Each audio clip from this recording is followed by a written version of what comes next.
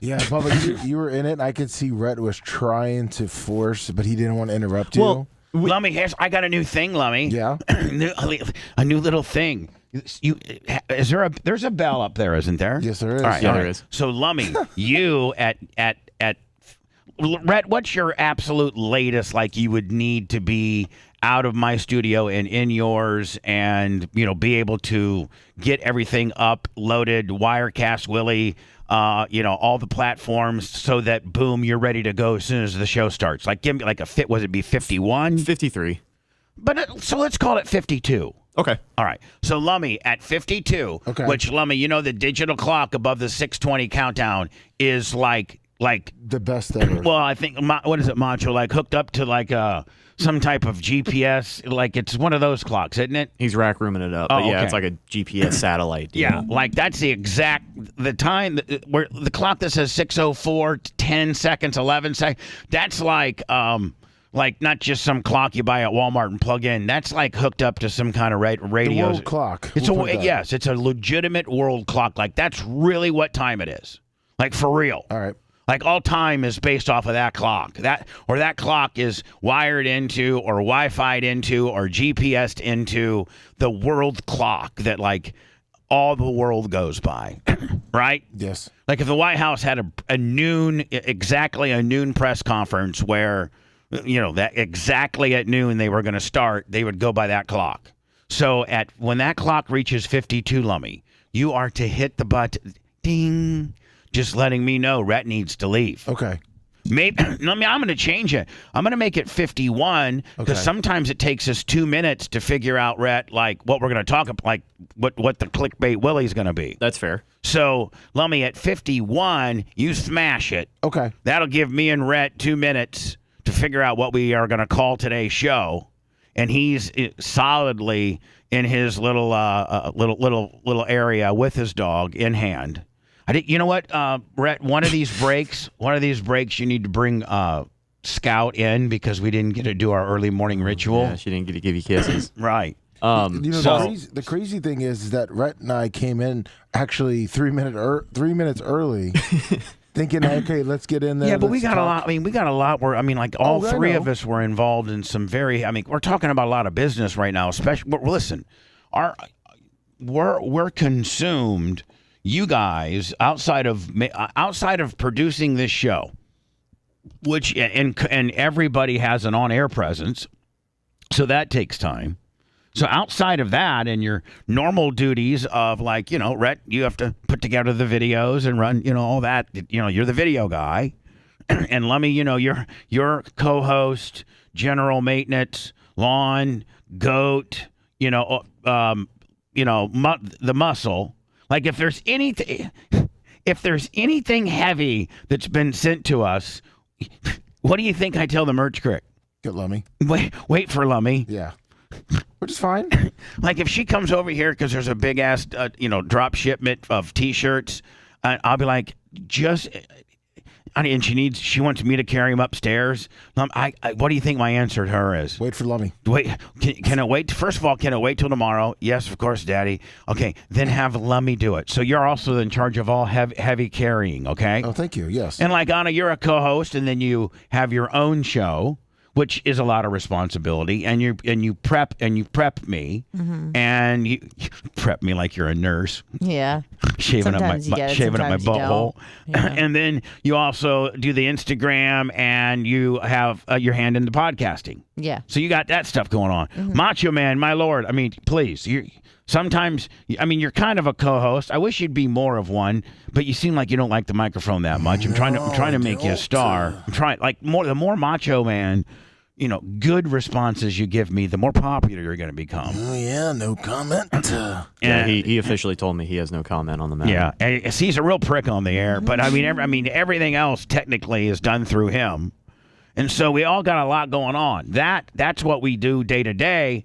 But then we also have this huge undertaking of completely revamping Bubba Army Radio.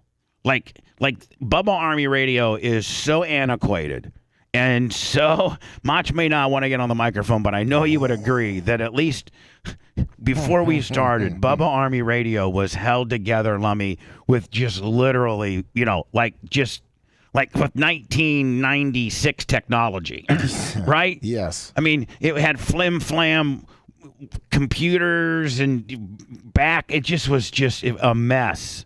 It was absolute mess. We kept putting Band-Aids on a bullet hole. And there'd be sometimes, let me where, it would go down. I don't think it's gone down since we've started putting the new stuff up, have we? Remember back in the day, it literally would go down a few times a week, and sometimes you'd even have to drive in here. Oh, yeah, on the weekends. No, the only time it's gone down is when we're either fixing Spectrum or Frontier, something that's not in our control. Right, something that's not, right. Correct. So BubbaArmyRadio.com has just been, it's a great thing. And it really, when we first opened it up, BubbaArmyRadio.com, it was a great thing, and we had an unbelievable amount of traffic there. And over the years, it's trickulated on down because it's become antiquated, and it's just But still, there are the diehard people that go there every day that are subscribers and download the show and then listen to the show or to the archives at their leisure. And so we still have, a pretty good hardcore following, but we are completely redoing it to the point where, have you guys seen I've seen I know they haven't opened it up. The people that are doing all this, they haven't opened it up, but I have seen the pictures. Have you guys seen the pictures? Yes. It looks awesome. It looks really good. The pictures look good. Everybody it's just, we got a group picture. We got real, they don't have my picture when I was looking. I don't look so good. I don't look nearly as good as I do on some of my older websites that I just have left my picture from, the serious days up there. That's not what I look like nowadays. And all the pictures that are going to be on BubbaArmyRadio.com are all new. We match. We almost, it really, I think, kind of legitimizes us and our product. Because back in the day, if the average person would go to BubbaArmyRadio.com, it was pretty much a jobber. Well, and it was, respectfully, a bunch of people who don't work here anymore. No, exactly. No, we have continually not updated Bubba Army Radio to reflect who's currently on the air. You know what I'm saying? Yes. At 25 and the Mad Monkey Show and, Cluster F Radio and, just stuff that's no longer here are still being promoted on that. And it was just because we never had the manpower of, really, we've never just had the organizational, all three people get together and decide and then hire somebody. Because, this is a large undertaking. We're having to take our entire archives. And I'm not even going to get into how logistically all the moving pieces of this project. But just think, obviously, every piece of audio that you've or the show has ever done since 2006. Right. And is going to be up there. Yeah. We're even going to have, every one of my albums I ever did. My first album I ever did was The Big Fat Greasy Bitch. And then that was followed up by Corn Dog. Then I think maybe Bubba Raw or I don't know. And then clear up to the Wonka Project, which included all of them. So every CD, Boys with the Bass, basically the Netflix of Bubba, everything I've done. And eventually, now this isn't going to be something that's immediately available, but eventually I want to get into Joe's cassettes. Yeah. And, start doing some 98 rock shows. Now I know that's going to be a long process because I don't think ingesting a cassette can be any faster than real time. No. And I don't want to say too much, so feel free to stop me at any time. But are we also thinking about maybe different streams as well, more than just, Bubba One? Yeah, oh, yeah. No, we're going to have 5 music channels. Yeah. Yeah. We're going to have 5. There's going to be 5 Bubba 199s, and there's going to be a country Bubba 199. There's going to be a classic rock Bubba 199. There's going to be a yacht rock Bubba 199. And there's going to be a hard rock 199. Anyway, Yes, we're going to have 5 music channels on there as well. And here's the one thing, the good thing about the new BubArmyRadio.com.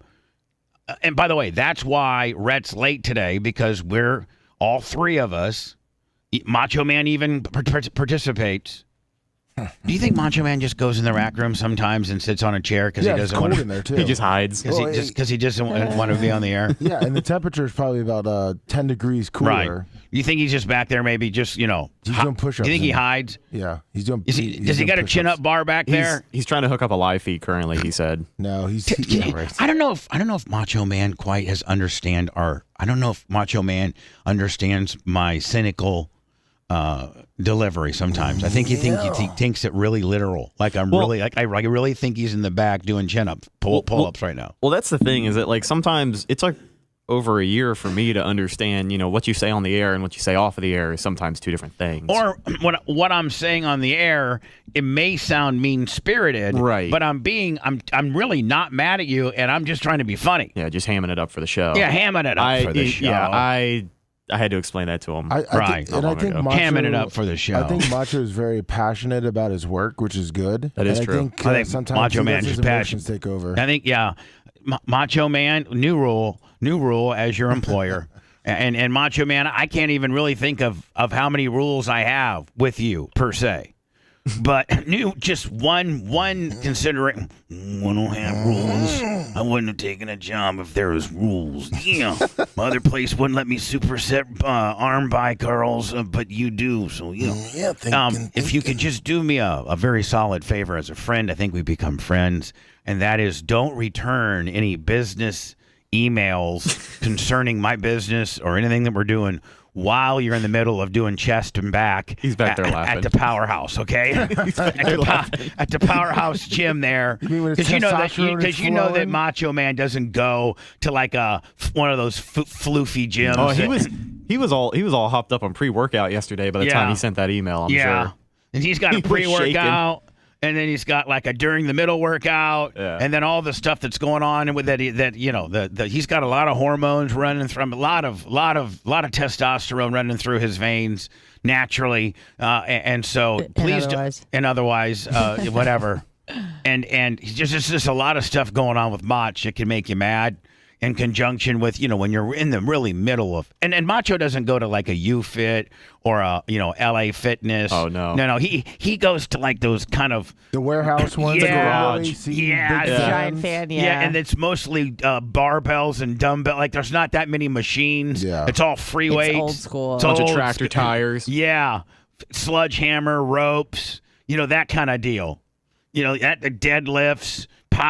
Power cleans. Are you saying he doesn't go to Planet Fitness? Yeah, he didn't go to Planet Fitness. Where I think it might have been Macho Man said that one of these gyms one of these Vogue, all the hot chicks go. Crunch. One of these gyms, because he knows all about the gyms, that's his world, actually has an area that has a selfie area that's lit. It's in the gym, and it's like got these mirrors a certain way, and it's got special lighting for those that are taking selfies at the gym. So they actually have a denoted area.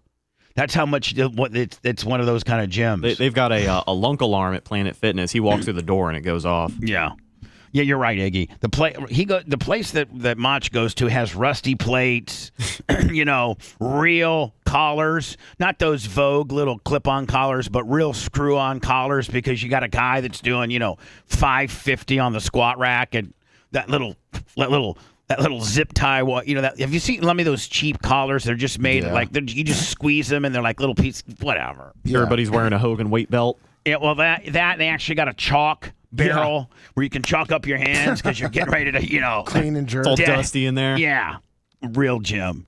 Also, that noise this morning, I did almost take a lick coming around the corner in the hallway. What happened? It sounded scary. It kind of was scary. What happened? Did you hurt any of my equipment? No, it was no Surprised you equipment. didn't No hear equipment. it. Just me.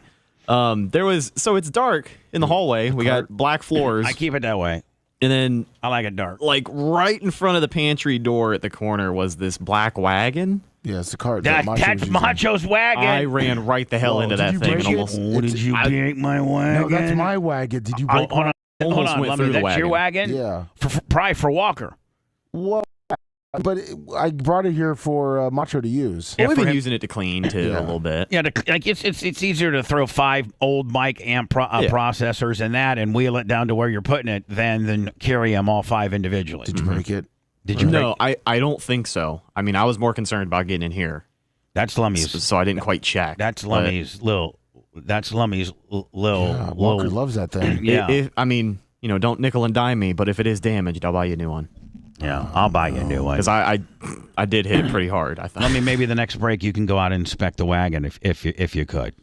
So anyway, thank you to everybody that's working on the new Bubba Army Radio project. I think that you're going to absolutely be blown away if you're listening to us. If you're already a Bubba Army Radio guy or person like Greg and Amy and Scout and Big Gulp and Bubba Light and just there's a lot of people that work off hours and sometimes don't get a chance to listen to the show live, and so they go and download it. That's one of the various ways you can get it.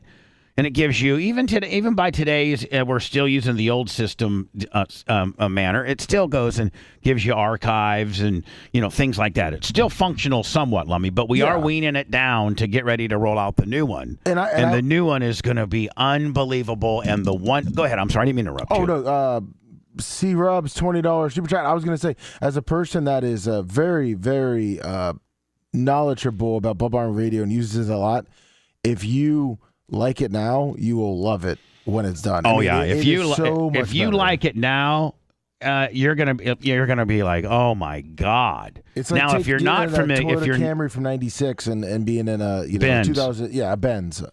It's like trading in Gus. Be like right now, BubbaArmyRadio.com is Gus.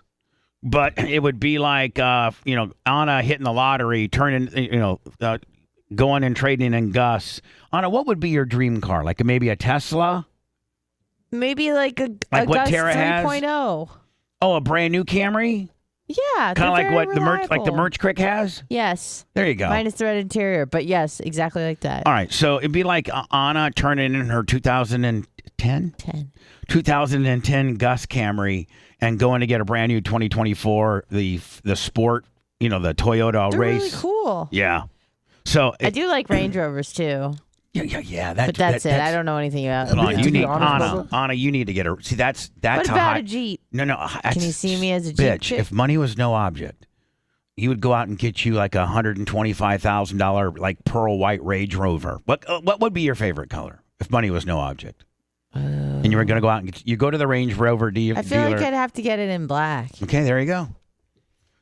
Is matte black still not cool? Is it going to be cool again? I think I like matte black. Then you get matte black. But I've been told that that's so 10 years ago. Mitch the Mark $10 on the Rumble, and why? Because we're getting that on the Crown Vic. Yeah. Well, she's I think just I'd probably being a get dick. it done a little different. Hello. Anyway, the current Bubba Army Radio to the new Bubba Army Radio would be like Anna going from her 2010 200,000 mile Gus Toyota Camry into a brand new 2024 Range Rover. Yep. She says maybe potentially matte black. Hello. Nobody's there. Yeah, I'm right here, man. Can you hear me? All right, go ahead, buddy. Hey, I started lifting weights in a carpet store, a little town called Pahokee, Florida. When I graduated high school, I had a 795 deadlift, but I'm just saying. Hey, can we sell 25 beat boxes today? Job, by the way. Oh, is this my buddy Jonathan Morris Yes, sir, it is. from Morris Farms? Yes, it is. Yeah. Good morning. How you doing, boy? What do you want to sling today, buddy? Well, I need to sell 25 beat boxes today. And I Meat thought for the boxes? Army, we can either do so much off or I will give them something free. You pick what they get. So, like, you need, because you're a businessman, and you got maybe maybe an added expense that you didn't necessarily account for. So you need to specifically get 25 meat boxes out, And so you think I might as well call my friend Bubba, who's my friend, and we are friends, Jonathan Morris. We are, and you're you're really everything. I really envy you how much of a man's man you are. Like this guy's a real dude, Lummy. Sure this is. guy can go out and he owns his own butcher store and his own farm. Morris Farms. So everything that you get from his Morris Farms store, I'm assuming that you outsource some stuff, like maybe some seasonings and stuff like that, but all the meat and stuff like that you get from Morris Farms food, I'm assuming, Jonathan, comes right from your farm. So we only work with one other farm besides us. So when you come in our store, there's only 2 places you get meat from. If I'm out of something, I'm out. I don't sub. I don't look for it. It's just the way it is. So we have 2 farms, mine and a buddy of mine. He farms the same way I do. So we have the same quality, same standard on everything. That'd be like if I had a farm store and Larry Plummer, down the road also was raising some cattle and stuff like that. Yeah. I'd take in. I'd be like, yeah, of course. I know Larry does it just like I do. So hell yeah, we'll carry Larry's stuff too, right? Yeah. Yep. Yeah. All right. So now, hold on now, Jonathan. What does a meat box consist of, my friend? So, all right. So the meat boxes get shipped out right now for $159.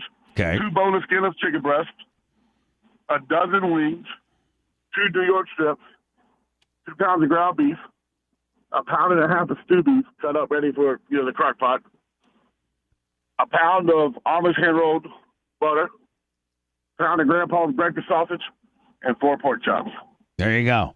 That's protein. And then I was thinking, if you could sell me 25 boxes, you could pick. We can either give them. I'd rather give them something extra because I need the 159 times 25. So we can either do a discount.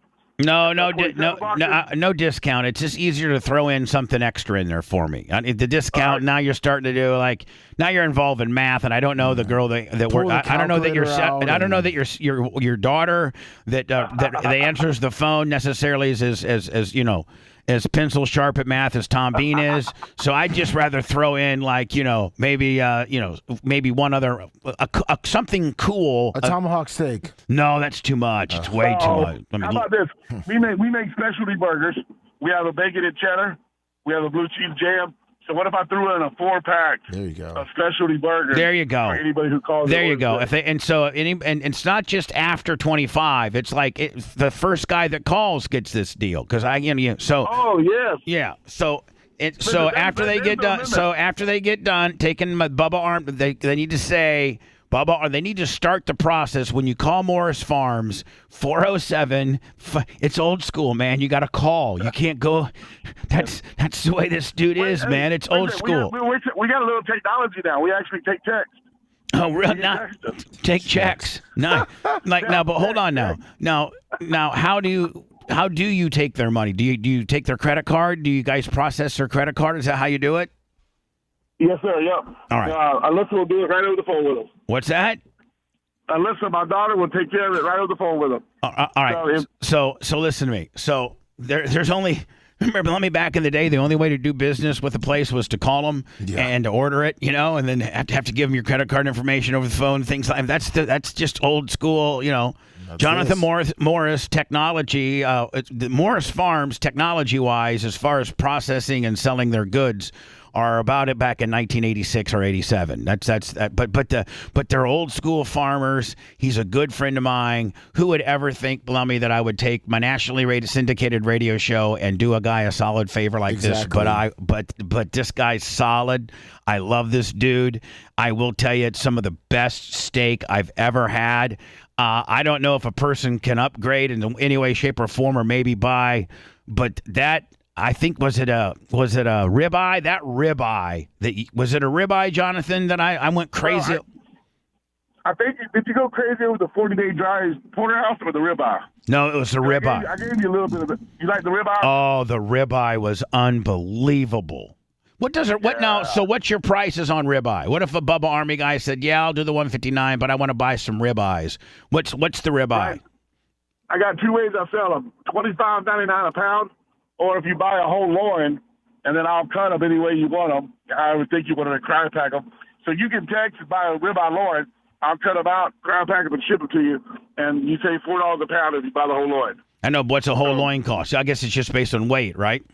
Yeah. Our cows, are GMO free, antibiotic free, steroid free. So our ribeye loins only weigh like 13, 14 pounds, give or take. And depending on how you cut them, you get between 10 and 12 ribeyes. So the guy on the phone, he not only raises the cow, he not only kills the cow, but he also takes it back to his butcher shop and he'll cut up your ribeye loin however you want it, my friend. Vacuum pack it and ship it to you. Vacuum pack you and ship it to you. Yeah. And then drive the tractor the next day and plow the fields because he's raising some. And unload 80 bales of hay. Yeah. And then unload 355 bales of hay. This is the kind of guy, Lummy, that I want to help out. Exactly. This is the kind of guy for you Bubba Army, you meat connoisseurs that really enjoy good quality beef, farm raised, steroid free, pretty much organic or green, if you will, from not a big manufacturer on me, but just a dude in his family that's had a family farm for years. That is so Americana. That I hope that so the only way then there's only one way to do that, and that's to call 407-402-5686. See, Jonathan, that's how much I care about you, that I even have your phone number ready to go for when you call in. That's how much of a friend I am, that you don't even know that I'm your friend that much, that I care about you that much. I'm not going to lie to you. I am blown away that you had my phone number either written down or memorized. And I love it. And so listen, next week, do I just surprise you because I'm coming over? Amy has to get on her vegetarian box. We don't like making promises about you. Why don't you just send them? Why don't you just send them? Well, we come to Tampa twice a week for a business. So my wife would rather hand it to you. We came over after the show, midday, whatever. It don't matter. All right. When it's convenient. Well, maybe it would be some, maybe good radio to have you guys in like for the last 30 minutes of a show, Lummy, or maybe something like that, Okay. So when do you want to do it? I don't know, maybe Wednesday? No, Wednesday's going to be horrible. Okay. I don't know, Jonathan. We'll get back to you. We're gonna have to look at your schedule. Don't worry about us. Worry about super serving those 100 or so Bubba Army calls that you get today. What time can they start calling? Yeah, because see, the phone lines aren't immediately open right now. There's another wrinkle to the system, even making it harder for you to spend your hard-earned money on this guy's farm. No, listen. That's what I was telling you. I know I talk fast. It's funny because it's a little bit country. I wasn't saying check. I was saying text. So if they're working right now or hanging out, they can text Bubba Army to 407-402-5686, and then Alyssa will call them back today and process their payment, get their address, and ship. So here's the deal, man. If you're listening right now, text the word Bubba Army to 407-402-5686, and then Alyssa, his daughter, who runs the business part of this deal, she'll call you back and get your information and get your stuff out to you, and she'll know that you're Bubba Army because that's what you've texted her. Yep. Yes, sir. Now make sure that she's up to speed on, after she gets the order, that she asks what type of specialty burger 4-pack they want. Make sure she doesn't forget that now. Oh, no, she won't. And for because I know there's some people that don't eat pork, which is weird to me, but whatever. But we have specialty burgers. And we don't just put stuff on top of our burger and name it. We grind it into meat. So our jalapeno cheddar burger is fresh jalapeno and cheddar cheese ground in the burger. That sounds and good. then we have a steak burger that's only New York strip, ribeye, and filet. All right. Well, Jonathan, I hope that you understand the value in what I just gave you, my friend. I mean, my Lord. I do. Geez. No, listen, I do. You have no idea how much I appreciate you. Well, I want to say, listen, And that's why I offered you a walk-off knockout with the dude who disrespected you, because I believe in God gave us class and position, right? I never count other people's money.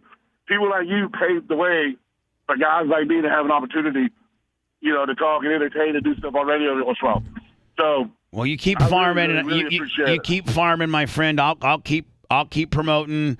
Every couple weeks we'll do this, and I'll give the phone number out a few more times today, Jonathan, for our Friday celebration. Okay, buddy? Yes, sir. Thank you very much. All right, man. Thanks. What's that number again? It's 407. We probably need to. I'll actually post it on Facebook, or I'll come up with something that I'll send to you and Anna. All right. For you guys to put up on Instagram, Twitter. I got multiple people texting me right now. 407-402-5686.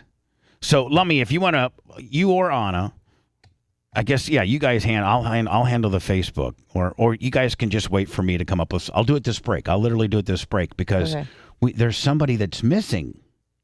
Yes. And we have to get into this talk because he yesterday made me feel like a real piece of crap, made me feel old. What? So Dan texts me yesterday. Now Dr. Dan. Well, you know what? I don't even want to get into this too much. I just want to say, yes, Dan's missing. And I'm not insane because it was not discussed on the air. And so when Anna and Lummy came in here, and it's literally 1 or 2 minutes before the show, and Anna's like, "Where's Dan?" I'm like, "Exactly." No, that's not what you said. Shut the hell up. Stop jibber jabbering and save for the air. That's what you said. That particular situation was getting pretty hairy. All right. I want to make sure you're on top of it. Time for some words before we get back to the mayhem with the Bubba the Love Sponge show. All right, let me put something on Facebook. All right. Which I'll send to you and Anna. So that Big Red and Grouper Lips already ordering it. Not me. Good job, Big Red and Grouper Lips.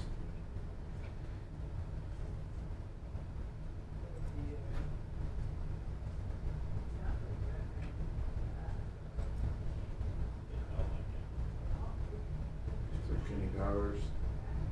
Find out Big Buck. I want to say it on the air. Yeah, it's like rolling down the hallway. Thank you. I got this. Bubba, I know you're busy. You still want to see Scout, or you want to wait till next break? Next break. All right, cool. No problem. Morning, Jimmy. Do you have access to send me those 2 segments? Yeah, give me. You're good. Take your time. Or whatever we have. You said it was 2, right? Is Macho out of the rack room? No, he's right here in the studio. He's in the corner trying to run this. He's doing a TV. fit. Yeah, Macho. So. You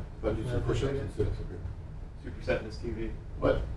Well, because I'm gonna run out of track. Will you segment 1 real quick? Will you just see? Oh yeah, it all looks the same. Yeah, I got you. What's going on?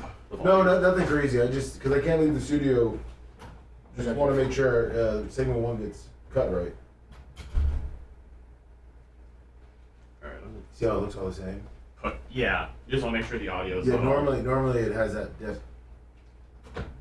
Well, I thought it did in the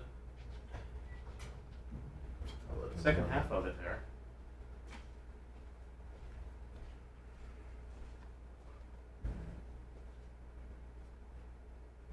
Mm-hmm.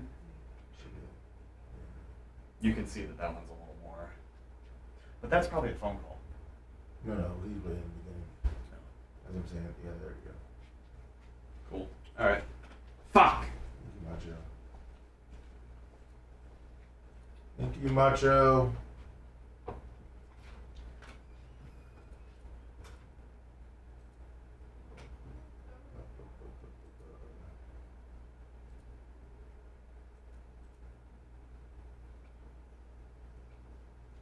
Six.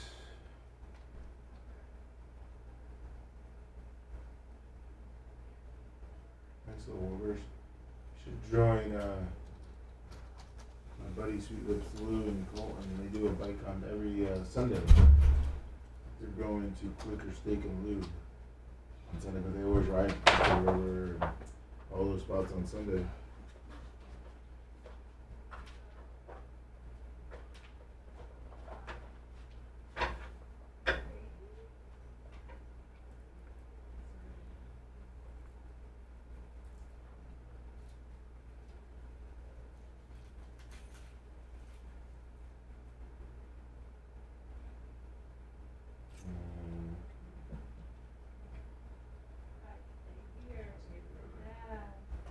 Wait for your dad. Wait for your father. Wait.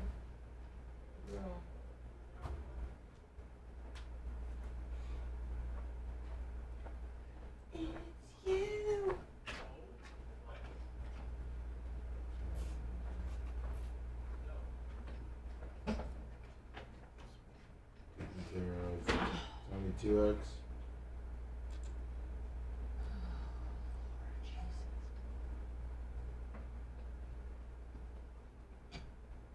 Bubba's Cankles, good morning. Good morning, Bookish Rubbish Nerd. Boots.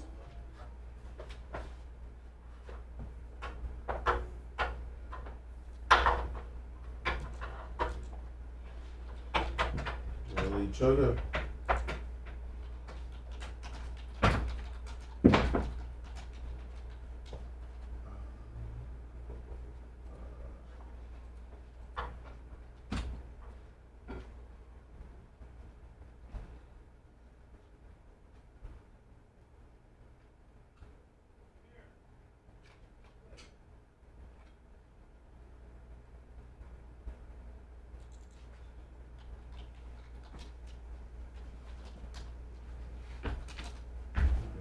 Right from John's Island.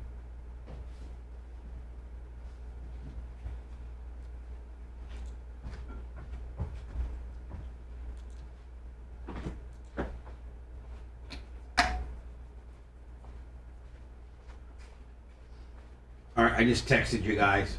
You did. Yeah, took a while to come up with it. It's okay.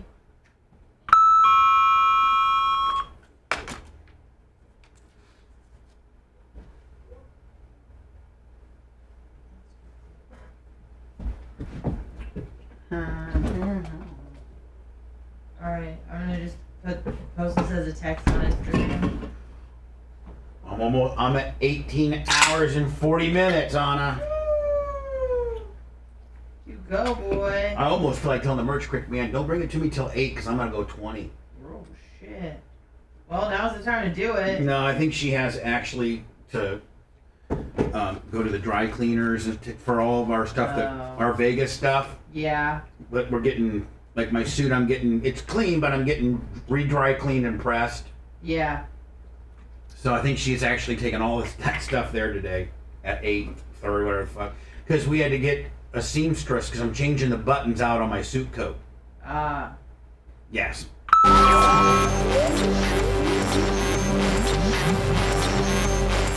Broadcasting live Filthy bastard! from the den of sin.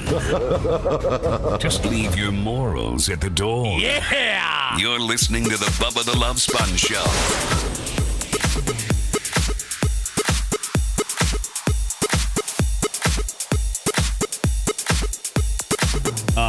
My good friend that I went to high school with, and it was my roommate here in Tampa for about a year before I moved in Heather. Jim Tapp. I actually graduated with this guy. This guy's, Warsaw High School, class of '84. Nice. Jim Tapp. And he actually played football his senior year with me and Larry Plummer. Was he as good as you?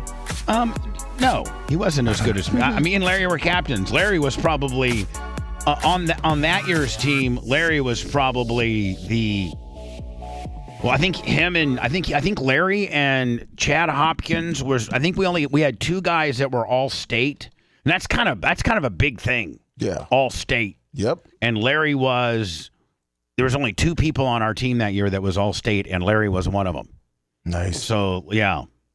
So Larry was, in order to be all state, Lummy, you have to be all conference, all regional, then all state. So it's a pretty big honor. And Jim Tapp, no, he went out for football his senior year, and he wasn't as good as us because he didn't have the background of we've been playing together since we were in fourth grade.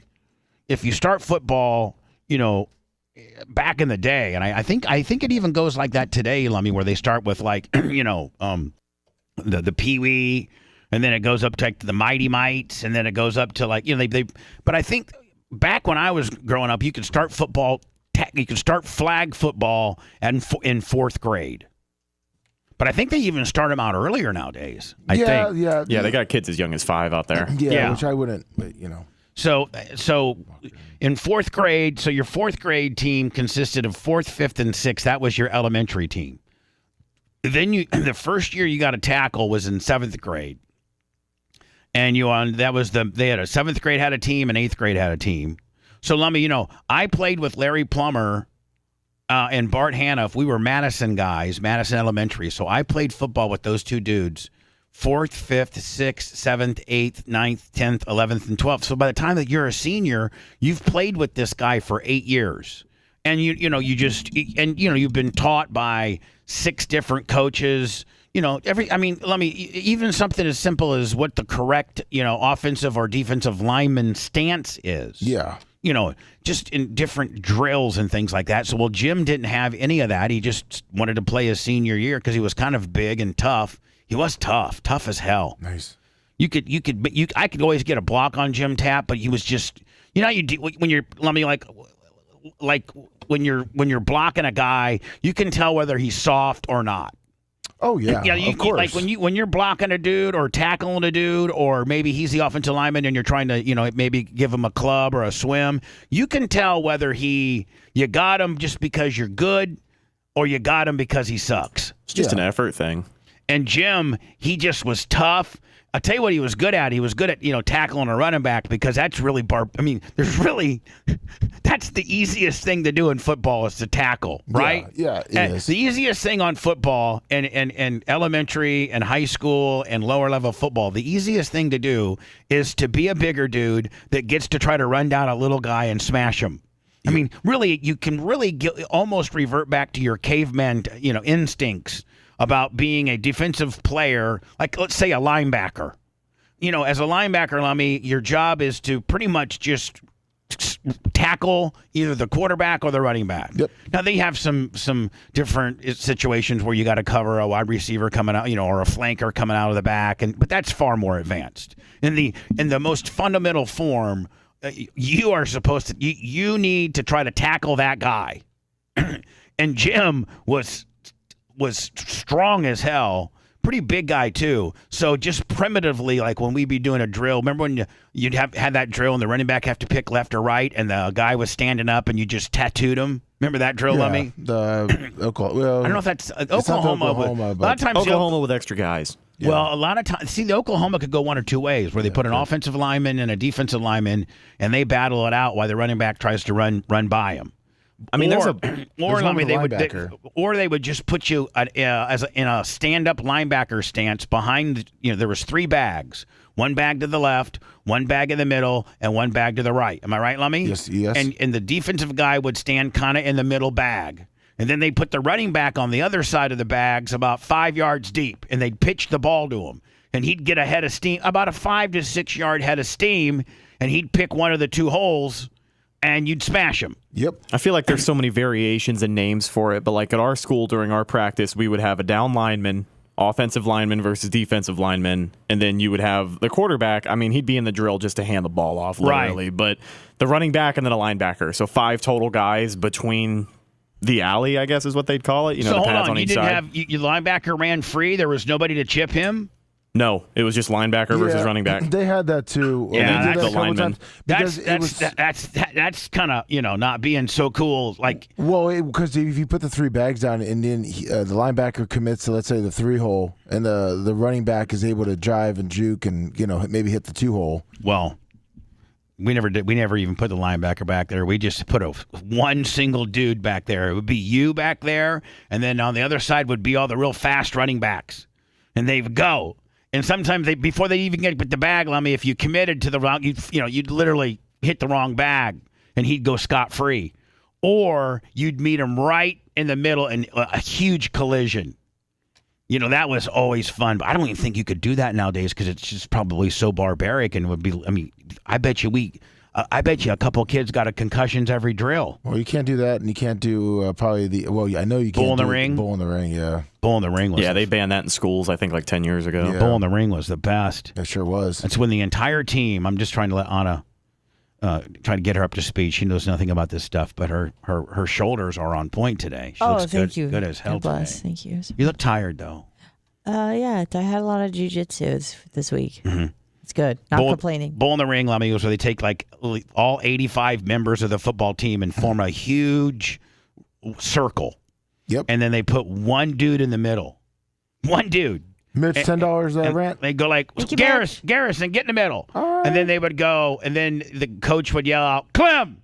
and I'd go running as fast as I can to try to smash him. And Lummy would do his best to try to like matador bowl me and like, you know, block me or get me or to, you know, sidestep me, right? Yep. And then as soon as I got done hitting, they'd go Plummer, Haniff, Stein, Tap. They just call your name out and you go running through there, right? I don't even know I don't even know the skill set that even taught. Well, because when you call the name, Taught you how to get hit. I mean, it just taught you how to be a bull matador and try to sidestep the dude, right? well, yeah, technically, and it's also keep your head on a swivel because when you call a name out, then you got to, because you're supposed to be running in place. Now I know you're not running in place, but you keep your feet moving because you gotta, because you know they wouldn't usually call two dudes that were shoulder to shoulder. They'd call a guy that was one guy that was in the 3 o'clock position, and another guy in the 9 o'clock spot. Yeah. And then the worst was, man, when a guy didn't have his head on the swivel enough, and you could literally, back then, man, you could literally smash him right in the back. Like if the guy didn't get turned around in time, Lummy, the job of the guy running was to try to smash him. Yep. Right? Yes. Take his head off. My right? my JV coach got in trouble because we did the whatever bull ring or whatever it is. It's bull in the ring. Bull in the ring. So he got in trouble. I think he got fired too because of it. So he do the bull in the ring, and then They're beating up freshmen. well, pretty much, yeah. Actually, yeah. Oh no. So he after you like maybe I think it was like 4 or 5 times. If you didn't knock on your butt, you had to then sprint out and try to make it through the weak link in the ring. Oh. So you'd have to go through like 2-3 guys. And they're all locked arms all trying the to stop small you. guys Yeah, could whatever. never get out. That's taking it to a whole other Yeah, level. that's hazing, Lummy. But I mean, I can literally remember like Coach Dermody or Coach Woody literally saying these words. And I don't think you could say these words at practice with kids anymore. Take his head off. No, you can't say that. Come in and take his head off. Like Hit him hard. spear. Like they'd even say, spear him. Yeah. You were taught, I mean, up until recently, but you were taught to sometimes, you know, use the crown of your helmet and put it right on his chin. Right, Lummy? Yeah. That was like almost the perfect tackle. Exactly. Speaking of football, And you wanted to see snot bubbles. let me just take a side and just look at, Moment of silence. pay homage to probably, arguably, the greatest NFL, or I'm sorry, probably one of the greatest coaches in the history of football. Right there, buddy. Yep. I mean, right there. Amen. Vincent T. Lombardi. Oh. Look at that, bitches. That's what I'm talking about. That guy winning. I mean, some of his quotes. Winning isn't everything. It's the only thing. Nobody remembers second place. I mean, oh my God, Lummy, have you ever read the Vince Lombardi speech before? The one that he gave Green Bay? Yeah. Yeah. No, I have a couple copies of them. One of which, Lumby, I have at the top of the stairs. Oh. Maybe during the break you can go down, get up and get it for me. Okay. He was just such a man's man. Came into Green Bay back in 1959 when they were like 0-1,000. Packers dominated in the 20s and the 30s and a little bit in the 40s, and then all through the 50s they were horrible. They were like What a dark time. yeah, what a dark time in the 50s in Green Bay. They bring this guy in. I think he was from Fordham, or I don't know where the hell he was from. He was one of the Four Horsemen somewhere. I don't know. Vincent. He was actually, I think he was an assistant for the New York Giants. Yes, you are correct. 54 to 58. And before that, he was with Army, and before that, Fordham. And his demise was prostate cancer? Yeah, Because he refused to get his butt checked? Yeah, he said no man's going to stick their finger in my butt. Well, Not without buying me dinner first. And then he took a lick. So anyway, I just wanted to sometimes remember getting the your great, butt checked isn't everything. the It's great the only Vincent T. thing. Lombardi. So anyway, Jimmy Speaking of- Tapp. Sorry, go ahead. Jimmy Tapp, my boy Jimmy Tapp, Warsaw, Indiana, class 84. He texted He texted the word Bubba Army to 402-5686. That's also been posted on our Facebook, it's on our Instagram. Instagram, and on our Twitter. So that is my buddy Jonathan Morris's family farm. He raises all of his own meat. He's the epitome of a man's man. He really is, Lummy. Like, we couldn't work. I mean, I don't know how to butcher a cow. Do you? No, I do not. You just Right. stab it a bunch of times. No, you don't. No, You got to fillet it. Lummy. What? Anna, first of all, you have to You kill. take a knife, you go, You don't stab it a bunch of times. They kill it. They kill it properly. The way there's regulations on how they can kill cattle. Oh yeah, because they care so much. Right. And then they have to put a rod through its head.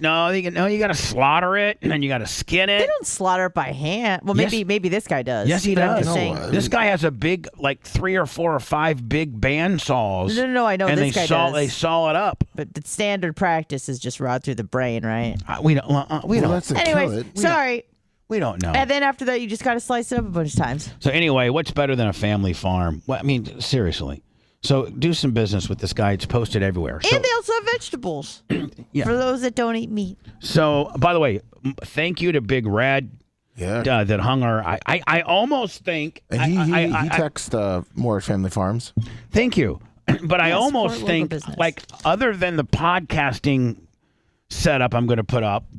I think the podcasting project, Lummy, is our last studio. I don't know that we can do really much more. I mean, Oh, you say that now. don't say that to Macho Man. we always with got room for more with TVs. with an Say that unlimited now. budget. Well, I was in a group text with Big Red and Macho, and I believe they were wondering how many more TVs we might want to put up. I don't think that you can put another TV up. Macho's in there as we speak, putting a TV up. No, he's not. Macho's wiring the TV. He's trying to wire that TV He's up. but that is wiring a a new TV that Big Red installed yesterday. Which, by the way, thank you, Big Red, because he said that was 40 pounds.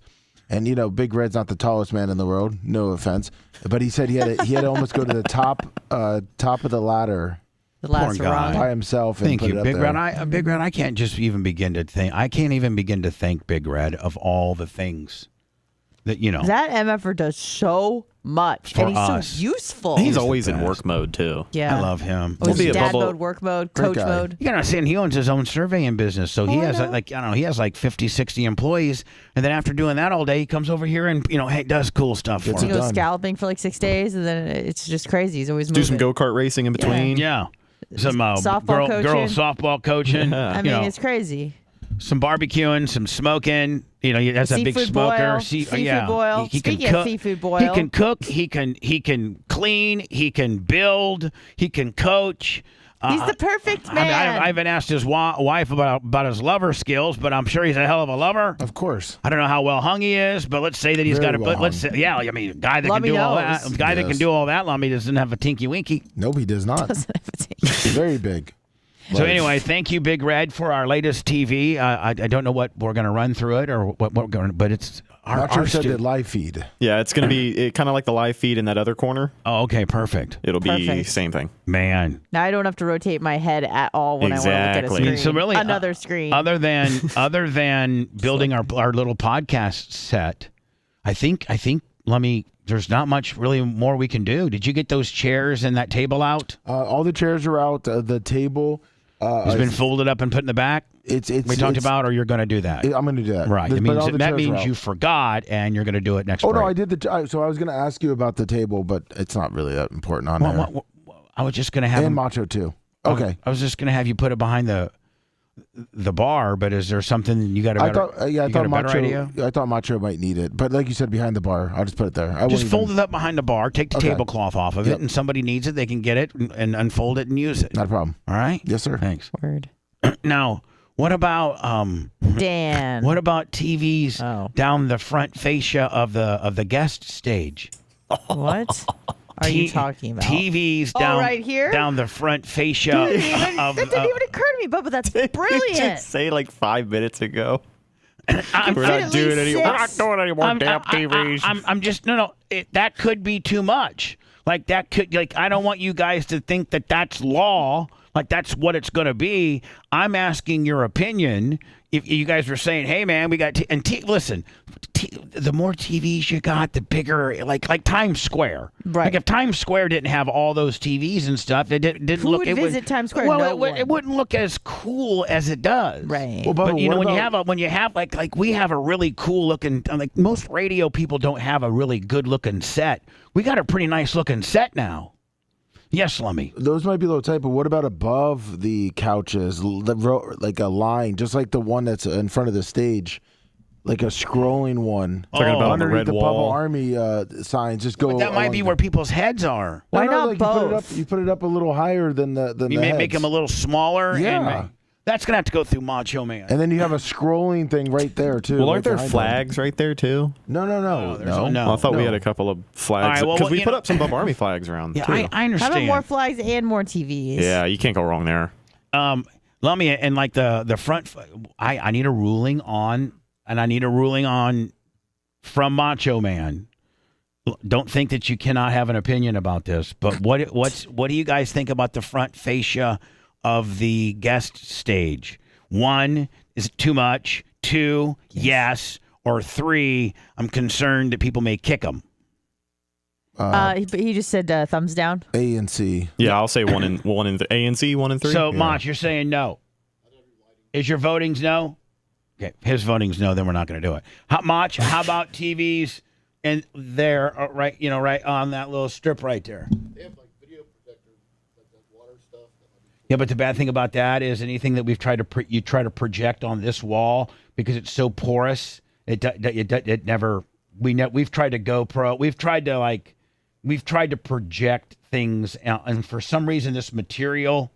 You know, Lummy, like when we had the laser and stuff, like this material's so porous because it's fire retardant that it's tough to project.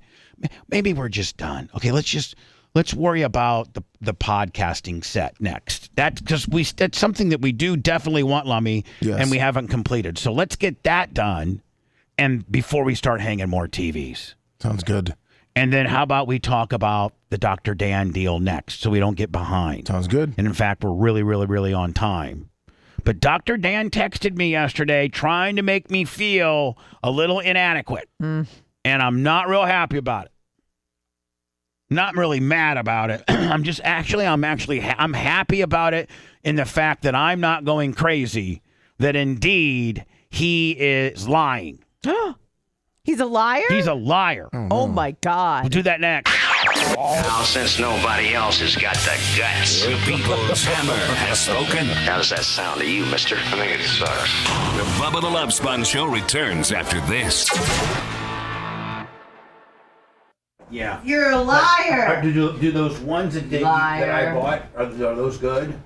Yeah, I want to look for like a diffuse more, but because like there's one behind there. Like I gotta put foil on that window on the door so it reflects it back to the Oh, store. okay.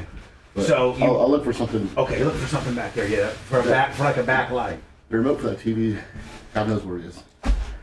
Oh, Lummy, get a hold of Red. Ask him where the remote for that TV is. Okay, we'll do. I don't know if he knows. 'Cause he- Oh, there's a new baby rhino with your tampon. What?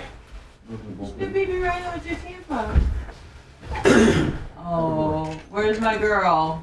Come here, sweetheart. Let me see my girl. Here. Come here, honeys. Oh, I can't take too much time, Rex. I'm eating. Oh, that's why she's gonna be there. Oh, but you gotta take her because I can't. I can't. Get out. Thank you for that. Oh, thank you so much for that. She'll be up your ass now. Give her to Red. Look at that. She's Oh gonna be. dear. Thank you, Crick. Time to end the fast. Crick, on Monday, I'm going to try to go 20 hours. So that would have you bring the food in at 8. Cause I'm a Thanks, Craig. liar. Are you just the sweetest thing? Liar. Are you just the sweetest? You're so sweet. You're so sweet and cute. Come here. Where the fuck are you going? I'm not done yet. I'm not done with you yet. Please don't piss all over me. Okay? She's gotten better on her pissing. No. Hey, sweetie. Oh. Are you just the sweetest? Watch it. Cool. It went to it by itself. We don't need the remote. We're good. Oh, that looks good. Did you get that? Hi. it's up. Oh, look, it's up. There's us. Macho, did you get the remote?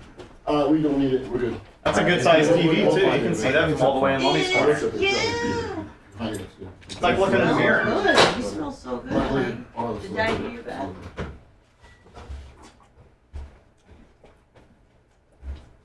Yeah, that looks great.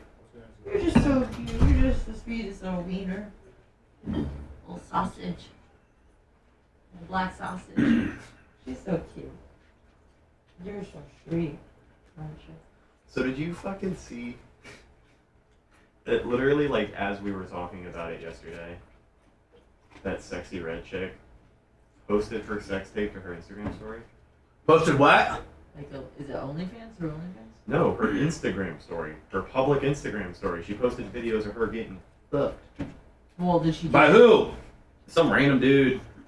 But she was in the news yesterday because of it. Because I don't know if she like accidentally posted it. Oh, but I mean, it got flagged and all that shit happened, right? Yeah. It's off like now. it didn't God stay damn it. up, but that's funny. All the comments about her coochie not quite being pink.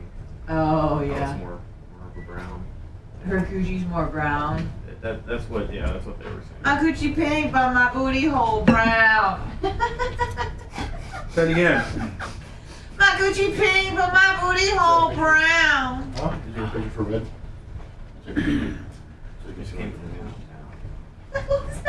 When he started singing along, I'm like, what the fuck? How does he know the lyrics? That's a Red, pretty did you see those? popular Hey, song. did you see those motherfuckers at Arby's again? I did. They were being all Sandwich was fucking good though, weird. Bubba, right? But like, what the fuck? Did you ever get a response from? Is it Siraj? Yeah, she said, yeah, they're not cool at video. I'm You're thinking, famous, Scout. You're famous. I'm thinking somebody's got warrants. Thinking somebody might not want to be seen. You're famous. yeah. At first, they thought you were just some jobber with 1,000 subscribers, and then she realized you were pushing 100K. I was like, oh, Well, yeah, that people can see it, yeah. but I mean, fuck, I'm not going there ever again. That sucks because that's your Arby's too. I mean, you've done more reviews at that Arby's. It might be a rib where I call and when I'm ordering, I'm like, hey, it's Bubba, and I'm food reviewing, and you guys always freak out about my camera, Just wanted so to let you know I'm coming. That'd be even funnier if you called them to start the review as you're pulling in. Like, Yeah. hey, it's Bubba, I'm pulling in. Just letting you know I'm gonna come up in the drive-thru here in a minute. Don't freak out. Don't freak I'm out. gonna tell. Maybe I should. I'd get one of those Jason hockey masks, and when I pull up, I hand it to her.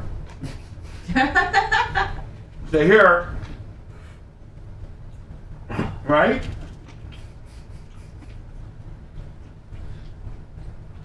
I gotta just scratch it off at the home. Oh yeah, we still got that. Come on. Lummy, you gotta go with me there. Love it. Of course.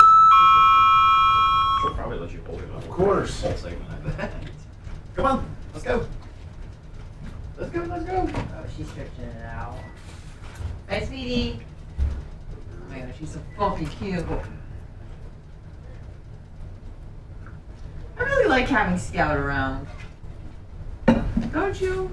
She's so sweet. Little pocket-sized little bitch. Bella, I might start bringing Bella. Nah, but not. But Lummy, I got a little lock on my door here, Yeah. so You just lock her in. Bella's big though. I like having like a little pocket-sized one. You know? That smells really good. Is it Asian something? but no fries. But Fries? Bella goes absolutely numb. I'll tell you, batshit crazy when she meets somebody new.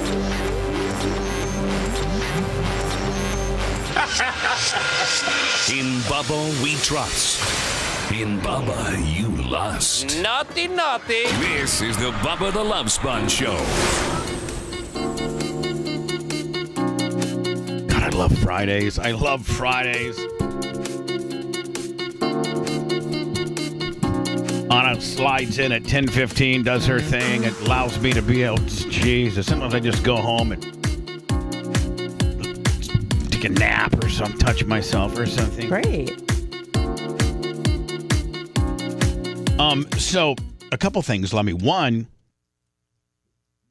I took the, I got a little bit of a, Little burpee. well, you know, as you are Aggressively choking down food. aggressively choking down your food, Yes, you probably gulp in a little bit more air. no doubt. And man, I look good as hell there.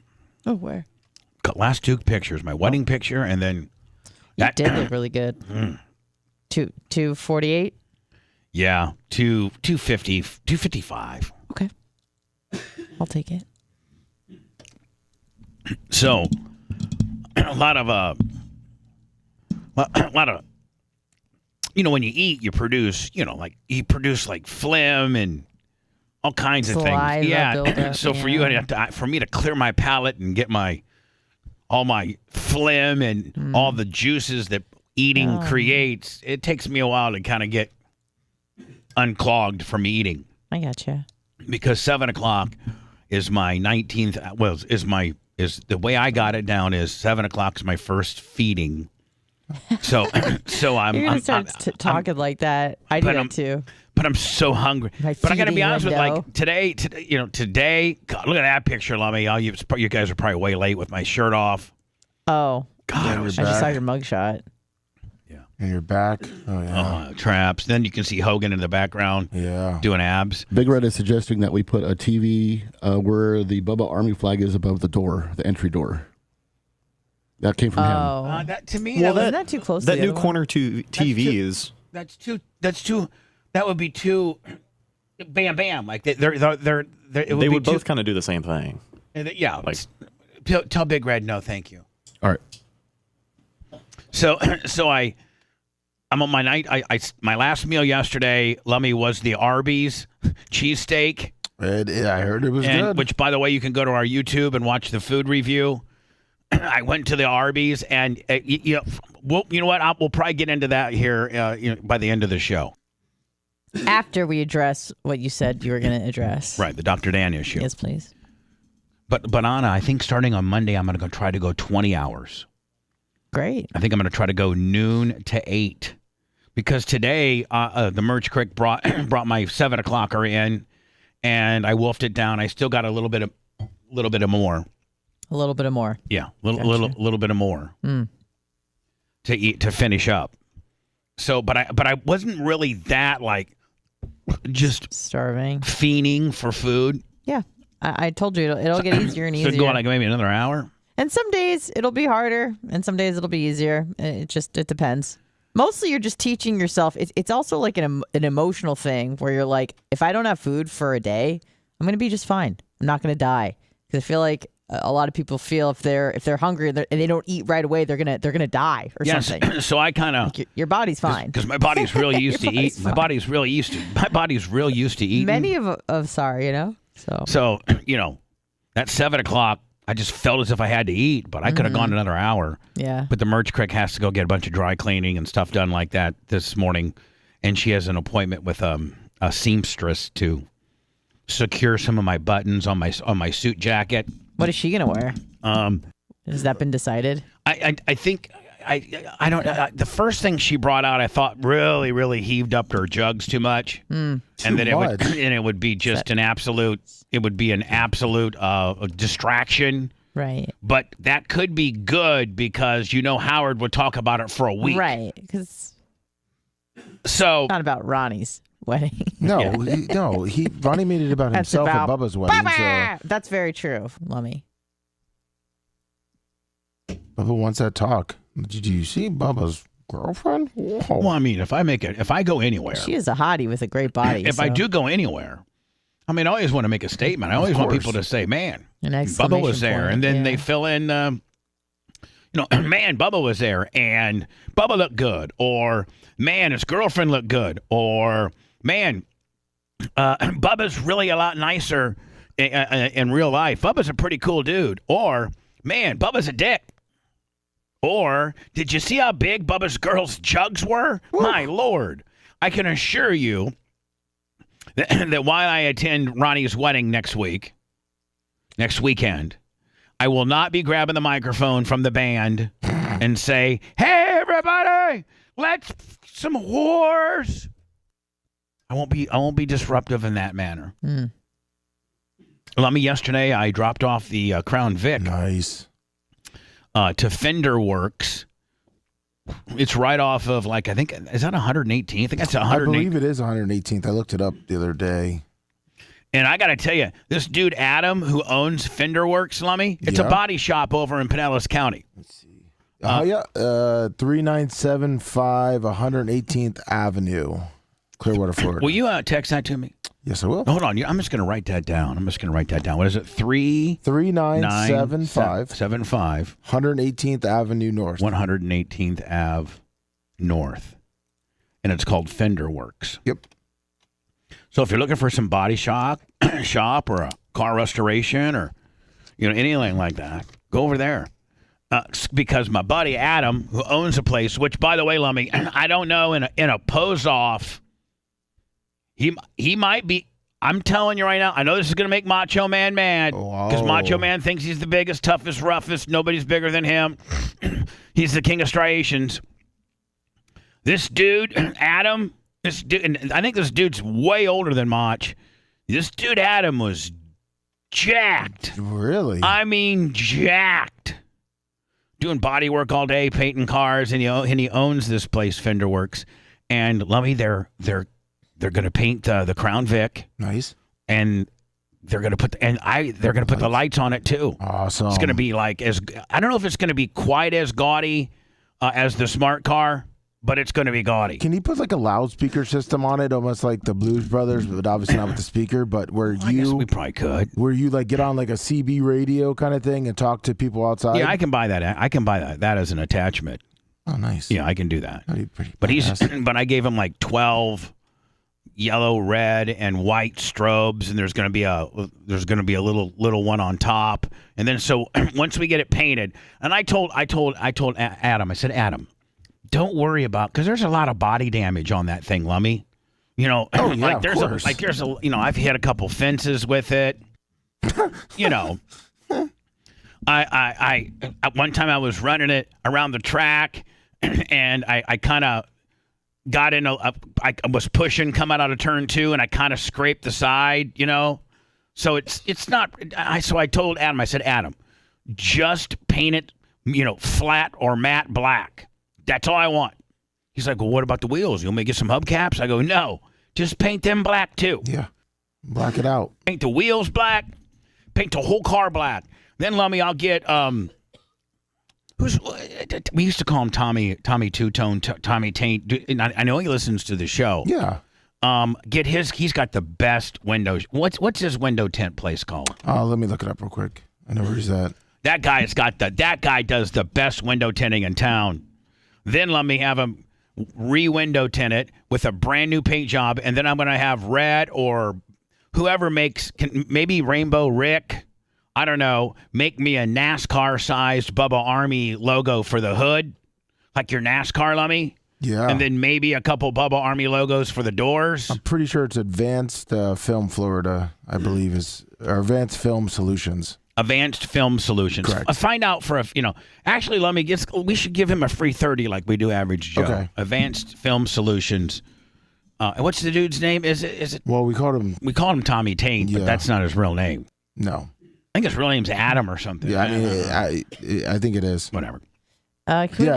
Mitch Mark says Adam Advanced Film Solutions. Yeah. And speaking of vehicles, Bubba, I sent you a video that I got from Hootie yesterday. Cream Machine looks like it's running perfect. Oh, hold on! Don't say perfect. Yeah, define perfect. Because that's what he said. Because it was running perfect when he bought it. Quote unquote, he said running perfect. The only thing wrong with it is the radio that he just installed isn't working. He thinks it's maybe a plug or what do you say? Something like that. Whole cluster's about to go out. Let me. Can you resend my Trillion? Oh, he thinks it's the fuse. Oh no, I had to send it to your phone. Oh, well, see. Let me send it to my Trillion so that we can play it on the radio. You idiot. I'll try. I was. What, buddy? What? You're what? It's very bad quality, but. Oh, okay. I'll send it to you. And then also I sent a picture to your Trillion. That's where Big Red wanted to put the TV. And nothing's coming up on my Trillion. Like as far as a big picture? Yeah. No, like look, like Trillion image, and all I have is these texts that you sent me from yesterday. Oh. I don't have my Trillion's not even working right now. Oh, well that could be a problem. That could be a problem. Yeah, I sent it again too. Trillion. Oh, okay. Thank you. I got it. So now, hold on here. Let me put this over here. Can we please? Now, where does Big Red? Oh, see where right the big there? circle is? Oh, you know what? I kind of agree. I agree with that. Mach, what about you? I think that would be a good spot. maybe even 2 there. What? Oh, sorry, I was talking to Red. Yeah, I mean, we could do one there, and that way the people on stage could see them when the band's here and stuff. They could see themselves or see anything. Well, once we get not only can we run our live feed, but we can run logos through there. We can run. Right? That's my understanding. We can run anything. Or like Red was saying, we could do your live feed for the podcast when you're recording the podcast. You can see yourself up there. Yeah, right. We just need to see what would probably be about the same size as the one on against that strip, right? That's the same. That's probably the size of TV we need, right? I would think so. Just to fit the best. Yeah. All right. Cool. Maybe the size of that corner TV we just put up. That one, I know that one's a little bit bigger. All right, fine. Thanks. Let's stop getting distracted and squirreled.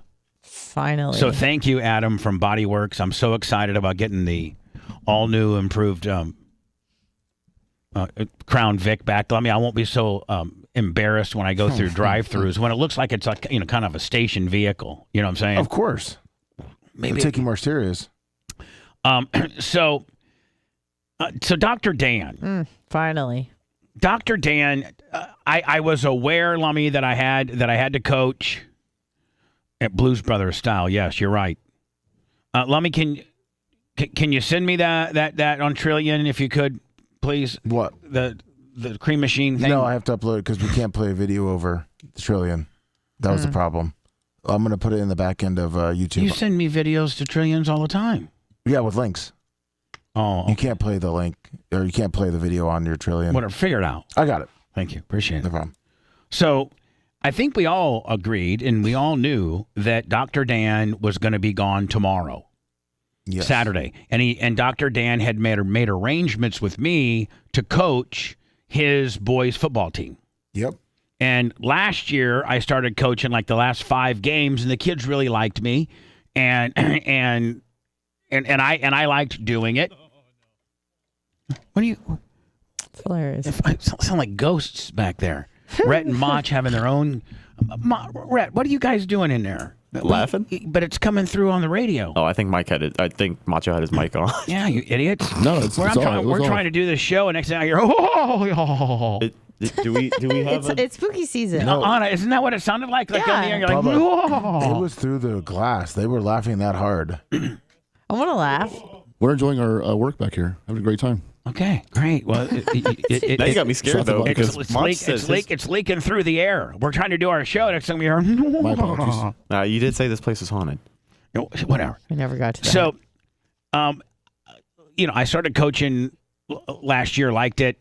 I'm trying to make it to a few games this year, but my schedule's just been so conflicting. But I do have some games written down that I'll be able to help Dan. Where Dan's there too. Well, Dan's not going to be there tomorrow because is he at a medical conference or whatever? I don't know what the hell he's at. So he texts me this yesterday, making me feel as if I am getting super old and forgetful. No, I do. I know that I do forget some stuff. Did he send a reminder text? He goes, hey, Bubba, thank you so much for helping coaching on Saturday. The game starts at 12:45. Everybody meets at 12:15 at the basketball courts marked with the X. The game will be played on the field number 3 marked with the blue X. By the way, he's got a little map that he sent. Oh, nice. Jeff, the quarterback's father, will be helping you. He knows the players and can help you with the lineup. Good luck. Perfect. And I've worked with Jeff. Or I don't know if Jeff's the dad or Jeff's the kid, but I've worked with this guy and coached with him and Dan last year, and he's just a great dude. Like Rudy 10 on the cash app. Like, let me, you know how you're like some dads, like you just aren't like they're just cool. Like if I was to have to coach with Brian, I don't know if him and I, but this dude's father, he's just cool as hell. He rolls with it. Yeah, and I was so cool because last year his kid tweaked his ankle a little bit, was kind of being a little baby about it, and his dad goes, "Get your ass up and get in the game." And I'm like, that's what I'm talking about. So, so tomorrow he goes, Jay's going to be in for me tomorrow. That's just at 3:23 in the afternoon. Yeah, 3:23 in the afternoon. Oh, that's when he texted you. He tells me Jay is going to be in for me tomorrow. And I said, well, I don't need Jay at 6. Have him come in at 8:30 like he always does. Listen, I'm very regimented. I get Nothing it. against Jay. No. Nothing against Jay at all. But that's not my routine. And I go, okay, this is the first I'm hearing of this because I was assuming that Dan was going to be here tomorrow. Mm-hmm. I was never told otherwise. Right. He goes, no, it's not, buddy. We talked about it 2 weeks ago, and that's when we talked about you coaching. I'm certain of it. I'm sorry if you forgot, and that's why I wanted to remind you. So I just went, okay. Like, well, I'm not getting into it. I wasn't going to get into, Dan, I'm telling you right now, you never mentioned that you were not going to be on the morning show. You just made arrangements for me to coach on Saturday. Never did you say ever that you weren't going to be here on Friday, of which I don't have a problem with. I don't have a problem. I mean, I'm certainly he has other priorities in life, and he should always feel as if he needs to not be on the air in lieu of doing business or taking care of your family, or there's way more things that would take more priority to this. So, and you don't get paid, and you know you do it as not a favor to me, but to help the show. And I think you enjoy it. Oh yeah, no doubt. And people like you, and you do a good job, and you have your own little niche. And you are irritating sometimes, but you're getting better. Who isn't? And so then this morning I asked Anna and Lummy, hey, did Dan say did he mention that he wasn't going to be on the air today? And no, as a matter of fact, Anna, it opened up with Anna going, you know, where's Dan? Like right before the show started. And I told Anna, you can imitate me if you want. Talk about it organically. They basically told me, shut the hell up. Shut your peanut head up. So I stopped talking, and then you just told me to shut up 5 more times. On the radio. Burf. So you guys, before we went on the air, verified that indeed I'm not going insane, and that Dan. And if I'm wrong, you guys will set me straight. You'll be like, no, Bubba, you forgot. But maybe he told you personally and didn't tell us. October. Lummy Charles Sequel, 50. It's Chuck. Chuck Sequel. He sent you the shirt. Yins are in Florida. Oh, that's Chuck Leslie. that's Chuck and Leslie. You call him Charles. His name's Chuck. I got so many balls I'm juggling right now, baby. I'm so sorry. I'll juggle some of your balls. I called Charles, not Chuck and Leslie. I should have known better. I'm here to juggle all of your balls. That it was indeed Chuck and Leslie. Charles Sequel is Chuck and Leslie. 50 on the PayPal, Venmo, Cash App. It's Alex G. 100 on the Venmo. Army Rangers who listen. Venmo, PayPal, Cash App, all at the Bubba Army. Thank you. I love money. That's a new money 2 days in a row for him. For him. Yeah, he's an Army Ranger. Nice. There's this DEA agent who listens to this show, very high up, and there's this very high up alcohol, tobacco, ATF guy that listens to the show that's reached out. Like these, that's kind of cool. We got some of our FBI friends that listen in sometimes. Yeah. Mm-hmm. I mean, we're cool. I mean, we got all the major government entities that with 3 letters that listen to us. That's great. So anyway, Dan, I get it. If you need time off, take as much off as you want. Now you're gonna freak him out. No. But I'm saying, but you didn't let me know. No, because you not only on the air. I'm telling you personally, you didn't. But you know, okay, hold on. Let me draw this. Let me give you this analogy, Anna. You're like, well, maybe he told you privately. No. Well, he didn't tell me about needing me to coach privately. So why would he have, there's more than a likely chance that if he had spoke about having to be off today's show and throw his brother in there as a replacement, that would have been on the air. Yep. And just like I need you to coach, Saturday was on the air. I'm not going to be here Friday, and Jay's coming in for me would have been on the air too. So I'm pretty sure that he didn't say anything, but I'm now even more guarantee he didn't, because you would have made it a bigger deal. Whoa, what? You're not coming in Friday? You definitely would have remembered. It all would have come out on the air, and you would have made it a little bit a bigger deal. And then if you said, well, Jay can just replace me, I would have said, yes, he can, but have Jay come in at 8:30. Exactly, which was never spoken about. So, Dan, screw off. That's what I'm saying. You're a liar. And I sent you the Cream Machine video. Oh, you did? It's Thank on you. YouTube Shorts. So do I just go to Trillion? Okay, there we go. Trillion. It's a so 13-second Dan, clip. you know what? I'm not mad at you. I'm not mad at you one bit, bud. He's not Dr. Dumbass yet. No, he's not, you're not Dr. Dumbass, but you are incorrect.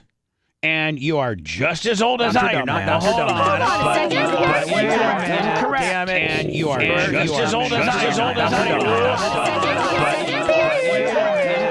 And you are just as old as I am. You're just as old as I am, bitch. And you probably forget things too. So just because you're a smarter dude than me and feel as if you're more buttoned up than me, don't think, because I'm naturally just, insane. I don't think you can be insane and have your job. I think you can be insane and have my job. Don't try to reverse the roles because I'm always the bad guy and say, oh, it's just Bubba forgot. Let's just be honest, Dan. You didn't tell me. And I got backing. I got backup. I got witnesses. I got alibis. Do I not? Yes. Even people who hate me and go against, like Anna. Anna never wants to score for me. That bitch is always skewed to go anti-me. That's me, the counter programmer. Yeah, which I hate that word, by the way.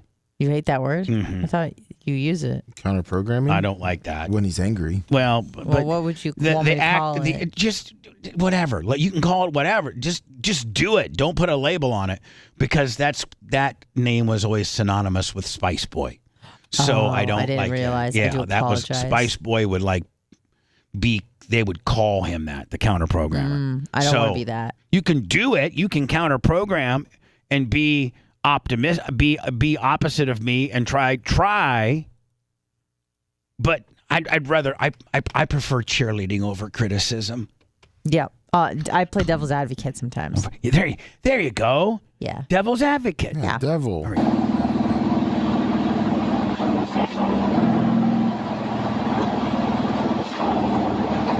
Bubba Army, bitches! So, yeah, he says it's running perfect. Is he drunk when he's driving that? No, he doesn't drink anymore. Bubba Army, bitches! Yeah, but see, Lummy, here's what I'm worried about. The lighting system was kind of tricky. You had to have flip a switch and then hit them all. That was kind of tricky. He said all that works. The only thing that is not working on it is the radio, and he thinks it's the fuse. Okay. We could probably get a radio company to come and rewire it all up. Yeah. I'm thinking now that I just keep... Now, Lummy, what... With regards to the Jumbotron that he put on the side of it, what does it hook up to? What does he put on? What was he putting on that? He had a USB stick that he would put pictures or a video that would loop through it. All right.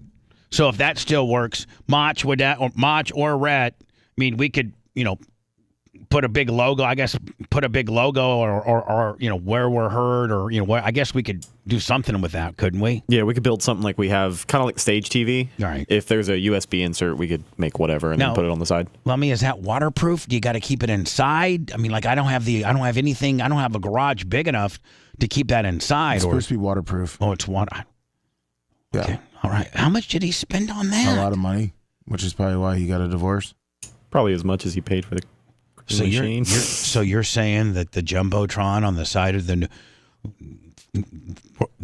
Cream Machine that I sold Hootie, which I'm now repossessing back, that the Videotron, Jumbotron that cost him $12,600 might have been the reason why his wife left him, or at least one of the large contributing reasons. Probably one of the large contributing reasons. Really? Yeah. So you're telling me you paid $10,000 for this jalopy, and now you're putting another 10 to 12 with a video screen Willie? I think it's like a 70-inch TV on it. It may not have been that much, but it was definitely expensive.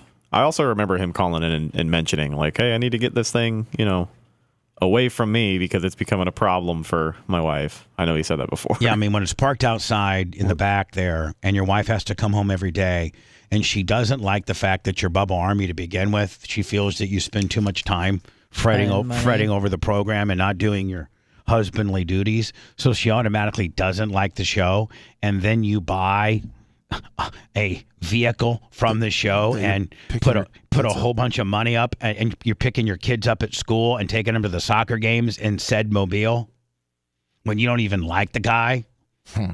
Yeah, I can see where that's not necessarily the best of husbanding 101. Looks like the TV was probably about 3,000, 3,500. Not too bad. But I mean, we now at this point, man, I can't resell it. I think I now need to continue to fix it up and make it so that it's reliable for us to potentially use.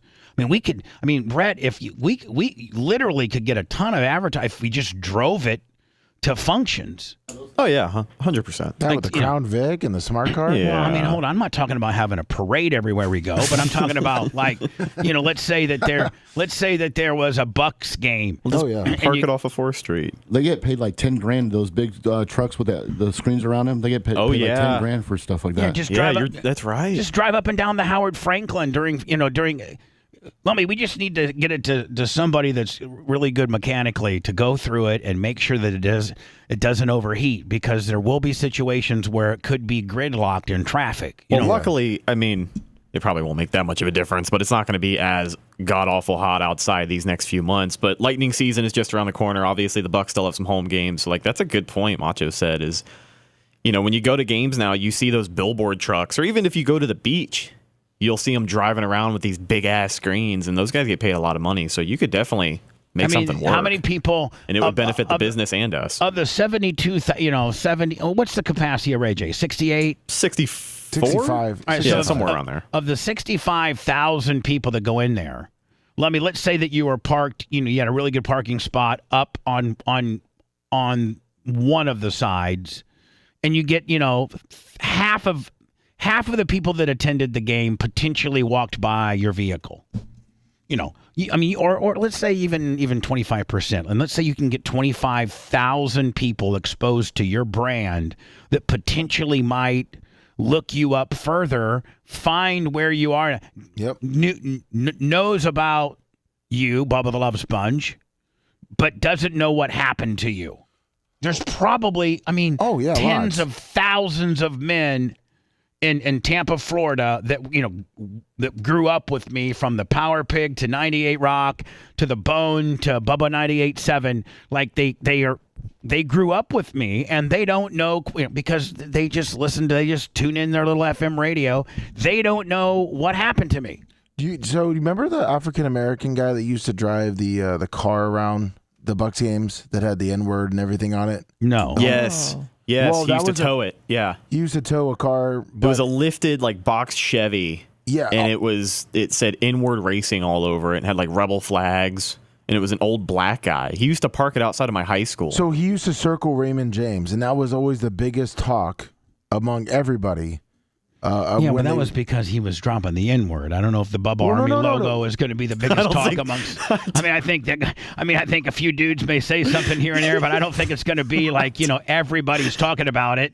When you have the N-word, that tends to be that tends to be a conversation starter. Bubba, what I'm trying to say is that he used to play music, and it was a loud vehicle, so it always drew your attention, and that's what the cream machine will be. I'm saying is that there's so many people walking up and down, as long as you have someone circling Raymond James, right? People will look at it. Now, could we do the logo with the QR code? And is the QR code, can you put that on on a screen? Yeah. Hell yeah. I think as long as it still works. Yeah, they do it on TV all the time now. I think as long as we get the image file, it should still work. We'll have to try it for sure. But if that works, now because people now are conditioned, when you see a QR code and it's something that you're interested in, you take a shot of it, and they know that it takes you right to where you want to go. or whatever, right? That's what people know that. Even my mom's people who lived in the village and not the villages and where she lived in her retirement community. No, like my mom knew there was a QR code on TV and she's like, oh, just shoot the QR code. It'll take you right to what you want. It was some kind of thing. Big Red, $100 on the Venmo. Thank you, Big Red. Venmo, Cash App, PayPal, man. Trying to just scrape and buy on a Friday. You can even get Rhett to maybe drive it out to Ben T. Davis Beach and park it right on Courtney Campbell. Nice. Like right there along the road. Yeah, I think we almost need it back. I think almost now it could be really a good creator of content. Oh, yeah, absolutely. I mean, you could even put a GoPro. Rhett, I found a bunch of GoPros and some mounts and stuff. You could even put like a GoPro on the outside of the vehicle to get people's reactions and stuff. Yeah, just more footage. Now, did he put the screen on the same side of the vending door? Is the vending doors still open to vend? Yes. Right, so it's more toward the back part. Now, is it on the same side as the vending door or the opposite side of the vending door? Do you remember if the vending door was on the passenger side? The vending door is on the passenger side. Yes, then it's on the passenger side. Okay. If the vending door still opens, then you could literally go out and hand out free, whatever. Stickers and... No, like... little gimmicks. Like joints. Like, not joints. Jesus, Red. Let me ask a question. Is it illegal to hand out free joints? If it's Delta 8, no. If it's legal, like, legal schmeagle stuff. As long as they're over 18, right? Yeah. Because if you go, like, in the Publix lot, or what lot is that? Lot 14, 16? Yes. There's 14. guys that walk around all the time. It'll be like these local, Delta 8 dispensaries or CBD, whatever. They'll hand out pre-rolls and gummies to people. Really? Yeah. I was, and I gotta ask your guys' opinion, but I was approached by a Delta 8, Delta 9 company. Rhett, what's the one that's legal everywhere? Like the one that I took to Indiana, and it even said it's legal in Indiana. Indiana being the most uptight weed state in the world. Delta 8 usually. Right. So, and these Delta 8 things, are quite powerful. I mean, like you think, I can't understand how they're not illegal. Or they're not, at least you have to have a card. Oh, they're trying. So anyway, but I was approached by a Delta 8 company that wanted to know if I wanted to do Bubba gummies, Bubba Army gummies. And I have to get with Tom Bean and literally they would send them to me, Rhett, and they would private label them and we would send them out from here. But I got to think that maybe I don't want the postal one. I don't want to go to prison for sending, Delta 8 joints in the mail. Well, no, not joints, just gummies. I don't want to do joints. I just want to do gummies. And so, I gotta check the legality of it. But he said, the guy I was talking to was like, literally, you could ship them from, your merch store. There are certain states that have bylaws about, Delta 8 and that specific thing. But as far as shipping it goes, like, I don't think it's going to be one of those things where if they were to open it up and check it, you're going to get charged. Well, you know what? I know a guy at the DEA. You don't want to be chonged.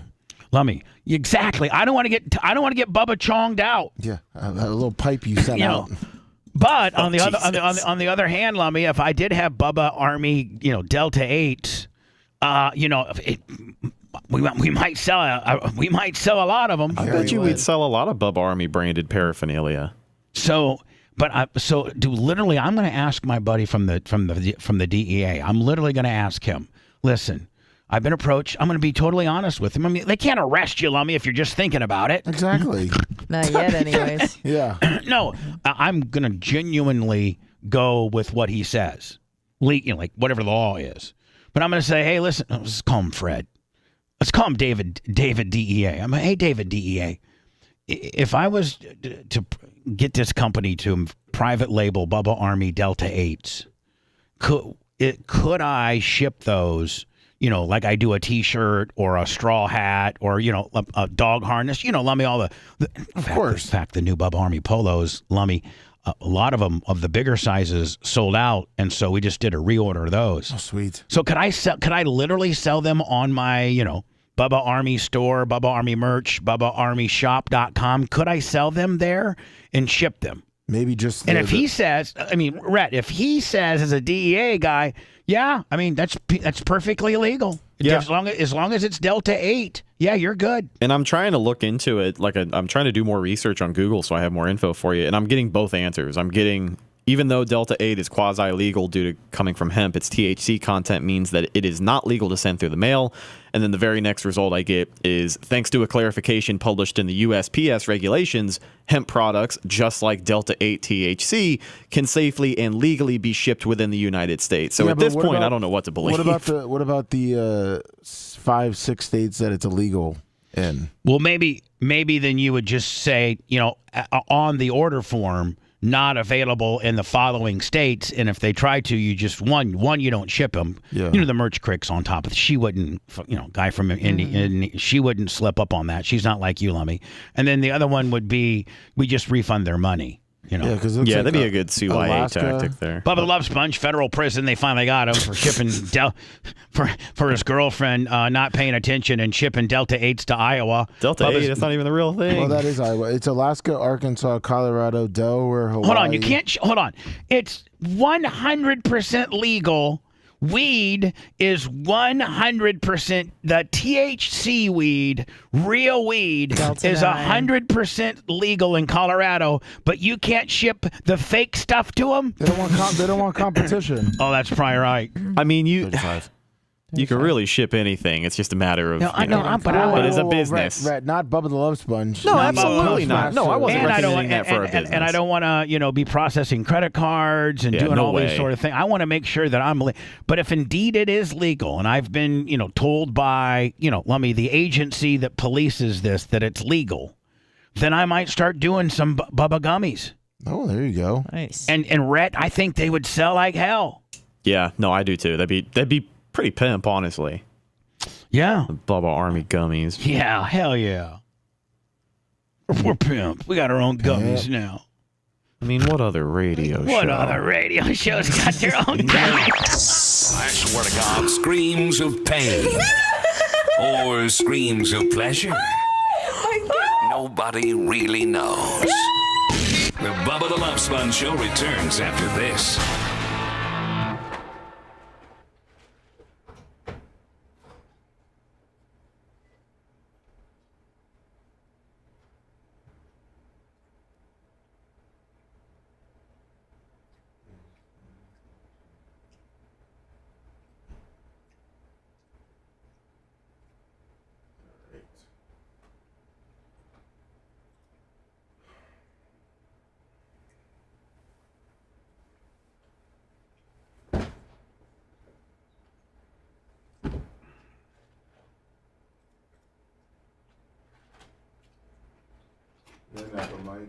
Napa Mike says, Bubba, you should just Who what? Napa Mike said you should license your name to a company and let them ship it out so you can't get in trouble.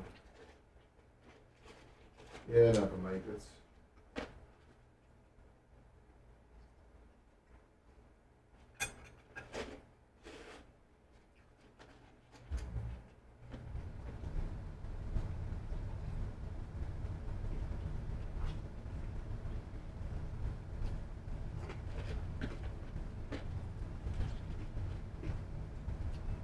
Yeah. That's probably how you do it. And then you don't get in trouble. See, that Napa Mike's fucking smart as fuck. He sure is. That's why he works for Napa. Napa Mike's smart as fuck. He sure is.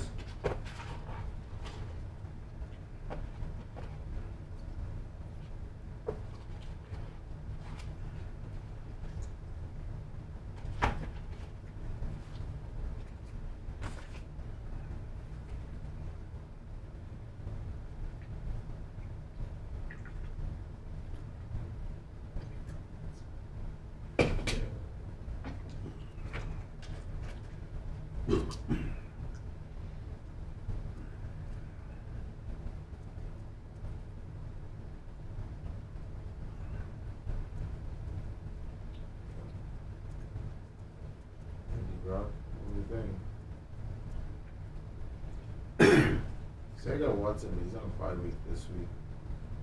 Joga. Strout, I feel like can have his ups and downs. And it looks like Watson's in his, he's starting to get his flow down. Especially coming, he missed last week, and now he's on a bye. Feel his shoulder. Browns have more weapons than the Texans do, so in my opinion, I'd go with Watson long term.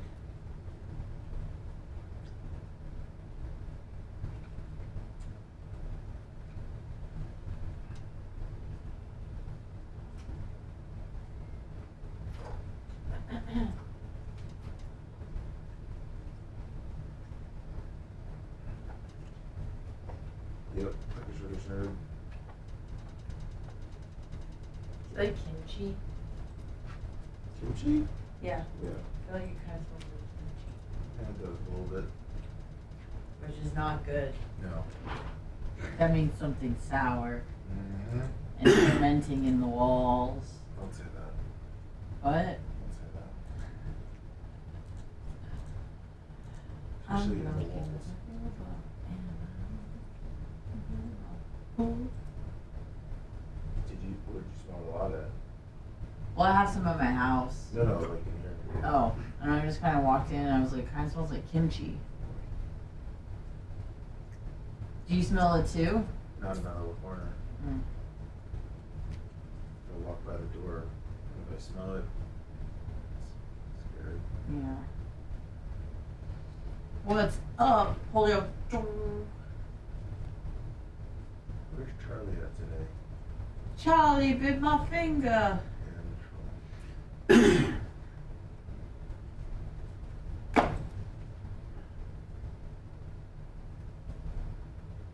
Ooh, black Jeep. Jeep. Do you have those ducks in your car, Leslie? Because I noticed those and looked up why all these Jeep people have ducks. Apparently it's some fucking Canadian bitch that started this duck trend. Have you noticed that? What are we talking about? There's ducks in all these Jeeps. Yeah, it's Rubber What do you mean? ducks. I don't understand. You don't know about this car thing, and I do? Yeah, people that drive Jeeps, they've been putting these rubber ducks in the dashboards. It's a thing. Now you're gonna see it everywhere you go. Well, can you send me a fucking video on it? I guess. I mean, she just asked me about it. I mean, it's before that. No. It's been a thing for a while. No. Yeah. I looked it up.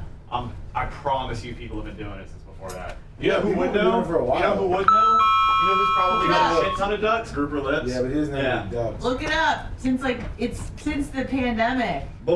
Since before then, I promise. Yeah, I it was looked it before up. the pandemic. Look it up. Allison something from Canada. I used to get ducks on my Jeep, and I bought my Jeep in 2018. Well, I guess I sent you a news story. Well, let's look it up then. Ducks in Jeeps. Yeah, but the news is always linked to stuff like that. Well, how else am I supposed to get some fucking information? Of course, Scary Terry. Yeah, they are. The news is a little late for it. Well, then who started it? It's some fucking bitch named Allison left a rubber duck. Which Grouper Lips should answer.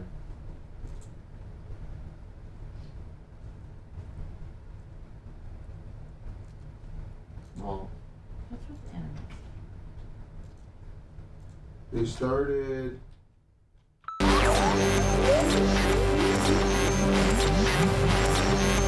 They're like a bunch of sharks circling in the water, searching for blood or any sign of weakness, and are ready to strike.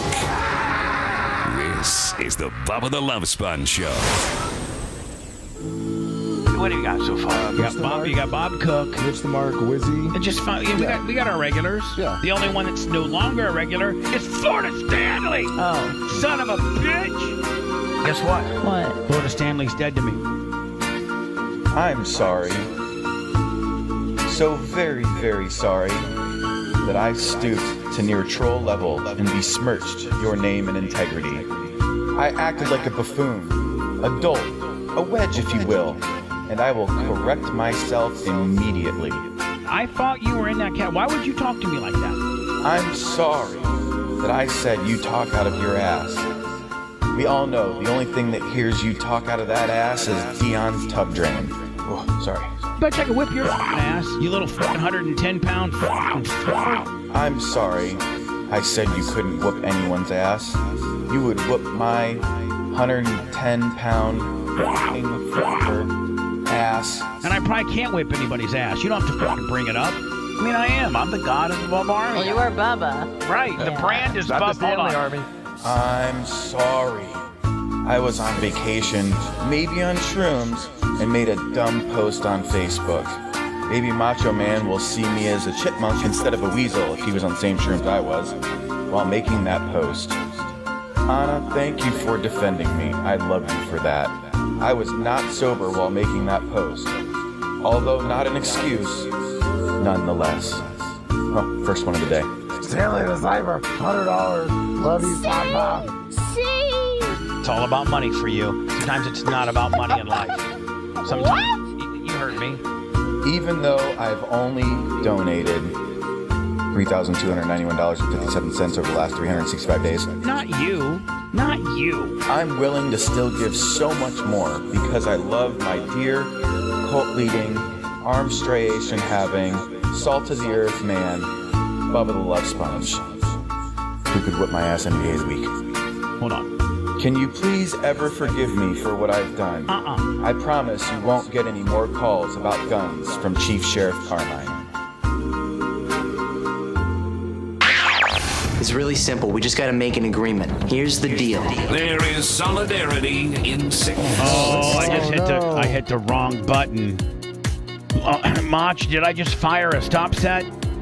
You may have, but he's trying to stop it. You did. Oh, yeah, it says outro. Hold on, clock's not going. It is going. No, it's not. It's still 6:20. You might be able to stop it. I think you did. He did stop it. Macho saved the day. My God, Macho, I love you. I'm watching them work. It's pretty funny watching him spring into action. Like him do a super set in his buys. I love you, Macho Man. Macho Man, seriously, thank you, buddy. I am so sorry. I got so many buttons around here, and we got automation that we didn't have before, and just, I'm so sorry that you've made my board more technical and easier for me to use, but really, I mess up a lot. I mess up more than I used to. Change takes time. It does. So, no, we were during, hi, it's Bubba. How are you doing today? Appreciate it, everybody. PayPal, Venmo, Cash App. That's how you help the show out, my friend. Or you go over to our YouTube and you subscribe and get notifications when we put brand new stuff up, much like the food review that we put up on 5 o'clock on Thursdays. And Lummy, I used to get when I went to Indiana, I kind of got rejuvenated when I hung out with Randy from Skag. Oh yeah. I know, for real. Like I'd like you to clip this for me, and I'd like to send this to Randy because I want Randy to hear what I witnessed at the NHRA U.S. Nationals. And I'm talking about Randy, the CEO of Skag, okay? He's the main dude. Right, Lamy? Yes, and the guy, is. when I got my, he gave me a free Skag, in full disclosure, to be kind of a appreciation thing about how much I talk about Skag, but, also we've become friends. And I have a good distribution model to be able to get out, certain information, and one of which is, how good of a zero-turn lawnmower Skag is. And there's only a small portion of Lamy, I think there's a large portion of my audience that, the men out there that mow their own lawns or have lawn services that, are Exmark guys or bad boy guys or, Toro guys or something like that, might. Well, I know Creatine Travis just bought a Skag. Nice. But Creatine Travis would buy, if I said, hey, there's a box of poop that you got to buy, Creatine would buy 10 it. of them. Poop ever. Right, so Creatine Travis going out and getting himself 2 pieces of Skag, that's to be expected. That's not the average consumer that I persuaded over. But there's probably a lot of guys that listen to my show that, hey, I'm in the market of getting a new mower, or I got an old mower I'm going to turn in, or I'm a first time, zero turn riding lawnmower buyer. I don't need a big 72-inch 3-cylinder diesel like Bubba has. I need, maybe just a 42 or a 40. Maybe, I think they make 48 inches might be the littlest ones they make. But I just got a decent-sized home yard, but I need a zero-turn mower. Yep. I need one. Yeah. And there might be a few Bubba Armies out there that were looking at an X-Mark or a Bad Boy, but they're like, Bub, my favorite radio guy, who is kind of a dude's dude, kind of rugged, says it like it is. He just went with Skag, and that's all he talks about is how good Skag is. And so Randy appreciates me being able to, I got Deion Sanders as Skag. Yeah, you did. Mark the landlord, Mark Tate. Rugged. Rugged Don Imus. He had a Skag, and it blew up. It was like 22 years old, and the guy that runs his farm, I don't know, what some city up by Gainesville, he's got a farm up there. And he had a 96 or a 97 Skag, and the guy in charge of the property didn't put oil in it or something, Lummy, because it was completely there and blew it up. Randy got him a brand new motor, and they bolted it right on. So Randy's just been the salt of the earth. I love this guy. But Lummy, why I haven't missed any food reviews in 2 weeks, and why I'm trying to do, not be lazy, but be kind of a little bit more aggressive with regards to our business, is because I watched Randy, the CEO of Skag, and I was at the U.S. Nationals, and I watched him, and what he does is he uses these big these drag racings, the NHRAs. He sponsors, he sponsors like 4 cars there.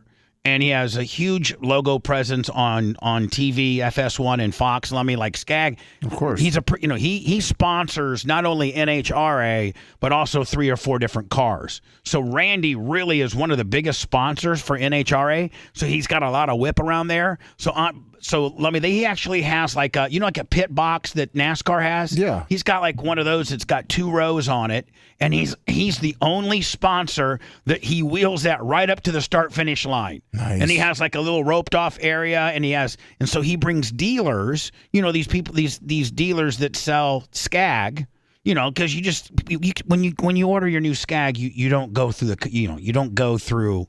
you don't call the CEO up.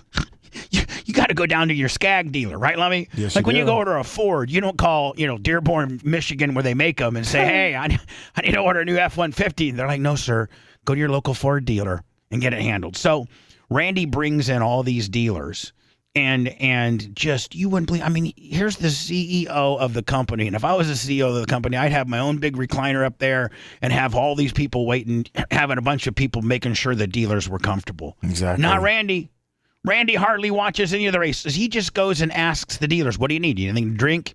You good? What do you need? Like, he's just such a people person. And then in the hospitality tent, because they have hospitality tent for all their, their VIPs and stuff, he's in there, working his ass off, cleaning up plates, talking to dealers, taking just nonstop busting his ass. And I remember telling the merch crick, I said, you know what? I can work harder at work and try to be nicer to people. Oh, well, thank you, Randy. Have you noticed that I've been a little bit nicer, Lummy? Yes, of course. Now, here's the true test. Anna, have you noticed that I've tried to be a little bit nicer? I sure have. Honestly. Yeah. You have. I'm trying to be a little bit more Randy-ish. And sometimes even when you're not, you catch yourself and you're like, I'm sorry. Right. You're sorry? And listen, if you want to learn how to be a successful businessman or a good manager of people, man, not that you'd be able to shadow Randy from Skag all day, but I think I don't know if the guy's written any books, but I know he does some motivational speaking and stuff. Maybe I can get a hold of Randy and if there's any links of his speaking, because I know he speaks like he's a lot of companies will have him come in and speak like as a motivational speaker. Oh, really? This dude Randy, yeah. And I wonder if any of it's on YouTube, because if it is, I'd like to play it. That guy is the man. Is he kind of like what's his name with the big head? Tony Robbins? Yeah. No. Oh. No. Tony Robbins is polished Hollywood. Tony Robbins is fake. Is he? Yeah. Oh. Randy from Skag, he's just a dude that grew up in Wisconsin and you know, happens to be the CEO of the best the best zero-turn lawn heavy and lawn equipment known to man. No, he's just a regular dude. Tony Robbins is selling you Kool-Aid. Get the hell out of here. Guillaume Plaisir, 20 on the YouTube, and Napa Mike, 50 on the Super Chat. Thank you, Napa Mike. I got another thing I got to talk about Napa Mike. But anyway, Randy, thank you so much. And Randy, I really watched you quite closely at the U.S. Nationals, and I learned so much from you and how you treat people. And I could just hope to continue to try to progress into being a manager like you. If I was a manager like him, man, everybody would like me. Everyone does love you, Bubba. Yeah, whatever. Anyway. Skag's the best. So we're talking during the off mic, during the commercials deal, and people that listen to us by various means, YouTube, Facebook, Rumble. I think Bubba Army Radio gets the hot mic. Who all gets the hot mic, Lummy? Bubba Army Radio, obviously everyone on YouTube and Rumble. And Facebook. And Facebook, yes. So if you're watching us by those means or listening to us via TuneIn or Bubba Army Radio, you hear that when terrestrially, Florida Man Radio 103.1 in Fort Walton Beach is playing, the new Chevy dealership and into the new Harley dealership, into the new beach bar, into the new bail bondsman, into the new nightclub, all those commercials that you're listening to, which I appreciate those commercials and those people. Thank you. But while terrestrially those people are listening to those, you are listening to us in the studio be very candid. Speaking there's things that we can say off the air that we can't say on the air. I mean, we just Of course, we're it's kind of truly us and how we interact and things. And so Anna out of nowhere starts talking about this duck stuff on Jeeps. I got sent a picture of a Jeep. And then Anna brings up, Jeeps all have a bunch of ducks on them. And I'm like, what? I'm literally. It's a thing. You have to understand, I can't see Anna. So when she is over there blabbing, I sometimes in a very grandpa what? Huh? Like the kids are over there playing and I hear them talking. But I can't quite. And then this is how it always goes. So So Anna blurts out something, and then I go, Lummy, what is she talking about? And then Lummy comes back and says, well, Bubby, what she's talking about is that people that own Jeeps put rubber ducks in them. And then it goes from there. And so Anna brought up the fact that this Jeep rubber duck deal. Yeah. And she assumed that it was brand new. Well, I and didn't then assume. Rhett Hold on. I'm not assuming anything. And I know Rhett will fight me on this, and that's fine. Maybe he knows more than me. And I did a lot of research during the break. And I'm certainly not going to die on this hill. I don't care about this at all. But when I noticed that this was a thing that was brought to my attention, I did some research, and I thought, again, through the research, I didn't just make it up, that some bitch named Allison from Canada started this trend in 2020 during the pandemic. She just wants to take credit for it. Yes, she does. All right. Okay. Well, but you know what? God bless Allison for you can't. It's tough to bamboozle Anna over there. And secondly, it said it everywhere on Reddit. Right. So she really. So this bitch from Canada really kind of back into her way into trying to take a little bit of credit for that. Sure. And I got to think that has some huge financial windfalls if you're the most definitely it's like her full-time job. If you're the inventor of the Jeep duck gimmick. Duck Jeep. Yeah, she took an inside Jeep gimmick and made it public. Okay. All right. Probably just made a TikTok about it. She did. It was a builder social media, and now she started 2 companies. So then how did it really start? All right, so hold on. It was just a thing. Well, it has to start somewhere. So Grouper Lip said, because he's a big Jeep guy. Jeep. They used to do. Speaking of which, do we got our files to him yet? Or where do you stand on all that? I've already paid. Oh yeah. They'll have him. I'd say probably the first 10 done early next week. Oh, done. Yeah. Fantastic. Okay, thank you. And then he'll get on them. He said that they used to do koozies. And then all of a sudden, people just started kind of putting ducks, a long time ago. It's just a way of telling someone you think their Jeep is cool. Yeah, that's what it is. It's kind of dumb, but so people enjoy it. You have a nice Jeep. So hold on now. Will this story explain what the hell this whole thing you guys are talking about is about? Well, I think this story. I mean, the also- average dude, the average dude right now that's like as educated as I am, and I'm the host of the show. Well- So if I'm lost, if the host of the show is lost, then the guy that's gear jamming through Claypool, Indiana, is lost too. Well, see, I think. So the what are we news- talking about here? So the news story, I think, is going to pick up on what Anna heard in the Allison thing, because this is like 4 months ago. But let me just play it, okay? Yeah. Let me see if we can just figure this out ourselves. Here we go. Notice this either driving down the road, maybe walking through the parking lot. It's always a Jeep, and I keep seeing this, all these dashboards full of little rubber ducks. Well, it turns out this is kind of a trend that is picking up, and we're seeing more and more often here in Southwest Florida. And in the country, too. But what do these little ducks mean, and why are they only Jeeps? Well, NBC... And what is this market? This has to be like Fort Myers or Panama City or something. This can't be a big... This is not a... Wichita, Kansas. No, this is in it's in Florida. It's in Florida. Is it? But this is in Florida. So I'm thinking this is not Miami quality news reporting. This is not Orlando or Tampa quality news reporting. Oh, Fort Myers. Yeah, There you go. Anna, you can almost tell by just Yeah. the quality of the newscast Small market kind of on thing. how big of a market you're dealing with. The quality of the anchors. Because I heard them say Southwest do these Florida. little So, ducks Lummy, if you go mean? back and rewind, and I said Fort Myers. Yeah, you did. I knew this was Fort Myers TV's job. NBC2's Gage Golding investigates where and how the craze all started. Oh, These little ducks sit perched up on the dashboard looking out as if they're keeping an eye on the road. This week, someone posted on Facebook after seeing these little guys, asking, what's the deal with them? I sat there wondering too, but once I started learning what they mean, I just had to share it with you. I have seen those on a vehicle before. He's clearly not alone. Florida's widest of trash. These tiny bath time toys have found their way mainly into Jeeps. Actually, there's even a name for it. Getting ducked. So what the heck is These people have no lives. No, they do getting not. ducked? It's a float in case I'll tell you what, man. The community of the Jeeping people, they may think it's cool, but man, I'm just a regular dude. I'm a regular dude, and as soon as I see somebody pull up with a bunch of ducks on their Jeep, I instantaneously have judged them to be douchebags. It is ridiculous. So, I think it's so You could be stupid when they have like. You could be the coolest person ever to live. You could be the hottest bitch ever. The minute I'm like that person obviously has some type of mental issue where they feel they have to be because they have to be cute. Look at me. Like, that's what this is. Look at me. Look at me. Well, come look on. At my I mean, dad. it is Jeep people Hold on, we're talking about. So Like- it looks like before this lady made it all about like put 1,000 ducks in your dashboard.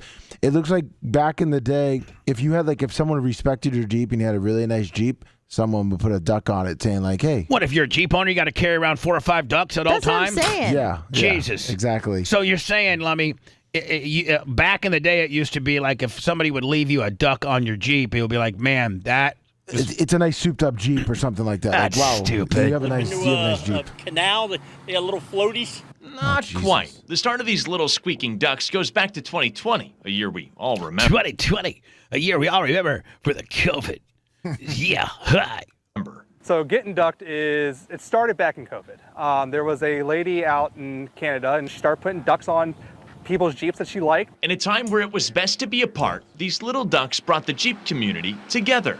And of course, it took off. Now just about every Jeep Now it takes off only if you're a douchebag. That guy's never taken a Jeep off the there road. is I a little guarantee duck it. somewhere inside. It probably annoys my wife now more because I've gotten somebody up here. It tells me that somebody liked what I've done because that's about what the duck is. These little rubber duckies are like a badge of pride in the Jeep community. Jeepers, and yes, that is a real word, put them up on their dash for other Jeepers to see. In the last 6 months, I've got almost a full dashboard. This was probably one of my favorite. You don't get these very often. But No. So what do you do if you and I are Jeepers, I got to keep a whole bunch of. I got to go to Amazon.com or Walmart or Sam's Club or somebody and buy a bunch of ducks. And first keep them of in your all. purse. God forbid you see a Jeep on the way to Walmart. And you don't put your ducks that you bought on your dash. You keep those in the back, and you reward other Jeeps that you see out and about if you think they're cool with a duck. Bubba, you should start a trend. Where do you put the duck? In your dashboard. But you should start a trend, No, Bubba. did they break into their car and put it on their dashboard? Oh, no, you just leave it like on the windshield, like where the... Like, leave it on the windshield wiper. Yeah. I think I have a good trend for you to start. What? For Crown Vics. Oh, Jesus. And you come up with something besides a duck. You when you see a nice Crown Vic, you leave something. A dent?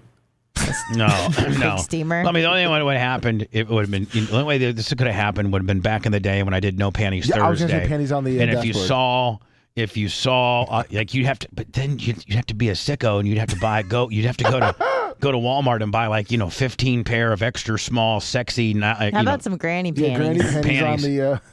No, but if you see a hot chick, then you put a real sexy pair of panties on, but then see the bitches. Then they got to put panties across their dashboard. Or put them on the antenna. Right, though. No Panties Thursday. I mean, that would be almost kind of cool. And then you see a girl and she had 4 sets of tea bags on her dashboard. You're like, man, that chick must be pretty hot. Everywhere she goes, dudes are leaving her.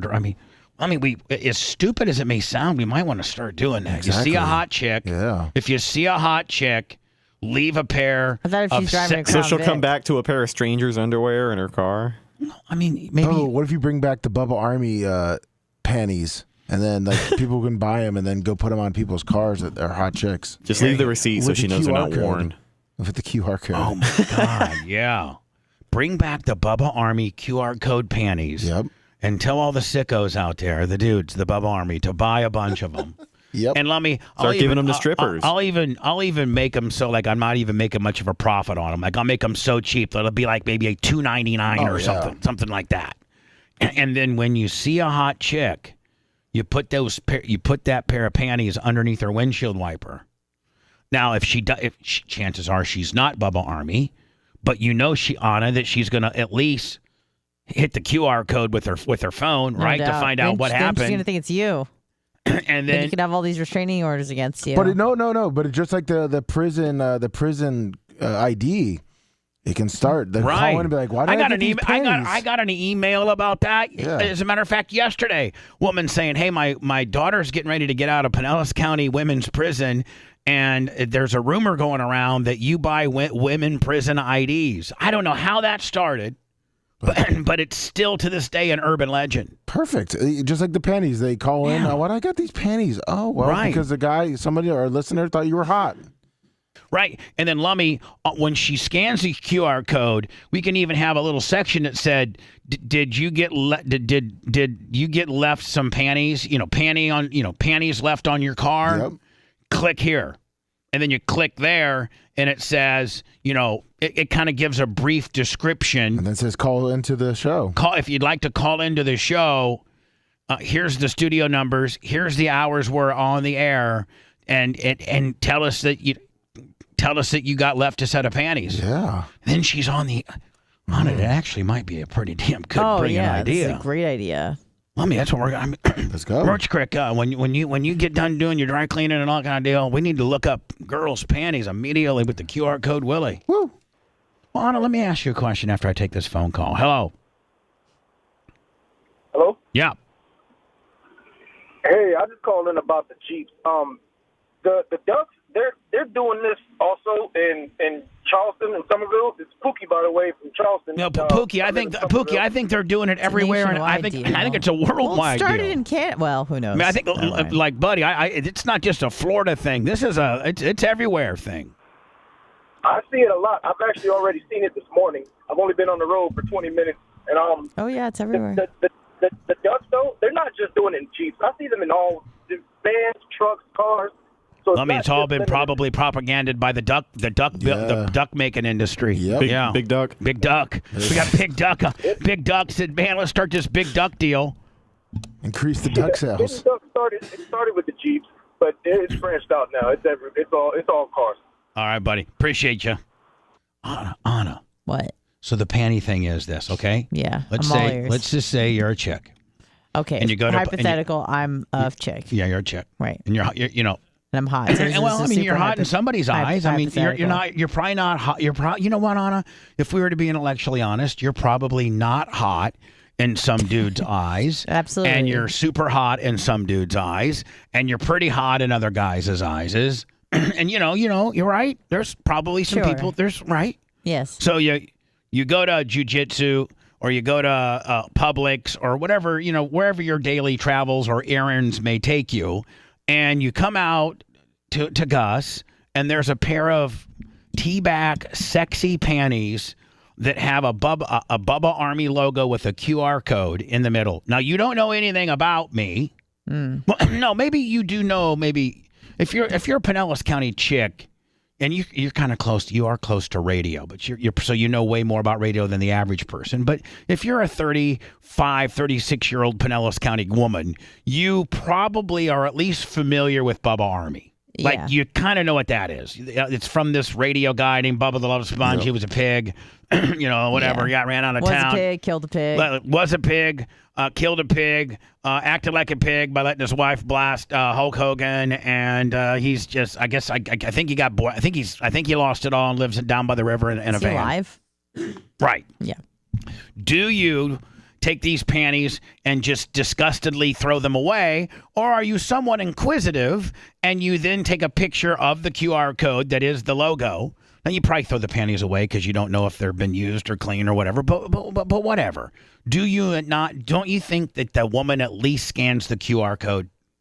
Yeah. If it was left on my car, first off, I'm getting some rubber gloves. Okay, so you get the rubber gloves. Because I don't want to touch no strange panties on my car. Right, and then you probably lay them down on the passenger seat to kind of look at them. No, I'm putting them on the ground. Bubba, you know what? If you use your new T-shirt person that puts everything in those bags, panties in the bag. That's a little better. So you're saying panties are in the bag. Yes, yeah. Anna. The panties. And I'm like, they're new. Okay, they're new. Yeah. So you get them to bag them. They're brand new. They're brand new in their bag. All right, that makes me feel a little better. Which also, Lummy, will be better for weathering. Let's say it rained while she was in the store. Yeah. So they're bagged. They're obviously new bagged panties. Right. So at that point, you probably rip them open. Yeah. You look at them. And you probably take a picture of the QR code. Bubba, what if, now I don't know how expensive this will be, but what if you put the Bubba Army QR code, like the whole thing, on the plastic bag? So then when people see it, they can scan it just, for people like Anna that might be not wanting to touch it. So you're saying, I want the QR, you mean you're saying? On the bag, on the outside of the bag. How about on the panties too? And the panties too. Sure. It's got to be on the panties too. Of course, but I'm saying on the bag, so like people like Anna that maybe don't want to open it, but it says, the Bubba Army QR code. Well, we'll figure out all that. Of course, we'll dial I prefer it on the bag. So now so listen to this. Yeah. So a chick gets it. She scans the QR code, and then it has when you scan it, it takes you to literally a landing page about what you're. Panties left on your windshield, or panties were you left a set of panties? Yes. And then boom, and it explains what it means. A fan thinks you were hot. What this means is the internationally syndicated radio host Bubba the Love Sponge, as listeners, are affectionately known as the Bubba Army. Somebody in the Bubba Army thought you were an attractive person. I think because Anna was a man and he wanted to leave a man. Right? Mm-hmm. Yes. Thinks that you're attractive. I don't think if you're, let's say you're a man, Lummy, and you think like Steve, our parody guy, Dark Match Steve, who likes men. Yeah. And so you put a little. You put the girl's panties on the man's one too. Exactly. It's all about being hot. So in the description it says you were, somebody thought you were hot, and if you would like one on Lummy, maybe you ask them to take a picture of it. Oh yeah. Or will you please call? Could you, if you would like to discuss this on the air live, or we encourage recipients of the Bubba Army panties to call the show live. Yeah. And here are the hours. And then maybe let me have an op. Can you imagine if you could put this on our Instagram? Oh yeah, exactly. The girls that got them? Yeah. Not that all girls would do that. No. Just chances are you'd get none. Oh no, you get the freaks. You think you'd get some girls? Yeah. Say, if you would like to be on Bubba's if you'd like to be a part of Bubba's social media, and you give him an outlandish number, what our cumulative social media is, Lummy, then take a picture with them and send them to us. Great. Might as well try it. Might as well. I mean, if you're Scotty Landers, you probably buy 10 pair. Why not? If you're Big Red, you probably buy 100. Oh, Scout and Big Gulp will buy 100. Scout and Big Gulp, yeah. Yeah, they drive all over. But do they see hot chicks? Of course they do. All the gas stations and everywhere they go. They probably see all kinds of hot chicks. I might send them free ones. Yeah, and then they start putting it on trucker windows and I think that's going to be a good idea. Lot lizards. So screw. Jay's here. Oh, good. Jay's here. Good morning. Hey, Jay. Your brother's a liar. Why is that? We caught him in a real lie. Oh goodness. Mm-hmm. Is this an on-air or off-air lie? Yes. Let me hear it. Anna goes, yes. So that means there's a front and a behind-the-scenes aspect to it. Well, first of all, before we get into Dan's deal, I wanted to get into, I don't know if you walked in on our idea. I was listening to it, yeah. What do you think about our idea? I think it's a little stalkery, although I love it. Okay, but it is. I was just thinking like a normal person getting a pair of panties, like if it were, your wife, nonetheless. First one of the day. Yeah. So, I think your wife is the average woman. She's a mom. She's affluent. She's married to a lawyer. She's got kind of. If this was a thing, she is. Hold on now. She's the average mom who's got 2 kids, who's a little bit stiff. She's country girl deep down, married to a lawyer, and is affluent now. So she's a pretty good cross section of womanry. And I think one of the things that is a requirement is, I got to say it after taking her around town. She's super hot still. Yeah. My wife is hot. Why do you think I brought her name up? All the boys at Jesuit are like, here's the thing is, if she went to Jesuit for like a PTA meeting and she came out, there would be 25 pairs of panties from the kids. Oh. And it would make her so, you know what I'm saying? If this was a thing. Oh, how does your son feel about having a hot mom? Don't come on here. It's funny. Does he? It's better than having a not hot mom. Yeah, I'm getting ready to say. It's much better. Not for the teenage boys sometimes, because they don't want that attention. No, hold on. He almost got in a fight over it once. Hold on, though. But hold on. You don't understand. Having a hot mom like Kendall, Trey's struggles of having his mom look the way she does. Yeah. Might have a few little downsides to it. Maybe a little they bit. say some rude. Exactly. But hold on. From his friends There and may stuff. be a few little downsides, but the upside is way bigger. For Yes. Jay, what I'm saying is like, okay, he may get teased a little bit. He may, there may be some snide comments about how hot your mom's ass is and some things like you may not want to hear. Right. But the other end of the spectrum is like, hey man, your mom's so fat. Have you seen Trey Diaco's mom? Oh my God. Jesus. I mean, so it makes Trey that much cooler. But at an all-boys school, it's pretty funny. He doesn't even know that gives him that much more cred. It really does. He's got some street cred for that. He knows it. So, I mean, there are some, hold on, there are some poor guys that go to school and their mom's coming. God bless their little souls. They're big fatties. And your mom, you probably don't tell your mom maybe to pick you up a little bit down the road so the boys don't have to see. So fat. He got in a pretty much a fight for someone saying something inappropriate about mom once. Really? Oh yeah. Do tell. Oh yeah. I don't think we probably should. It's a big one. They just went blow for blow in the locker room at the lacrosse team. Like, what did he say? What did the kid say? What did he say? He wanted to sleep with my wife. What do you think he said? My your God, mom's hold so on. hot. I'd like to, your wife? Yeah, your I'd like mom? to bang Blast your mom. Oh, okay. Yeah. Man. And this kid was like 6'3" giant lacrosse player, and they went hit for hit with their helmets on.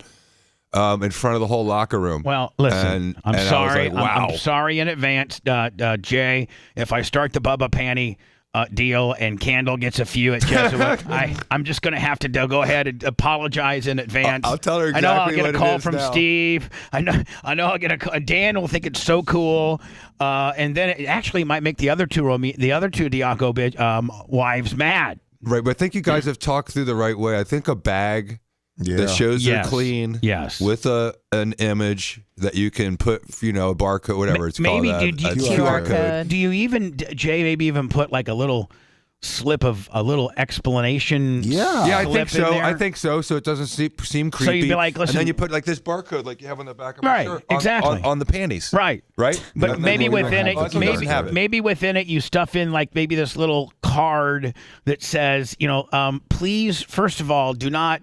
I mean, Jay, don't be creeped out. I have you and Tom Bean and some of the smart dudes help me word this. And maybe even with Gina's touch, too, as a woman. Yeah, I think you need a woman's touch. I think ultimately it needs to pass by Anna. What would you think if you received Anna it? and Gina. I want to blast you. Hold on. See, I want to blast you, but I just using my favorite radio show. Don't be weirded out. I want to blast you. Listen, you don't know me, but I know you. I want to blast. You don't know Two me, senses. but I don't know. be weirded out. I want to blast you. You don't know me, but I know you. Oh.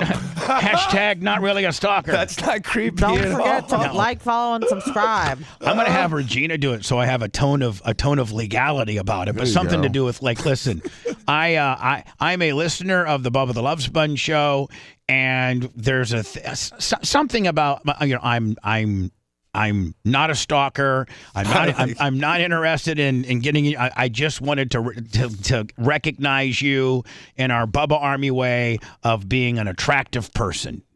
Please do not take it anything other than that. Thank you. The equivalent of a yellow rose. I'm interested. Yeah, well, just whatever. And I mean, so Anna, if we had him hermetically, what's it called when something's hermetically sealed? And you'd probably rip it open, scan the barcode. Mm-hmm. I don't know if you're going to go as far as to maybe provide us a picture of you in those panties, and we put on our social media. But Lummy, there's going to be if you hand out 100 set of panties, there's probably going to be maybe 5 or 10 of them that really say, "Hey, I'm pretty damn hot. I'll send you a pic." Yeah, that's why I think you put the barcode on the outside of the bag, so when they scan it, it almost flashes up that, hey, they you're can see hot. what it's about. You're hot, and then that maybe kind of even turns them on. Right. And then you say, if you want to promote your Instagram or your, send us a pic of you with your panties on, and we will distribute amongst our, 150 million views total. And with it. There's a lot of chicks that want people to know what their Instagrams are, right? Yeah. I mean, isn't there, Anna, a lot of people, like one of the street creds among bitches is how many Instagram followers do you have? It's have? not just bitches, it's everybody. Right. I mean, we're all gauged by how many followers we have. There's like a Snap score, too, for kids that are really young, like up till about 30 with Snapchat. They literally have a Snap score, which is how many pictures you send and how many people open it. And it's the most ridiculous status thing that I've ever seen. That's how you find out if the girl you're talking to is talking to a bunch of other people. That's exactly See, right. Bubba, you know what we need to do? I'm gonna go put one on Matt Heller's car, and then he can start passing them out too with all the hot chicks he has on his boat. Oh my God! I'll just give I'll just have a box direct I'll have a box shipped direct to Matt Heller, and they all wear him on his boat. I'll have a case sent to Matt Heller at Hornblasters. I'd like a pair of boxers. I'd like to find a pair of boxers on my hood. I wouldn't mind that. Okay, we're not. God. You wouldn't mind that, Bubba? If someone left you a pair of boxers with a little thing on there that said, "Hey, man, I think you're okay." I mean, a dude? Yeah. No, a girl. Oh, yeah. Do boxers for guys? You want to send me panties? Don't give me panties. I feel like that'd be worse. I just want a girl to like me. I don't know what Bubba Army. I don't know what girl would leave a guy. I don't know. You maybe, don't know? Maybe, I mean. Would you send them a picture of yourself in those boxers, Jay?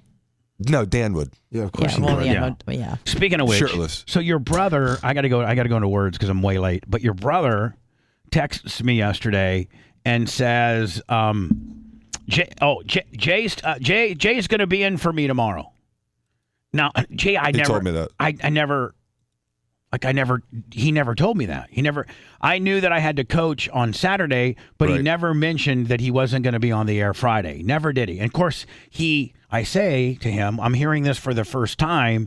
And then Dan, let me find it. Here we go. You have the text? Because he told me last night. Because I didn't know he was going out of town until last night around 6 o'clock. Exactly. 6 o'clock. Oh, so he confirmed. So yesterday, Jay, out of nowhere. Now, I know that I'm coaching for him on Saturday, but that's all I know. That's the only difference in our normal schedules that I know is that he cannot coach on Saturday, and me and the quarterback's dad, who's cool as hell, we're gonna coach. So that's all I know. Sounds fun. That's probably all you do. And I know a little bit more. Well, no. Yesterday at 3:22, which is 1 minute before he sent me this text, that's maybe all that you knew too. And you didn't. So he goes at 3:23 yesterday. He goes, Jay will be in for me tomorrow. And I go, well, I don't need Jay at 6. Have him come in at 8:30 like he always does, because I got my routine kind of deal. Sure. And you're my 8:30 guy on Friday. And then Dan goes, okay. And then this might be, tell me if this is crappy or not, Jay, okay? I go, and this is the first time I'm hearing about this? That's what I said. I hate texts. He goes, nobody. We talked about it 2 weeks ago, and that's when I talked to you about coaching. I'm certain of it. I'm sorry that if you forgot, but that's why I wanted to remind you. Now, I was at a crossroads, Jay, where I flip out on Dan and make everybody's life miserable, because I would. If I would have flipped out, I'm saying, listen, Dan, you lying son of a bitch. You did not tell me this. This is ridiculous, this last-minute stuff. Like, for real. Like, that is, no way, Dan. Are you putting this on me? You forgot to tell me. Then that's not cool. Or I could just say, okay. So I just put, okay. Period. That's it. He goes, that's as bad as anything, Bubba. But like, and he goes, thank you. And he goes, I know you're going to win on Saturday. And I just gave him a thumbs up. That's it. Just so you know, that got in his head as badly, Did it really? as badly as you blowing up and saying, "Were you surfing across the world, surfer doctor," or whatever you said to him while he was on the plane. Right. I think he was ready for me to flip, and I was just like, okay. Because I was like, I don't even have the energy, because here's my mindset, right, Jay? If I flip out on him, he's going to call Jay, he's going to call Steve, he's going to be all flipped out, and he's going to get everybody all flipped out, when realistically it's not that big of a deal.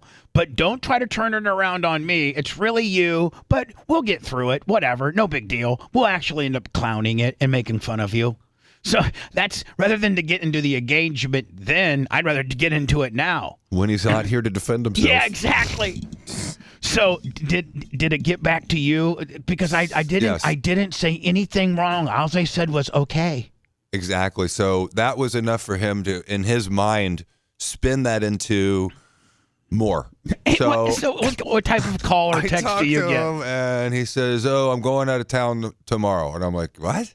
You always do this. You're going out of town tomorrow." And he says, "Yeah, I'm going to a medical conference. They're paying for it." And I'm like, "Well, do you want me to go in at 6?" And he's like, "No."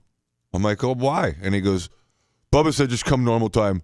And I said, "Okay, well, is he mad at you?" And he's like, "Well, I told him 2 weeks ago that he was going to be coaching, and so he knew he was coaching, but when I told him that I was going to be gone, he said he didn't remember." And I'm like, "Well, did you tell him?" He's like, "I did tell him." And I said, "Okay, well, I'll be there at 8:30. Right.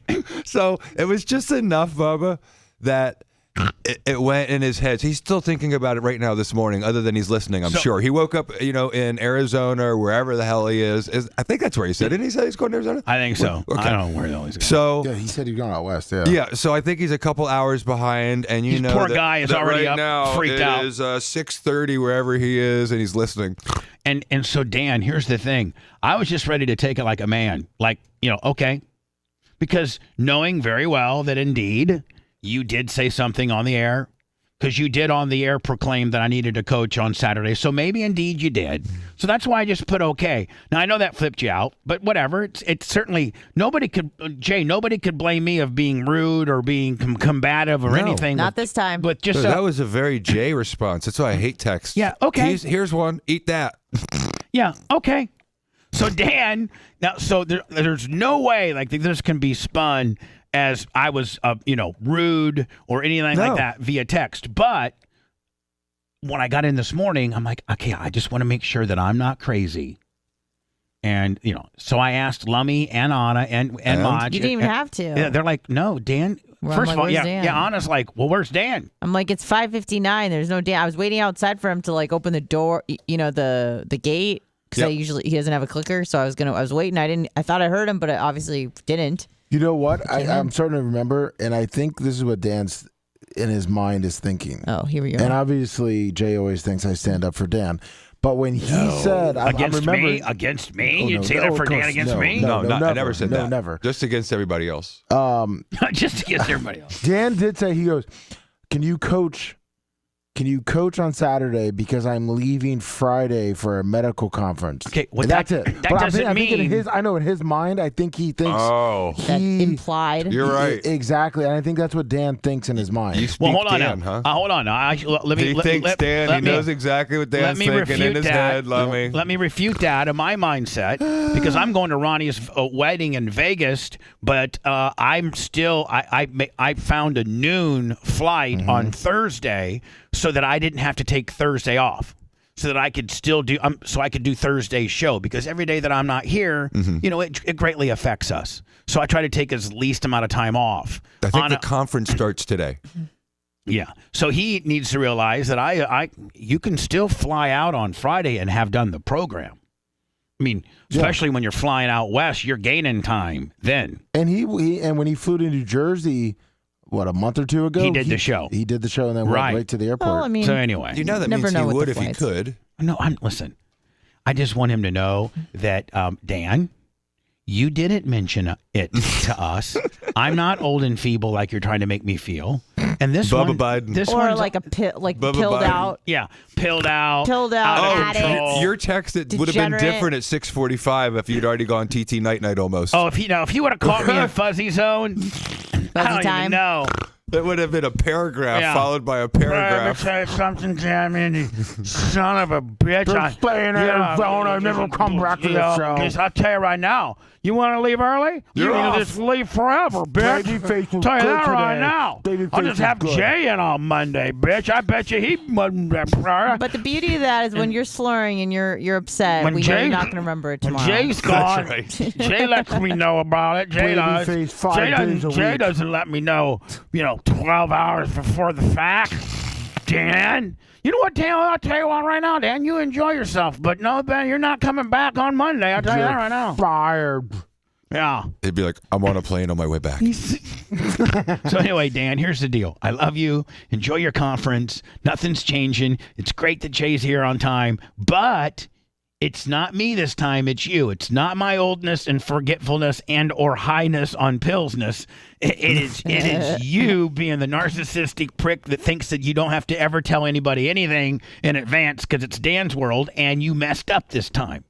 You have to keep me informed. You may be able to tell Romina 5 minutes before you're flying across the country. Donnie.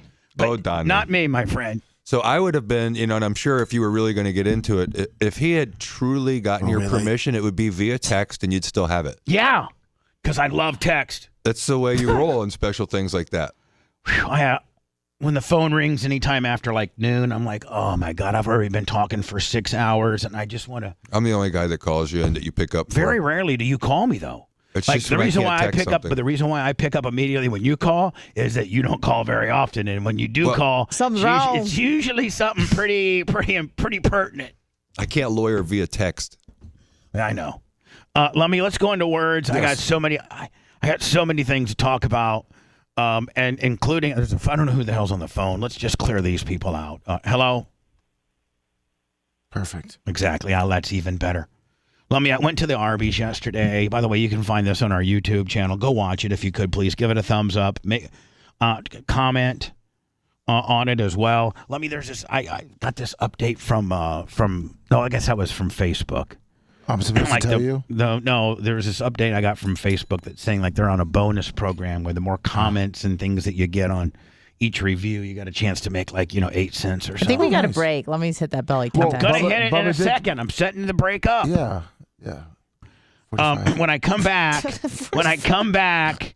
I'm gonna play a little bit of my food review that went up yesterday at 5:00 on our YouTube channel at the Bubba Army, and I went to the Arby's where the African American women don't like to be on camera and they flip out. But the caveat to that story, and before I go into words, and I will come back with this, is so I put the one up, Lummy, 2 weeks ago. Of course. And these workers, these two African American women, are just mad as hell and yelling at me that I can't put them on camera during my food review. And I don't usually have a problem. I've only had one other problem where people, get flip out that I'm, taping this for my food review.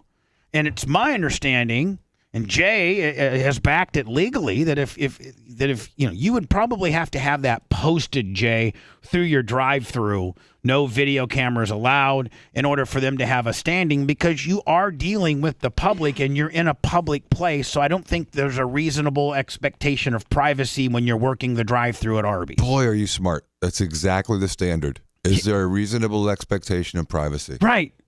You can tell I've been through you're good. a lot of legal wrangling.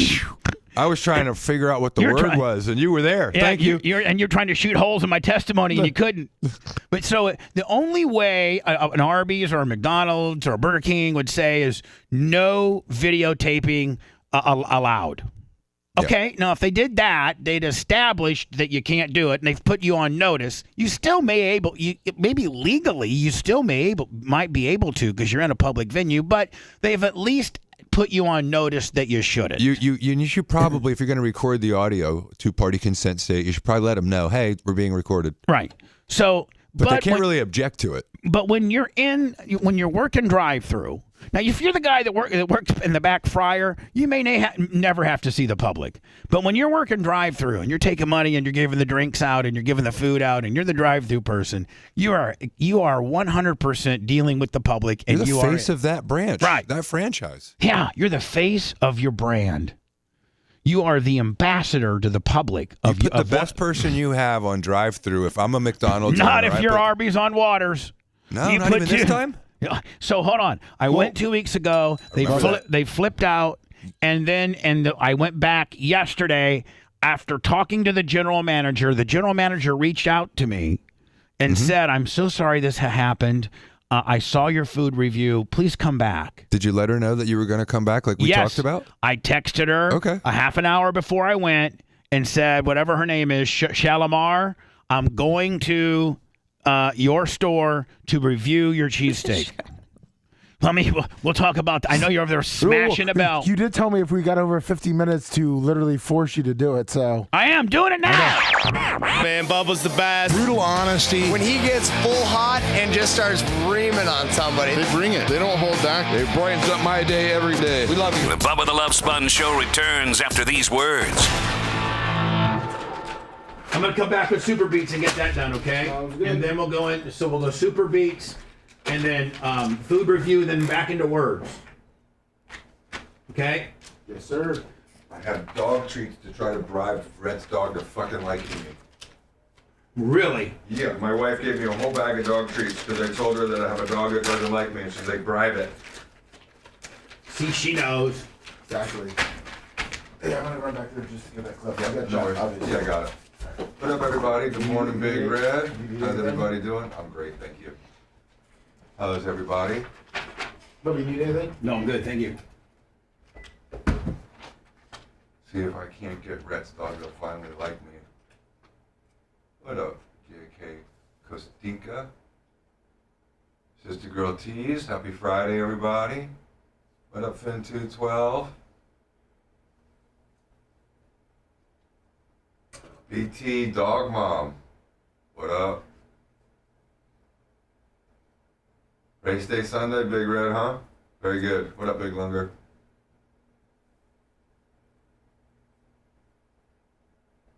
Little Danny made a little cash last time, huh? What up, the Tim Anglin? Steve the Grumpy Old Man, what up? DDP for life. Bribing a dog, you know me. That's where I go. What up, Big Brian from Philly? Little Wilbur's after birth. Green RW. I don't think I've seen you before. What up, buddy? Unity, Shaka back at you.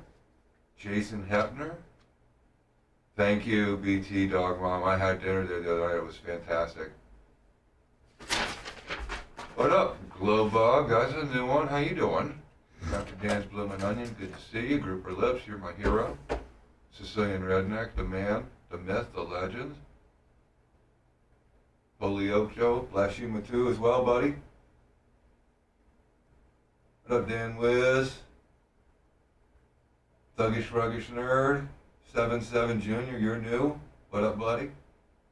Randy Thrower, new. Jimmy Flask, how you doing, buddy? Nice, a little bit of Bubba Army on the YouTube. Knight Rider, Real Friends, Jocko's Rule, Maria Guatemala, what up, Maria? I hope everyone has a great weekend. What up, DDP for Life 6? Beagles that are asking if you bring them. Why does the Beagle not like me, DDP? It's bothering me, really. Manson was He does. all. It's got you tore up. It's got me tore up when I'm telling my wife about it. You got your wife in on the caper. You got your wife in on the caper, trying to help you get you like on the deal. You're actually asking for her advice. I can't believe it, sweetheart. Really, what's really bothering me today? Come here. Come here. I got some bribes for her. Yeah. Oh yeah. Come on. Come here, baby. Come on. Look, I got something for you. Come on. Here, let's see what you can start with. Start with one right there. See if she even likes it. There you go. See if she likes it. If she likes it, tell her I'll get more. Come here. What's that? She won't even come in the room, dude. Well, she likes Anna a lot. Come here. We'll see what happens. I don't know that my. She'll come in with Anna and then she'll start barking at you. Come on, babe. It's Tree's here. Let's give him a hug. I got a treat for you, buddy. I got a treat for you. Hold on. You brought the treats. I brought a whole bag of treats for you, buddy. Oh. Come here, looky. Hi, yeah, there you go. Now, hey, which just goes to show you that little motherfucker can be paid off with food. He can. That little motherfucker can This hate is all you. for. This is for you. Just like any woman. Like, It's just like you any gotta woman. feed us. Just like any woman, you can hate me, but if I gave you a big bag, you'd hate me that much less. I'll give you one. I'll give you some every time. So My dog will eat that in walk about up 4 and get seconds. some That's probably like a yogurt, half hour for your dog. granola. I'm trying to think of all the things you like. Yeah. And Look, some girl. bananas, Too and busy? some kale, and some When I told Indian Canada the story, she's food. literally like, And "Give me raw some." kale. yeah, here you go. Thank you so much. That's how everyone here. But you were just telling your girlfriends a minute ago how much of an ass She obviously Yeah, actually likes absolutely. Bubba. Look at that. Hey. Sometimes the fact She's of okay. She's not peeing or barking, dude. This is She is pee. Bubba, that's an evidence of affection for you. That is for She's me. peeing. That was for Right you. there, right there, right there. She just got all verklempt next to you, Bubba. She's like, Bubba's here. I make most girls pee and squirt. She just like sniffed your shoe and she's like, "Brr." Oh yeah, that's my man, Bubba. Me fucking. That or it's her disdain for me. No, she loves you. And that dog is having a field day with that bone, dude. Like Bella would take that in about 4 seconds. That's Yeah, the but problem. that dog now is in the back of its little dog head thinking, hey, that guy I don't like, he did fucking do something pretty cool for me. I just okayed Just him. give me some food. So, a couple more times, man, and I might be his buddy. Oh, that's so smart. I didn't even. I can't believe I was a Candle knows, she's a mom. She even knows what She's had to dog. befriend a couple of animals in her day. Oh, was that her idea? Yeah. She knows that Isn't that animals. sad? I'm talking to my wife about that fucking dog rat. I can just hear Because the my dog conversation. loves pity. I could my just my, hear the my red conversation. dog loves red pity. It's just Yeah. unbelievable. The most incredible. He'll like go right past me and like, hey, Ripley. Right to pity. Yeah. And I'm like, Red on red. yeah, I'm like, this fucking dog at work, it just doesn't like me, and it Yeah. bothered the shit out of me. Oh. Oh goodness. I think I'm halfway there, Red. A couple more of those and maybe she'll be my friend. Oh yeah, she's all about it. Oh, Thank she's you, loving Well, it. Bob Army Mom, no, my pleasure. That's so funny. You're like me. You're like you can't handle. I Like, can't a thing handle not liking rejection. you. No, Yeah. I don't like it. You're like fuck this. Well, not an animal that doesn't. It's not supposed to have like feelings. Right. Especially when you've done nothing wrong to it. Animals and babies. That's the weird thing. Babies and animals always love me. I'm a baby guy too. Really? Oh yeah, I love babies. Not mine. I mean, I love them. Well, explain yourselves. Just like a six-pack of cheap Yiddish beer. Doesn't surprise me. You look like a typical low-life character to me. The Bubba the Love Sponge Show.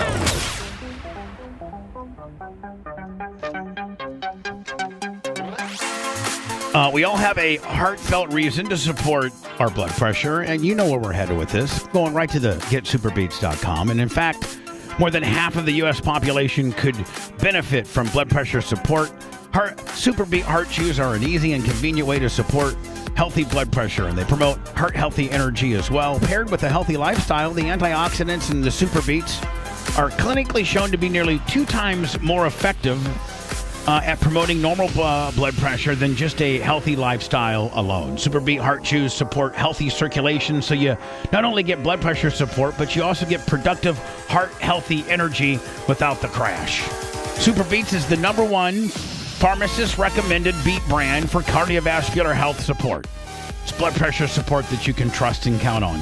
Double your potential with Superbeat Heart Chews and get a free 30-day supply of Superbeat Heart Chews and 15% off your first order by going to getsuperbeats.com. Promo code Bubba. Again, that's getsuper, BEETS, getsuperbeats.com. Promo code Bubba. Promo code Bubba. Running super late, Lummy, today, so what I'm just going to give the teaser to the Arby's rudeness. Oh, nice. And then go back right back into words. If you'd like to submit a picture, a Bubba Army-based picture in some way, shape, or form, yeah, you can be a guy that wears a shirt that says he loves crabs, peace and crabs, with a Bubba Army sticker on the back of his helmet on his Harley. Or you can, have a picture of me, Nash, and Lummy at BARP. There's Greg and Amy. So submit those pictures, Bubba Army pics at gmail.com. Lummy, we have an unbelievable YouTube channel. Yes, we do. We're approaching 100,000 subscribers. And it's the one place that you can get stuff that we do outside of the show. You get Lummy's Goat Report on Sundays. Anna gets into various things like cold dips and bachelorette parties. VO2 Max. Yes, VO2 Max. Just the things that Anna gets into. Anna's stuff. We don't really see too much Rhett stuff, do we, Lummy? He's always behind the camera. That's true. And we don't see too much macho stuff. Oh, yeah. Just look at the pictures. I'm always in front of the back. camera, but nothing can go to you. Yeah, nigga. Yeah. Nothing I want people knowing about. Arizona Dirt Track Cruiser 25 and Nikki Peel $200 on the Oh, hell yeah. With the hot ass wife. Yes, she is. He's already got his. He's whittling that BARP number down. He said he only has this much to go. Did you see that, Lummy? Yes, I did. Thank you, Nikki Peel. Look forward to. By the way, Macho is such a good guy. Oh, I've had a couple just off-air interactions with him, and what like a solid dude. I really like him. He really is. Macho, you are so well appreciated around here. And I'm like super protective of Bubba. Yeah. He's cool. Don't cross Bubba. Oh yeah. I think he feels the same way. I think that would be the way he'd say it. So anyway, well, on our YouTube channel, which is at the Bubba Army, please subscribe to our channel. It's free. It doesn't cost nothing. Okay, it costs $0. The guy that's listening to us right now out of Melbourne or Orlando or Phoenix, on terrestrially. Great Fort Walton Beach. Fort Walton Beach. God, we kill it there. Yeah. Are we going up there? Soon. I mean, you're right. It doesn't take anything. I subscribe to probably 50 or 80 people of just like cars and whatever you're surfing, and I have you on there and a lot of like podcasts. And so the thing about it is every morning when I wake up, it's right there. Yeah, it gives you a little update. Literally, all it does is it's going to put it towards the top of your content when you're looking at your morning. If a lot of us just start at YouTube instead of the news. Yeah, it's less depressing. It is. I'd rather start with your show than CNN. Hold on. You'd rather start with stuff that you've selected that you like, right, than have somebody pick stuff that you may not like. Right. John Kostika, 100 on the PayPal. Nice. PayPal, Venmo, Cash App at the Bubba Army. But that's where like PBD and you and Tucker and various podcasts that I like. Joe Rogan will come up with different kind of clips. Megyn Kelly. There's certain people that are out there really, really that are on the forefront of this. And so on our YouTube channel, all types of different stuff that are way up and beyond the program. I'm going to start my scratching off with the homies. I'm going to start doing that, Lummy, once the Crown Vic gets repainted, courtesy of my boy Adam from Fenderworks. It looks like we're getting the cream machine back. Hard telling what that's going to lead to. So we do different things, and most of that is exclusive to YouTube. So go to our YouTube channel at the Bubba Army and follow us, subscribe, whatever. So, Lummy, one of the franchises that we have on our YouTube channel is my food review. Now, it used to be we used Merch Crick's big F350 dually and went through it, and I always have Bella, my pit bull, with me. Lummy, it's like got its own little equation. Of course. Merch Crick, tapes, I am driving, and the dog's in the back. And people like it. People, I'm like, honest to God, they do about, anywhere between 8,000 and 12,000 views, which is pretty good. Yeah, it is. So we've had over the years, Lummy, of Bubba's drive-through review. It started out as a chicken sandwich review. Yes. And there's only so many chicken sandwiches. Well, by the way, I got a new one for you. Where? It's the Popeyes blackened chicken sandwich. So there you go. And I'll white trash it up by putting a slathering of red beans and rice as a topper. So we now it's just an overall drive-through. We try to pick a restaurant that's got a new food out. Like Arby's has always got new stuff out. Well, Arby's latest is their cheesesteak, series. They had the. I got to think that big game burger didn't do too good because it's already off the menu. Yeah, you haven't really heard much about it. Nope. Jay, 2 weeks ago, I did the big game burger, and it was like 33% elk, 33% venison, and 34% or something like ground beef, and it was horrible. And I got horrible drive-through experience. And the two African American women who worked the drive-through didn't want to be on camera, and they were hooping and hollering about it, yelling at me. So the general manager of this store gets a hold of me and says, "Please come back." Right. So I come back yesterday because they got a new product out. Not the crappy ground beef or a big game burger, but the new cheese. And I like cheesesteak. Oh, they're good. So it just happens to be that Arby's has all the new stuff that's coming out. So I'm back to my Arby's. Oh yeah, and by the way, F350 don't have anymore. No. Times are tough. Yeah. So we're regulated on down to, my Crown Vic. Your voice sounds great. Thank you. Lummy, which, by the way, is going to end up being the new, kind of promotional vehicle. Yeah. Yeah, the Diaco Law might have a Lamborghini as a promotional vehicle. Bubba Army has a 2004 X-Cop car as our promotional vehicle. It's super clean inside and nice. Hi, welcome to Bubba's Food Review. I don't have my semi-autoglass hat on. Yeah, I literally walked out of the studio and went right into the car. I like your shirt, though. My Bart Starr shirt. I didn't have a badass shirt. I don't have my glasses. I didn't get anybody even commenting on that. Oh. Like my Vince Lombardi shirt. Sorry, I didn't know who it was. Just because as soon as I got off the air, I hopped in the Crown Vic. This is the last voyage of the Crown Vic for a while. Mike Thurman, $100 on the cash. Cash App, Venmo, PayPal. And I got his package. Thank you. Mike Thurman sent you a package? For the pond. Works what I got behind me over in Clearwater to get for them to paint. The first thing you need to do with the pond is block the tube from the algae farm. I talked to Big Red about that. He looked at it yesterday. And what did he say? It's actually connected to the homeless camp, so we'll work on that. It doesn't go to the algae farm. So the next time you might see, and the guy at Fender Works said that they put the lights on for me too. So this is the one where we had the bad attitude where the girl didn't want to be on camera. So we're going to come back. By the way, in the car, the only window that works, Lummy, is my window. Nice. The passenger side window doesn't work. And I don't think back windows ever work in cop. Well, yeah, they do. They let the prisoners get air. So neither back window works, and neither does the So thank God my window still works. Yeah. Or drive-through is kind of tough when your window don't work. I'm getting the brand new cheesesteak. Now, Lummy, right off the bat, though, I can tell that it's the same girl. Oh, I can tell. No. Yeah, I'm just telling you, I can tell. Listen. Welcome to Arby's. Order when you're ready. I think it's the same girl. See, because I know. You recognize her voice. I think it's the same girl. Yeah. Can I get the new cheesesteak combo, please? Okay, the cheesesteak combo. Yeah. And here's the thing. I think she knows it's me. Oh, yeah. She's been told to be on her best behavior. Yeah, because I got a text from her manager saying... What's the manager's name again? Shamika? Yep. It's not Shamika. It's a Charlemagne or something. Charlemagne the god. Goddess. The goddess of Arby's. I don't have her... let me see here. I got her It name. was a weird name. I'm going to tell you what it is. Shalimar. Shelamar. Like the old band. It's Shelamar. Shelamar. Yeah. Sheila? So hold on. I might as well just tell you this. I said coming by. This is yesterday at 10:30 in the morning.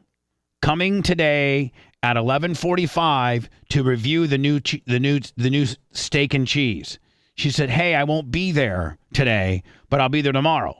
I said, I hope they don't act the same way they did I was there last time. She said, me too, but I'll tell you, they don't like the camera. Oh. But I hope the cheesesteak is good, and I'm looking forward to your review. She tells me they don't like the camera. So, like, to me, it makes it sound like that's acceptable behavior. Right. She apologized. She contacted you apologizing. So, and then she's saying, well, I hope that they don't act up again. But they probably will. Right. But they probably will, basically. Because I always go to that Arby's too, Bubba. Well, when I check things I'm asking out. people never go to that Arby's again. Oh. Well, can we see a little bit of the high spot? Yes, coming up next. Everything about the show I love. I'm Bubba the Love Sponge. Hello. Just the shit they get into every day, they talk about every day. Well, I have an hour and 15-minute commute, and if it wasn't for them, I don't know if I could handle it. I just fall out of my chair laughing my ass off. Hey, we'll be right back.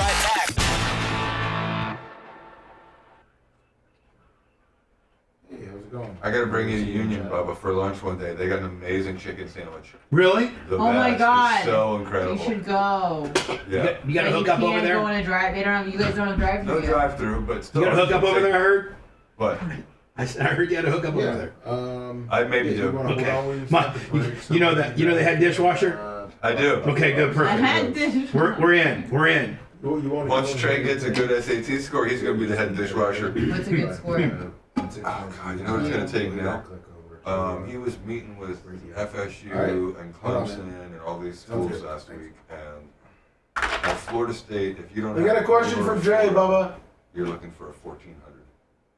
About malpractice. And for Florida State, which is insane. So... Unless he could, Oh, he's Native American. Right.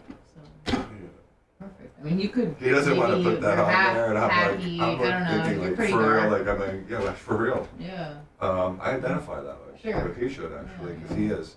So I honestly think the way he's preparing for it, he's going to do it. He's focused, he's taken a lot of courses, and so he's already got a super solid score. So this course Will they take your best score or an average? They'll take the two of them. I But can't like, remember in the day like we did, you had to score well on both of them. What do you mean? Like if I took the test 3 times, I couldn't combine my best math and my best verbal. I had to just have a good score every time. So there was always now you can kind of like do a what do you call it, like a master score or a global score where you take the best of both. Oh. Hey, Lummy, in that email that Mach said, I think he meant to say every 12 minutes, not 1 in 12 minutes. I think if you look at that. So he's got solid verbal. Every 12 minutes. Last week, I'm trying to wait on the results for a practice. I think it's actually every 15. I said. Nice to have a kid that just wants to go to college. You said every 15, yeah. Yeah. Just get with Mach. Don't correct them there, so they see it. Just talk to them about it. Okay. Who's on one? Oh, they got a J question. J question about malpractice. Will you allow him to be in a fraternity? I will. I'll explain to him what's gonna be, without telling him what my like total experience was. I'll tell him what it's about. Let him know. Why does he want to join? I mean, there's no like I'm after sure partying. it's like, I'm talking about. All right. I think it's just when I was a fraternity, it could have been a GDI or it could have been a fraternity, and for me, it was like my brother did it. Goddamn independent. That's what we called them. That's the letters they have. You're either in a fraternity with letters or you have letters of GDI. Goddamn independent. Yeah. So I wouldn't care either way. I know fraternities have a ton of. Thank you, Randy Thrower. I don't think they haze like they used to. I was explaining to him what hazing was when I was there, and he was like, we weren't even like a big hazing fraternity, but there was a night where you would get your big brother, and there was like, projectile vomiting involved, of like chugging, and everyone being in a room, and the brothers just laughing at you, and people that guy fell through a trophy case and cut his face with like 80 stitches, and another guy broke his leg, and now that'll be national news that my fraternity be gone. And it was one of the best experiences I had because it taught me. Am I a leader? Am I a follower? It's like fraternity's really less about like the fraternity. If you're really going for the experience, it's about you and where do you fit in life. I found out am I a leader? Am I a follower? But how are you a leader if like you're within your fraternity? You either take roles and responsibilities on. Because initially you're the guy picking up the my first semester at Florida State. Pitty and I had already figured out that if you're friends with the seniors, you don't have to do any crap. So we would go to the cleanup parties, and they'd be like, Pitty, Jay, come with us. We'd go upstairs and hang out with the older brothers while all the dorks were downstairs cleaning up the party. I don't think I ever cleaned a party up. So I figured out immediately how to start working the system at a very young age. And I didn't know, no one told me to do that. It was just how to figure out how to work things. I'm like, I'm not going to clean that shit. How do I avoid that? Oh, well, this guy likes me. Let me hang out with him. Yeah. So eventually I became president of Scalp Hunters, which was like the student union organization, booster organization. Was the president of all presidents. As a freshman, I would have never imagined that would be there, but being in a fraternity, having confidence, going through, it helps. It helps. It's a lot of political stuff. Oh.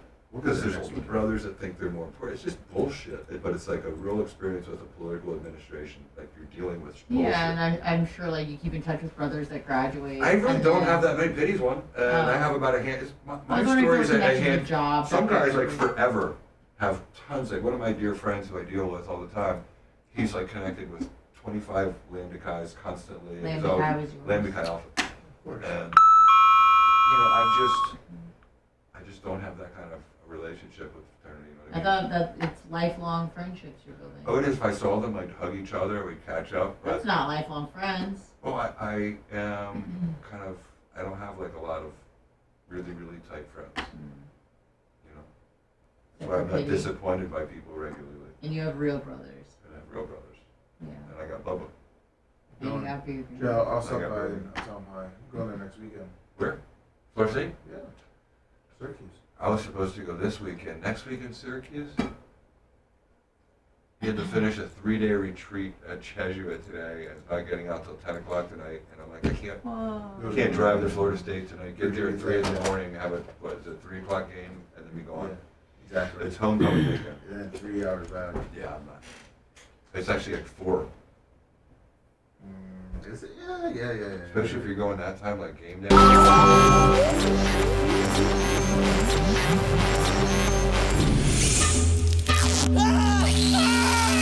In a country somewhere in the third world, the CIA is using this broadcast as torture to extract information about terrorists. On your shoulders and legs, Craig the Bulldog, your cardio, abs, calves.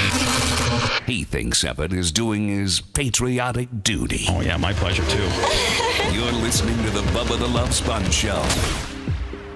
I gotta wrap up my Arby's situation from yesterday. Go to our YouTube channel at The Bubba Army, and you can watch it for yourself. Bubba's food review, trying Arby's new Philly cheesesteak.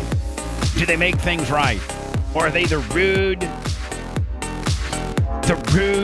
individuals they were the week prior? But prior to that, Lummy, we have somebody that needs to ask Jay a legal question, so let's get that out of the way real fast. Yes, go ahead, sir. Hey, Bubba, good morning. Hi, how you doing? You got a question for Jay? Yeah, I got a question for Jay. Okay. Hey, Jay, this is JT, aka Pro Wrestler 91. I got a question for you. So, it's a malpractice. Do you have any recommendations for any attorneys up here, like near Cincinnati, Ohio? Only reason why I'm asking is because I don't want to look in a phone book for some jabron. No, So I could help you find an attorney up there. What happened? Yeah, well, hold on. First of all, if you kind of briefly give Jay a synopsis as to what happened, Jay might be able to say, listen, buddy, you probably don't have a lot there because of blah, blah, blah, flip-flop and a blip-flop and a blop-blip. Or, hey, listen, buddy, you really do need to call me because I think you might got something and I can find the right person for you. Exactly. And if it's one of those kind of cases, I'll be able to help make the call for you with you. Right. Like Jay can kind of like, definitely make sure you find the right person that won't screw you over. Yeah, I almost died from it. Let's just put it that way. All right. Well, tell us what happened. Yeah. So what happened was I had like a boil or whatever in my perineum area, and went to the hospital, get it lanced, and because it got golf ball sized, they lanced it, put a drainage tube in it, and then I had a lance spot.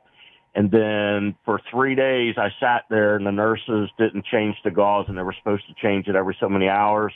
And I just, once I was finally not doped up so much from all the pain stuff they had me on, I started feeling like burning sensation. I just knew something wasn't right. And then I had this nurse telling me, change your own gauze and all this other stuff. Were you admitted in a hospital when this is happening? Long story short, what's that? Were you admitted in a hospital at this time? Yes. What was the admission for? I ended up AMAing myself because I felt like something was going wrong, because when I did go to the bathroom to change my own gauze, which I was in no condition to do, and my old gauze that had been sitting there for 3 days fell on the floor, and it was just like a 1/4 inch almost of just gray, stinky goo and slime and all that. And I could just smell infection, and I AMA'd myself. And I went to another local hospital, and they took me back immediately and stuff, and they did emergency surgery. Well, come to find out through my medical records that they were going to discharge me that night and send me home with antibiotics. Well, the hospital that did the emergency surgery said that had they done that within 48 hours, I would have been dead, because it turned from that 3 days of festering and everything, it turned into that whatever they call it. Necrotizing fasciitis. So now I have, it's been a year now. Mm-hmm. So now I don't have a scrotum sac, and, they had to take all my... They had to cut. They had to cut out your sack. You got your sack cut out. Yeah. But I thank God I had a great surgeon at this other hospital, and they did 6 surgeries later and 1 plastic surgery later.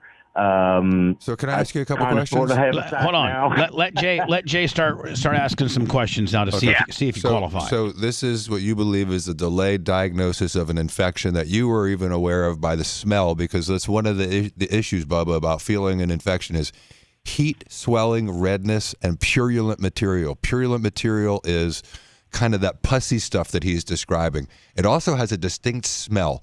Anyone who's ever been with Danny, when you had something that he was curious about, he'll pinch it and then stick his fingers in his nose and smell it. So if you were able to determine that you had something significant enough that you needed to, because normally I would have said, AMA, you're screwed. But you AMA'd and you went directly to another facility? Yes. Okay, and why were you in the hospital originally? Originally because of me being a retired professional wrestler, I'm used to just dealing with pain and stuff, so it went from like a pea size to a golf ball, because I was like, it'll go away. Where was the location once again? It got to golf down by his butt. It's kind of like a boil in your ass almost. Well, like that area between your ass and your taint. Your taint. It was literally in your taint. Yeah, there's a thing. Yeah, like in fact, we just Dan and that's a medical term of art. It is, and it's an area that they call it the perineum or something. Yeah, like that. It's an area that does fester up. Danny talked about it last week, but continue on, sir. Yeah. So anyways, what happened was, like I said, I just noticed that happened, and I kept asking the nurses, and even my wife did too, saying, "Hey, are you guys going to change the gauze and this and that for like 2-3 days?" And they kept saying, "Yeah," and then they'd lollygag or get busy. They don't want to change your taint. I watch them leave my dad in piles of poo. It's the worst thing ever. So they don't want to do it. When they do it half-assed. So was it a nursing? Was it the nursing staff dealing with it?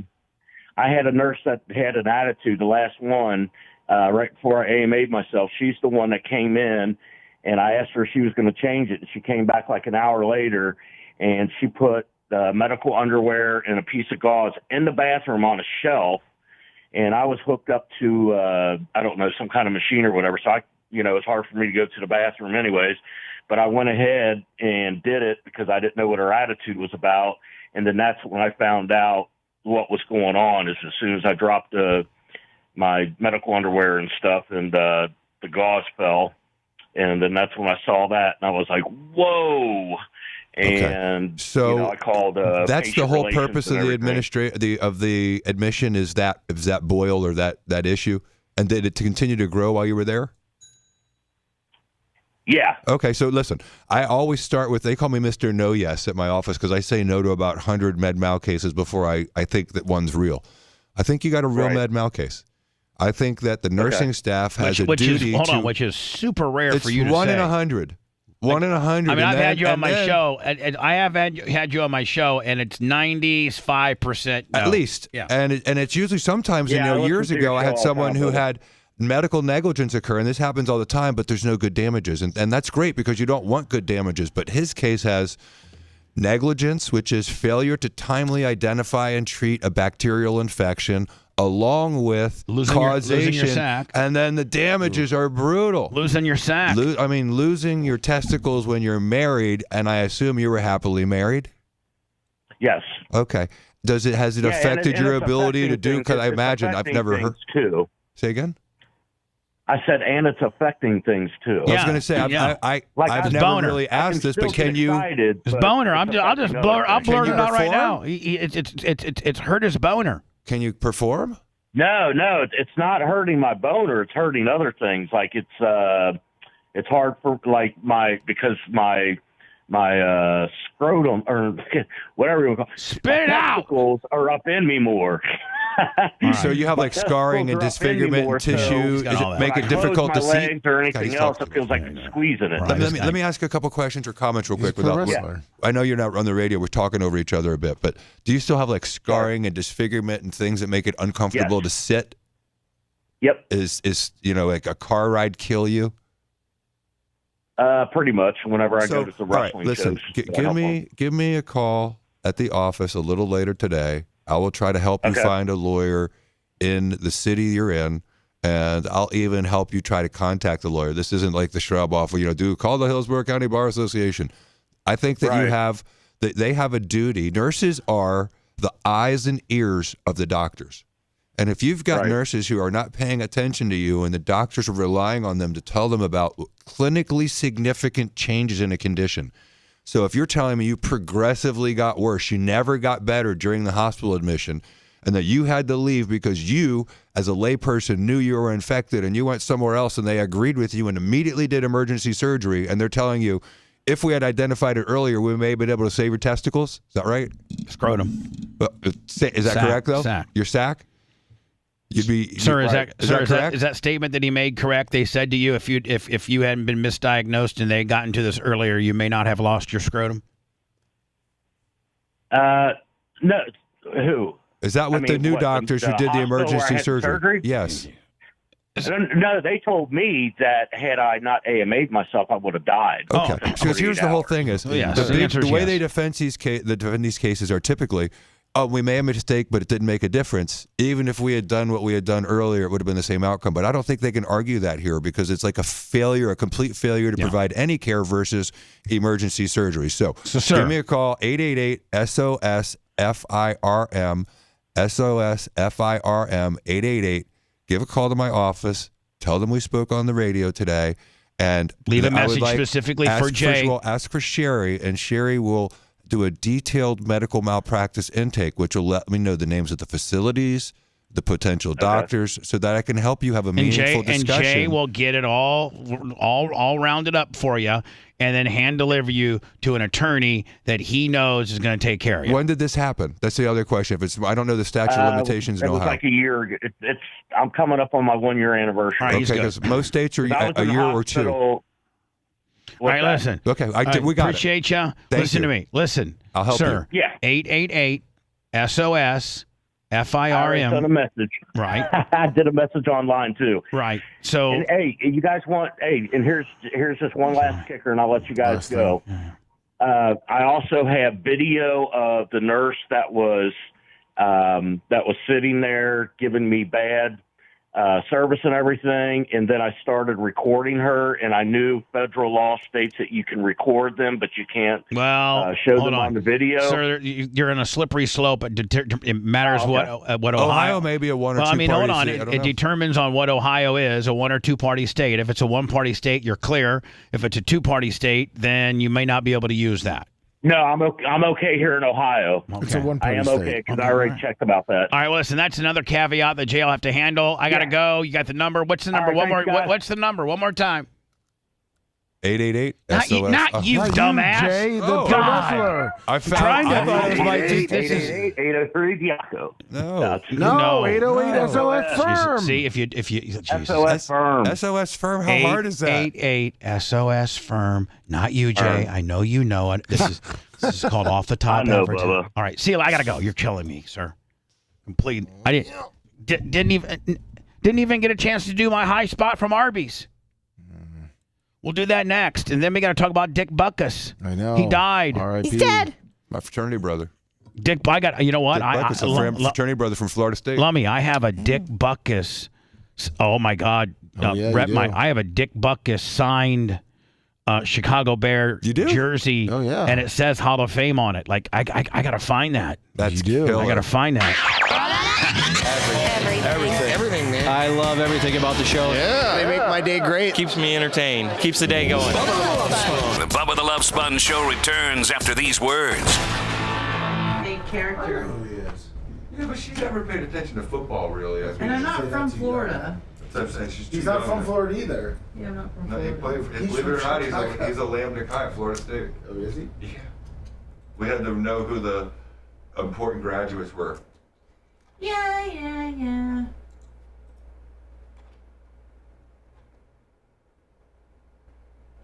Oh, just he's a Lambda Chi. A Lambda Chi? Yeah. Robert I would say he went to Where did Illinois. he went to where? Illinois. Illinois. Okay. He's from Illinois, so he pretty much. Stayed there his whole career. That's amazing. He was an absolute beast. Have you seen those Mark Gastineau fruit? How bad are those commercials with Mark Gastineau?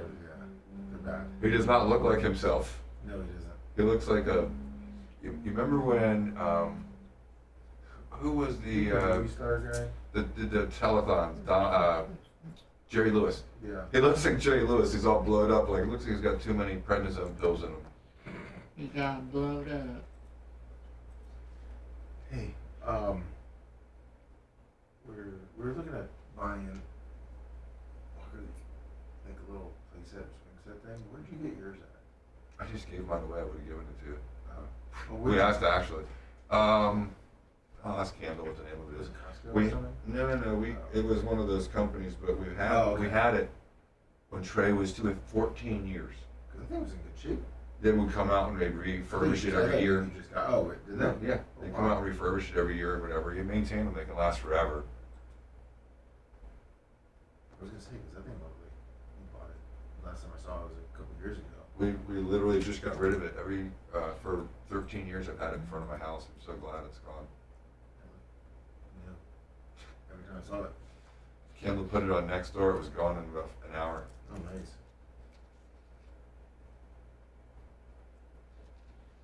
Yeah, everything works next door and all that kind of stuff.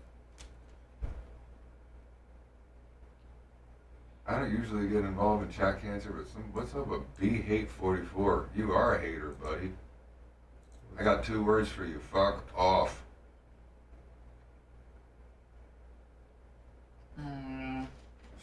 That happens. I know. I try not to pay attention. But I think I gave him a shout out a little earlier. I'll just shout out to him next time as douchebag always. Danny's not here, so he's gonna channel. I'm gonna channel my inner Danny. Oh great. Oh, right.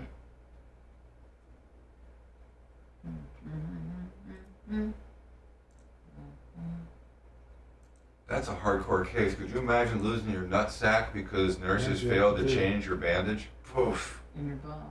Close to The thing about that case, Bubba, that's got potential is it's a hospital. If you get a normal doctor that's out of the hospital, they don't have insurance, but you get nurses and a hospital on the hook, there should be unlimited coverage. What up, Jay Gator? Jay Gator's cool. Gripper Lips, Dark Knight Steve. Gone. I heard that, Steve. And enjoys it. See, you gonna be old man. Steve.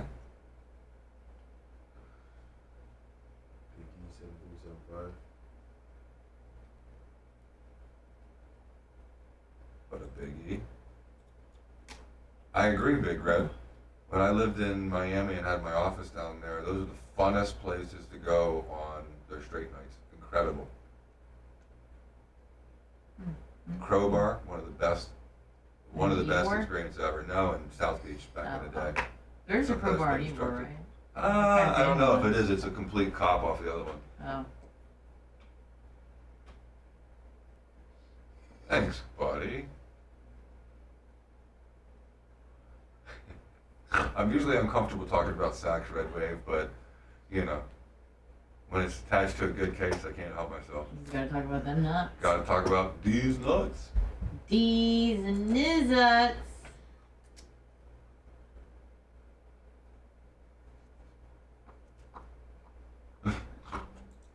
I won't, Joe. My coochie bang, my booty hole brown. Do you know that song? Say again? No, I don't.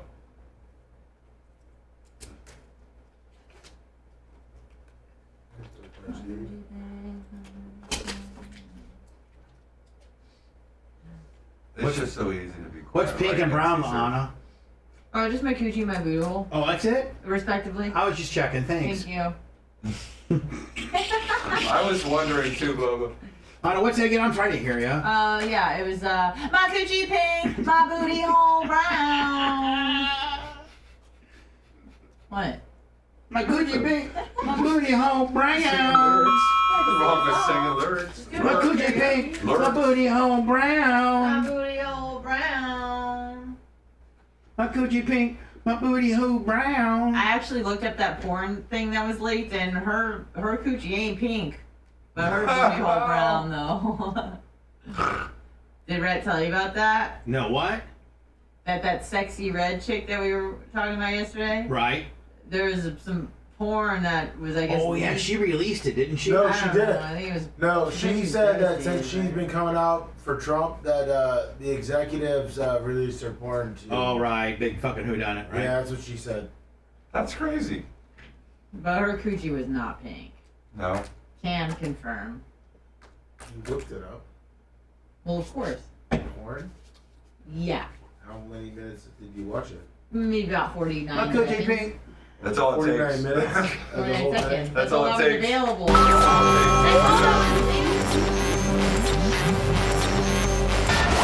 Warning, the following program contains objectionable content, which may cause oral discomfort. This is the Bubba the Love Sponge Show. Lummy, I think you got a Cash App there, buddy.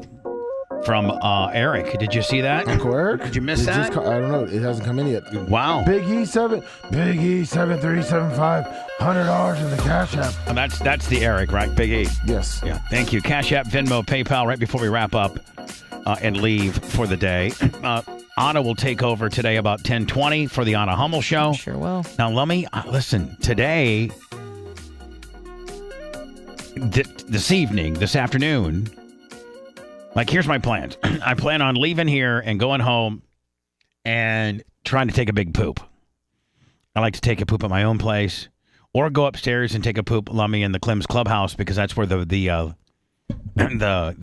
Tushy bidet is. Bodega? Yeah, and if I got a messy one, I like to use that because it really just sprays you super clean. Like, literally, all you do is pat your butthole dry. That's it. It's beautiful. Sometimes, man, you get some of those really, really stage 5 smearers, and it gets to be, you might as well just jump in the shower. Yeah. But Lummy, I might be back in here this afternoon to the studios, and I got so many had so many great stories I didn't get to that I might just jump on today. Like on the air, just myself, and just, maybe start BSing a little bit. So I need you and Rhett to show me how to do that, or Macho Man. Do you want anyone to stay and engineer it? No. Okay. Do you want someone to co-host it with you? No. I just jump on and be like, hey, it's Bubba. It's Friday. Usually I'm headed to Ocala or 15 other different things that I'm doing, but I have a spare Friday. It's like 4 or 5 in the afternoon, and I got a few, hey, I'm going to talk about a few things. Are you going to be on your gimmicks? I don't know what, Anna, I don't know what I'm going to get. Gimmicked Out Friday. I could be on all kinds of things. I could be on natural, but I could be on all kinds of different things. Are you ever all natural? No, never. I use the weekends to dry out. Nice. I'm completely opposite of a regular weekend warrior. I'm an addict through the week, and I'm a square during the weekend and an addict through the week. How good does it feel to finally have a spare Friday, though? Oh my God! Well, it's so good that I might come in. Maybe give you come guys. back to work. I don't know what to do with myself. So, Rat, I mean, I got just a lot of great topics that I could just on my own self, monologue on. So whatever. Yeah, do it up. Well, so when we leave, we'll set it up to where you just gotta hit that button. Pretty much. Okay, perfect. By the way, go to our YouTube channel and watch my latest food review. This is the Arby's Who Hates Me. The week prior, I was there, and the African-American women don't want to be on camera. So I go back. Well, things haven't changed. Medium and the bacon ranch one. So you want a cheesesteak and you want a bacon ranch on the side? Well, no, the bacon ranch cheesesteak, the new ones that you guys got? Okay. Curly or crinkle? A crinkle fries with a Dr. Pepper, please. All right. Would you like to donate $1 to the No Kids Home? You get a free curly fry. No, I'm good. I'm good. $12.78. Here's one thing you need to do before buying anything online. Don't spend another dime on Amazon until you watch this first. Please pull around. Thank you. You're welcome. I think it's the same person. Why are you whispering? I don't know. I don't know. I just think I'm whispering because I think I'm being sneaky. You're nowhere near the speaker. Do you ever find? Have you ever been with Jay? But have you ever been with Pity and maybe you whisper something to you? Yes. It's just you and him in the middle of in the ocean. Yes, we look over our shoulders. Right, and there's not anybody within 2 miles of you, and Person. I gotta find the manager's name. You're still doing it. Throw her name out. Hold on. My phone. Hold on. The manager's name That is. goddamn dog in the jersey. She's the best with her Packer jersey on. Go Paco. She's so good. She's so good. Your dog will be back here. My dog, you can tell my dog's been given a few corrections and a few chokins and has had a choke collar on because my dog behaves. Correct. My dog, your dog would be back here just raising hell. Not unless she. As soon as she saw the drive-through person, watch my dog. They don't do well with cameras, but I hope you like the cheesesteak. Oh, this is me. You already got a giggle. You got a sinister smile, like you know it's about to go down. I know it's going to be all bad. It would be okay. Look at that dog. Look how beautiful that dog is. She just sits there knowing she's going to get a crinkle fry. Shalimar. But Shalimar says them. All right, here we go. You're nervous, Okay, aren't you? well, this food- I'm nervous for you. I'm not nervous. I just don't know what to expect. But I'd be nervous. But I quickly figure out where I stand. Yeah. Wait till you see this. Oh, Jesus. You've got to watch this. I am. Hold on, here we go. Go to our YouTube channel, please, and watch this. It's great. I'm not going to give you the entire payoff. Just a little bit. Just give me a taste. It's me. No, keep it on me. Keep it on. No. Yeah, she's automatically telling me, like she's giving me body language and hand signals saying no cameras, no cameras. Like she's saying that right here. Hey, hold on. So the merch crick keeps it on me. Keep it on me. Oh, so they're already motioning. They're already. They know who it is. Uh-huh. Just like when I said I thought they recognized. Fat ass Bubba's back. Yeah, fat ass Bubba. Make sure you go ahead and spit in that sandwich. Oh no! God, with that damn dog. Did you check it? So just listen. Just listen. Look at that big smile. See, I'm trying to smile. See, Jay, I'm trying to be friendly. You're being as friendly as anyone could be. Like what? She sees me. If I've ever seen a fake smile. I smile. Oh, God, it's awful. I smile. You need to work on that fake smile. And so hold on. This is what I say. What? She's only on me. Look. Only on me. Only on me. Only on me. So I'm scrambling at this point. And them jugs. Oh, my God. I'm not even trying to get them jugs on there. Maybe that was added value. Maybe we do. Maybe we do them all this way. Stop that. It's only on me. Look. It's only on me. It's not on you. It's on me. Can you see? So I'm actually showing her the screen, and if you look at the screen, you can see that it's only me. Yep. Like you can, so she can, from her perspective, can see that it's only me. Right. Go watch the rest. I want to see What if she right grabbed now. the phone from your hand? Oh, I don't know if she would have grabbed my phone from my hand, then deleted that, and then pushed me in the created face. some space. Well, I don't and know then about created that. some space. And then you would have yelled,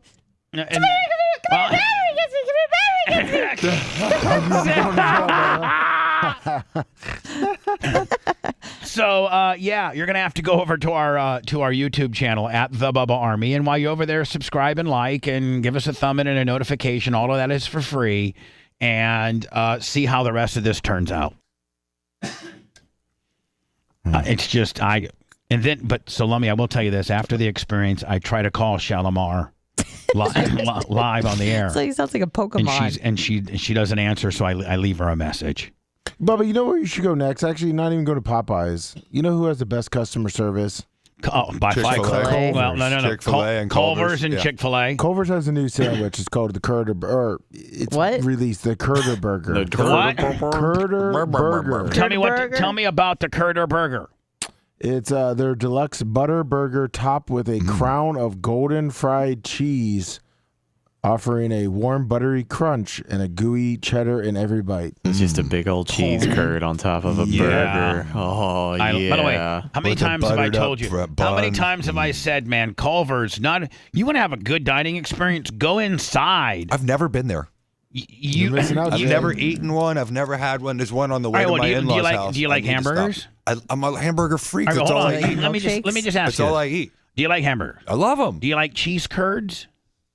I think. I love cheese. All right. Okay, you got to get some cheese curds. Do you like onion rings? I love onion rings. Do you like cement mixers? Hold on. Do you like fried fish? I do like fried fish. They have the best fish, like yeah, they do. Fish basket. Oh my God! Really? Yes. Yeah, they do. Okay. And when you sit down there at Culver's, a fast food restaurant, and like you have McDonald's and Burger King and all, they come and check on you, Jay, 2 or 3 times, whether you need refills on your Cokes, really? whether you need anything, like if you're getting low on ketchup or tartar sauce, they check on you 2 or 3 times as a fast food place. That's incredible. Like they're the best ever. Culver's, hands down, is the best fast food restaurant in the world. Is it local like the Southeast United States or just Florida? It started in Wisconsin. Yeah. Oh, really? And it started in Wisconsin. It's kind of the equivalent to the Los Angeles-based In-N-Out Burger. Bubba, I sent you the new In-N-Out one. Burger. Don't get me started. I love it. You sent me what, buddy? The Culver's So Curder good. Burger. Oh, the Curder Burger? Just so you can see it. Let me see it here. This is what I might be doing next week. I'm going to get one this weekend.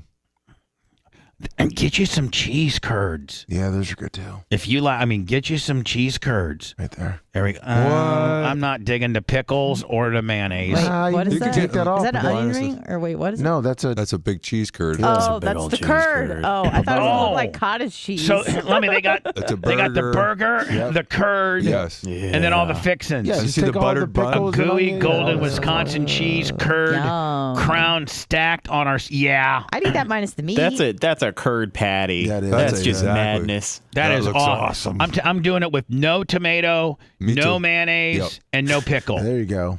That's And right. I'm in. And that's what I'm doing. And you have the best customer and I service. promise you that I'll get the absolute best customer service known to man. And I promise you that the person that I encounter on the drive-thru is, send me the last time I did Culver's on the chick that people thought I was being creepy on. It's completely opposite of what you get at the Waters Avenue-based Arby's. The Waters Avenue-based Arby's drive-thru crew is so rude and so mean and such a bunch of bitches. I mean, that they won't even allow you to put them on camera. You should go there, have a fantastic experience because you know you're going to have it, record it, and then compare it to this other one. Oh. And show Shimura or Shalimar, this is what a real business does. Then his medication levels are all... Okay, we're in We're from Wisconsin. Hold on here. Is there anything else I can get for you? Yeah, that's it. Hold on here. Because In-N-Out Burger are some really good quality people, too. Oh, they do. This is as good as In-N-Out Burger. Yeah. Really? The burger is? No, The her service. service. Oh, okay, just service. Watch. Their food is good too. Watch. Cheese and ketchup only. American cheddar or Swiss. American, please. What would you like to drink? A Coke.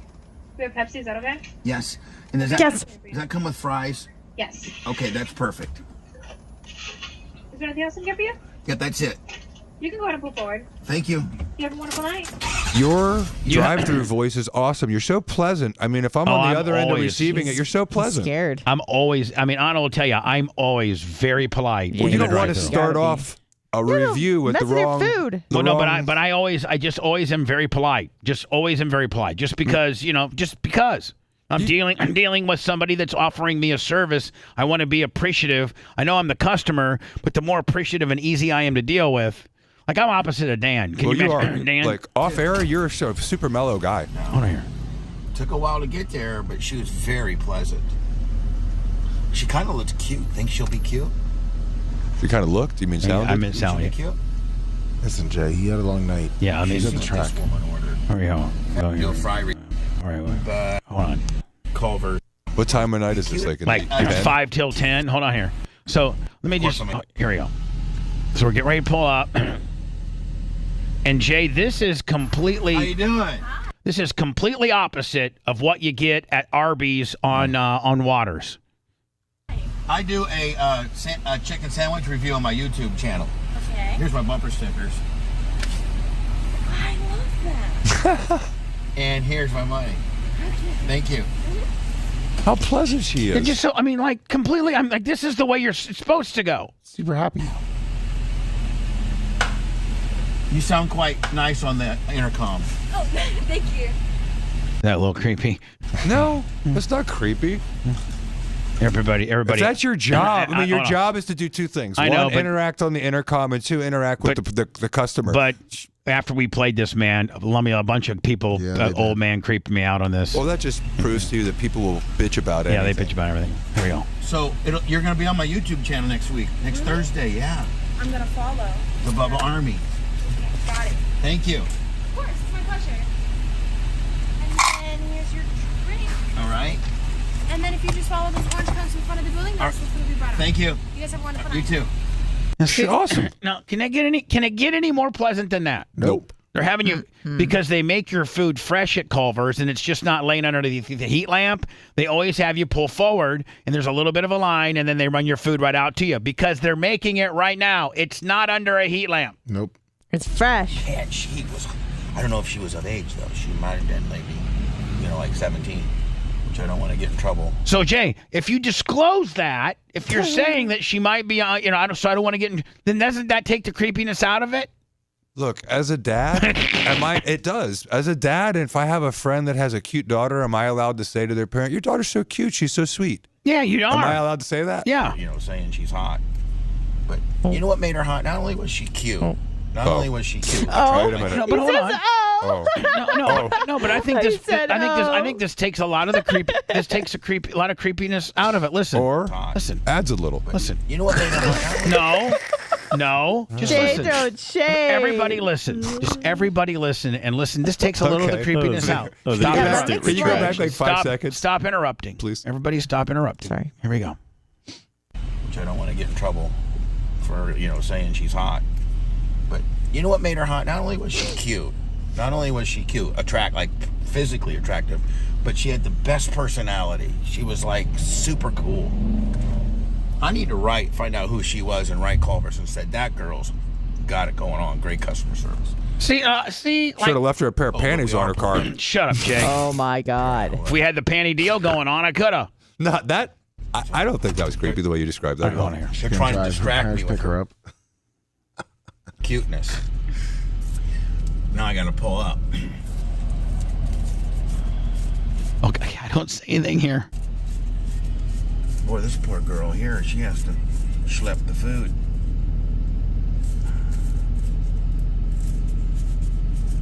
I'd be mad if I was a food schlepper. I'd want up this next one. I'd want to work the drive-through. Yeah, of course. Not be the food schlepper. So anyway, that's the opposite end of what I've been getting lately at Arby's on Waters. We'll wrap the show up with the great late R.I.P. Dick Butkus. Yes. Okay? Bubba the Love Sponge. I listen to Bubba every day. I just really enjoy the outrageousness of it. We love him. Couldn't do without him. The Bubba the Love Sponge Show returns after these words. Oh, that's my favorite quote by Jay.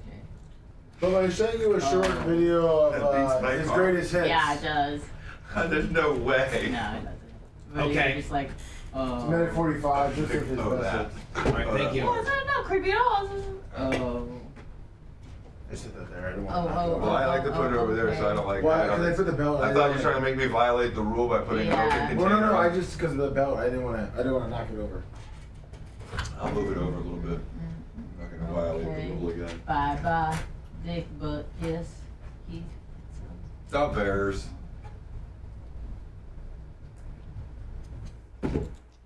His highlight reel is probably, oh, you got it up. Great. Yeah, I'm going to play it. He gonna play it today. So you have no idea who this guy is?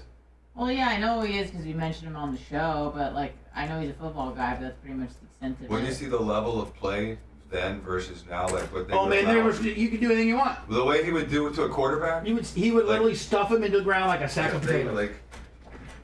like ram their body He would into the ground. physic- Where now they got to graze in the middle of the year. They got to try to graze them. These guys were tough as shit.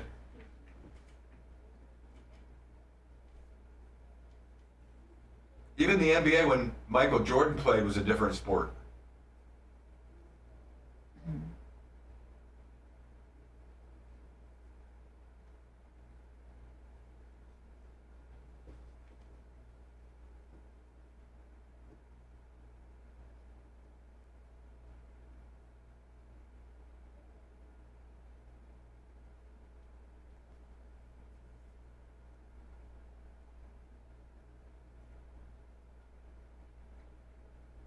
'81's pretty good, Biggie. That's pretty awesome for a football player that's big like that. Most big guys don't live that long.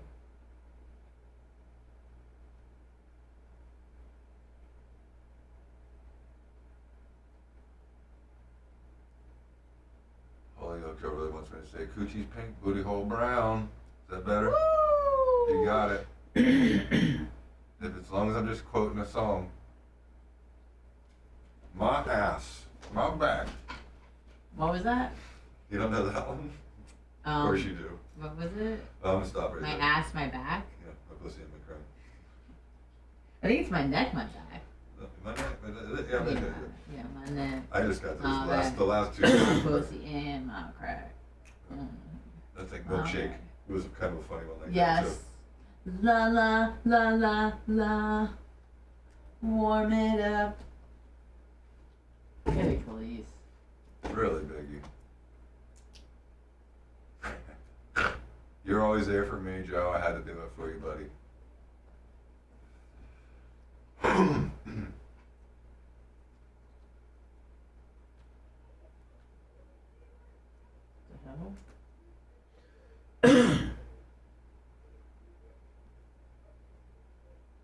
You know, Pablo Pacheco, I was going to let my boy play, and he played, and I'm glad he didn't get a lot of play time. It's a brutal sport, but if he was good at it, I'd let him play. Really? Yeah, football, I would. I mean, I let him play as a freshman and then beginning as a sophomore. Lacrosse is as physical a sport as I've ever seen. They beat the shit out of each other. So, It's not yeah, as violent as football, though, right? but it's not pads, and it's super violent. They hit each other. I would say probably not direct impact that you see every single play, but it's a really physical game. Oh, I know it is. I'm Yeah. not saying it's not athletic. I was shocked. Not mean athletic. terms of, like, I mean they impact. beat each. They have sticks that Yeah. they beat the shit out of each other with. Like it's legal. If you're running with the ball in your stick, they just whale you on your arms, and it's totally legal. They can hit you? They just smash your arms. It's unbelievable. I'm telling you, it's like I went to the first game and I watched it like that. I couldn't believe it. If you watch some highlight, you probably become a lacrosse fan of the highlights. I couldn't believe it. They beat the piss out of each other. Let's see.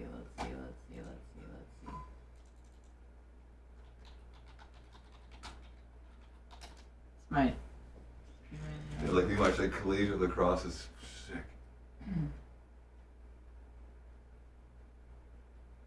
So just watch this with the stick play, right? They're usually just like if someone has the way you try to get the stick from them. Oh, all right, shit. This is just like good hits. Mm-hmm. But look at like stick ones where they just grab the stick. It's a cross stick. A cross stick. Hits. Yeah.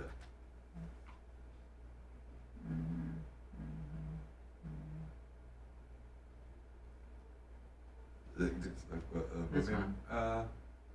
Let's see. Oh, you just handed the like he broke broken the stick on his body. Slap. Right over his shoulder, Oh, and just, then he like, got whaled. underneath his chin. Oh my God! See, there's, like- Jesus Christ! So when I was watching the first game, I looked at the couple guys I knew, and I'm like, is this somebody fucking coach? Yeah. And so, like my kid's first play, he got blindsided, almost knocked out. I couldn't believe it. You wave goodbye. And then I see a score. These bitches are gonna be crazy. Look, they don't. If you want equality in sports, put a mask on them. Yeah. They don't give them headgears. They give them Or, eye but are they not goggles. allowed to smash like that? They're supposed to be able to. pretty hardcore.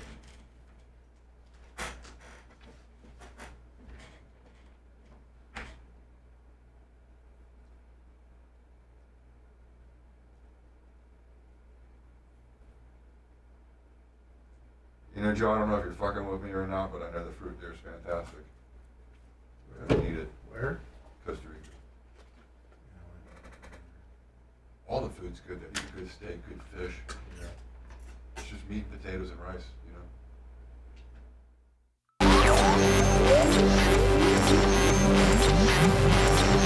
He doesn't care about opinion polls and research studies. Oh, I feel safer already. He's more concerned about getting a hot porn star for a mix-in with his wife. Okay, good, because I want to have sex. You're listening to the Bubba the Love Sponge Show. Not much time left. Thank you, Jay. My pleasure. I love it. Swinging in. I got a quick little conversation with you. Okay. Rest in peace to Dick Butkus, who I think, was he on the show just once or twice? Twice. He called in once, and he came in personal appearance. Look at our various places. I'll put something up on Facebook today after Rhett gets his. I think he's got a best of Dick Butkus going up. Is it up now or is it coming soon, Rhett? It'll be up today about, let's say, 1 o'clock. All right, I'll repurpose that immediately on Facebook, though, so we can get maximum coverage. You love me on Twitter as well. I'm sorry, Twitch. I'm sorry. TikTok and Twitter. Yep. TikTok and Twitter as well. Also today, I may come back this afternoon and just jump on the air and screw around. Rest in peace, Dick Butkus. He came in. Gene Lasker one day calls me up. Hey, how about it? Yeah, what's up, Gene? Let me tell you something. You ever heard of Dick Butkus? Yeah. I go, yes, Gene. Yeah, well, he was at my shop today. I go, Gene, Dick Butkus wasn't at your shop today. Oh, the hell he wasn't. Signed me a Bears thing and everything. Dick Butkus, number 51. Now, Gene really doesn't know much about football. He doesn't know anything about Dick Butkus. Gene probably only knows one sport, racing. You'll be coaching his kid tomorrow. Nope, his kid's not on our team anymore. No? He moved up in year and in age. Okay. So I go, Gene, why would Dick Butkus be? I don't know why he was at my shop, but my buddy knowed him. He was in town, brought him by, and I told him so anyway, I got him talked into going on your show. You want to have great boots? He had great boots. Yeah, he's got these boots that he's selling, Butkus boots, and I told him how about it. So I said, Lasker, if you know Dick Butkus. Our shows were on from 3 to 7. You know where the studio is. That's when we were on Lemon. I said, come on down, bring Dick Butkus. And so I'm like, there's no way. Yeah, Gene's like, I'll bring him in tomorrow. I'll bring him in tomorrow about 4 o'clock. Yeah. I said, okay, Gene. Sure enough, Gene walks in with the Dick Butkus. Yeah. Now, Dick about 5:30. Okay, so Dick Butkus stays on the air. Just the neatest dude ever. And this is probably one of the coolest things that any guest or celebrity has ever done. Now, it's me, Manson, Spice Boy, Brent, and Dick Butkus. And so Dick, it gets to be 7 o'clock. I mean, we have Dick on the entire time, like 5:30 to 7, talking about, just everything. I'm a big Packer fan. He was talking about Ray Nitschke and Bart Starr and just talking about Mike Ditka and Gale Sayers and just all the questions that we had to ask. He was the best ever. He was just, I'm talking to a Hall of Famer.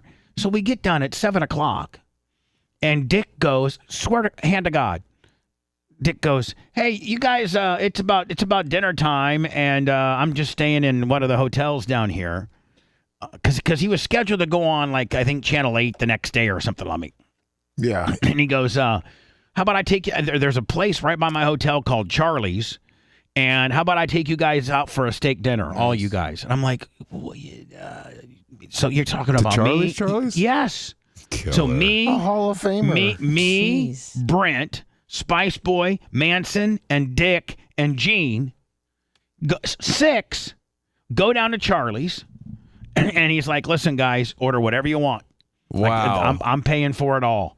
And we had dinner with Dick Butkus, and then having dinner, being on the air with a guy is one thing, but breaking bread and having dinner with a guy, it's a full different deal. No doubt. The things that you can get into, The conversations that you have are so incredible. Yeah, and so, oh my God. This guy was a man's man, too. This guy was, Was he funny? He funny and stiff, but mean and cynical. He was just, Jay, he was identical to us. I Like can only imagine. he was just a dude. He was just a great dude. Here is how they used to play football. This guy was the greatest. He's recognized as the greatest people that play this position. Again, he's in Canton. So this was a different time and era. This was a time that you literally could kill the quarterback. They wanted you to. Yeah, they wanted. And it's unheard of that he was born in Chicago. He played at University of Illinois. In Illinois. And at Champaign-Urbana. And then played his whole NFL career with the Chicago Bears. Listen to this. Bitch, get some of this. That's Paul Horning from the Packers. He's talking about He's Dick the Butkus. baddest guy ever baddest seen. guy ever got tackled by. Here comes Dick Butkus. Oh, you want to get? Okay, bam. Let me throw you right into the Big turf. was he? 6'3", 250. Look at you. Look at him push you get down. out, bitch. Get out of here. What? You said what, bitch?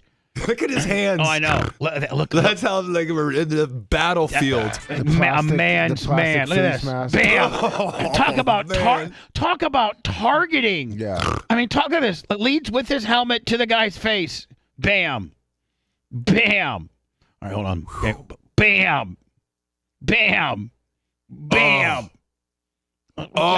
Snapping necks. Just break. Just.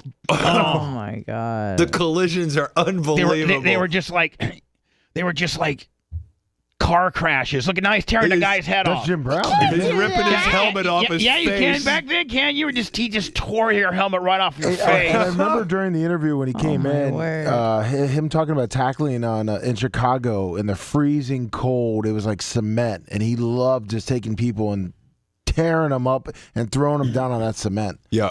I love Tom Brady. He would have never made it 20 years back then. He'd have made about 5. No, that you can't. I mean, football has changed. The longevity of quarterbacks was way different back then. We're out of here.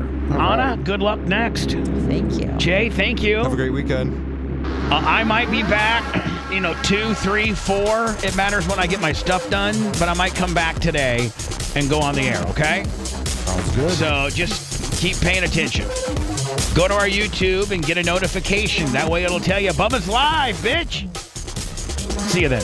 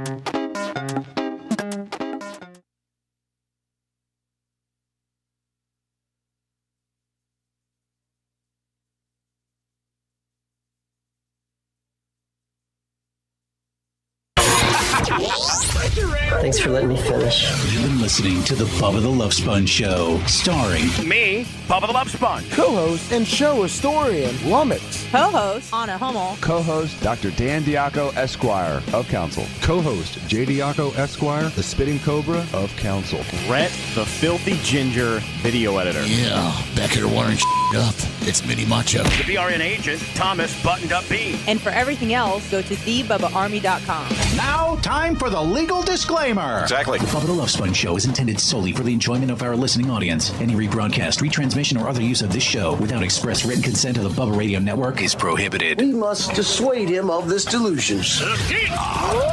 Until next time, always remember. I repeat hello.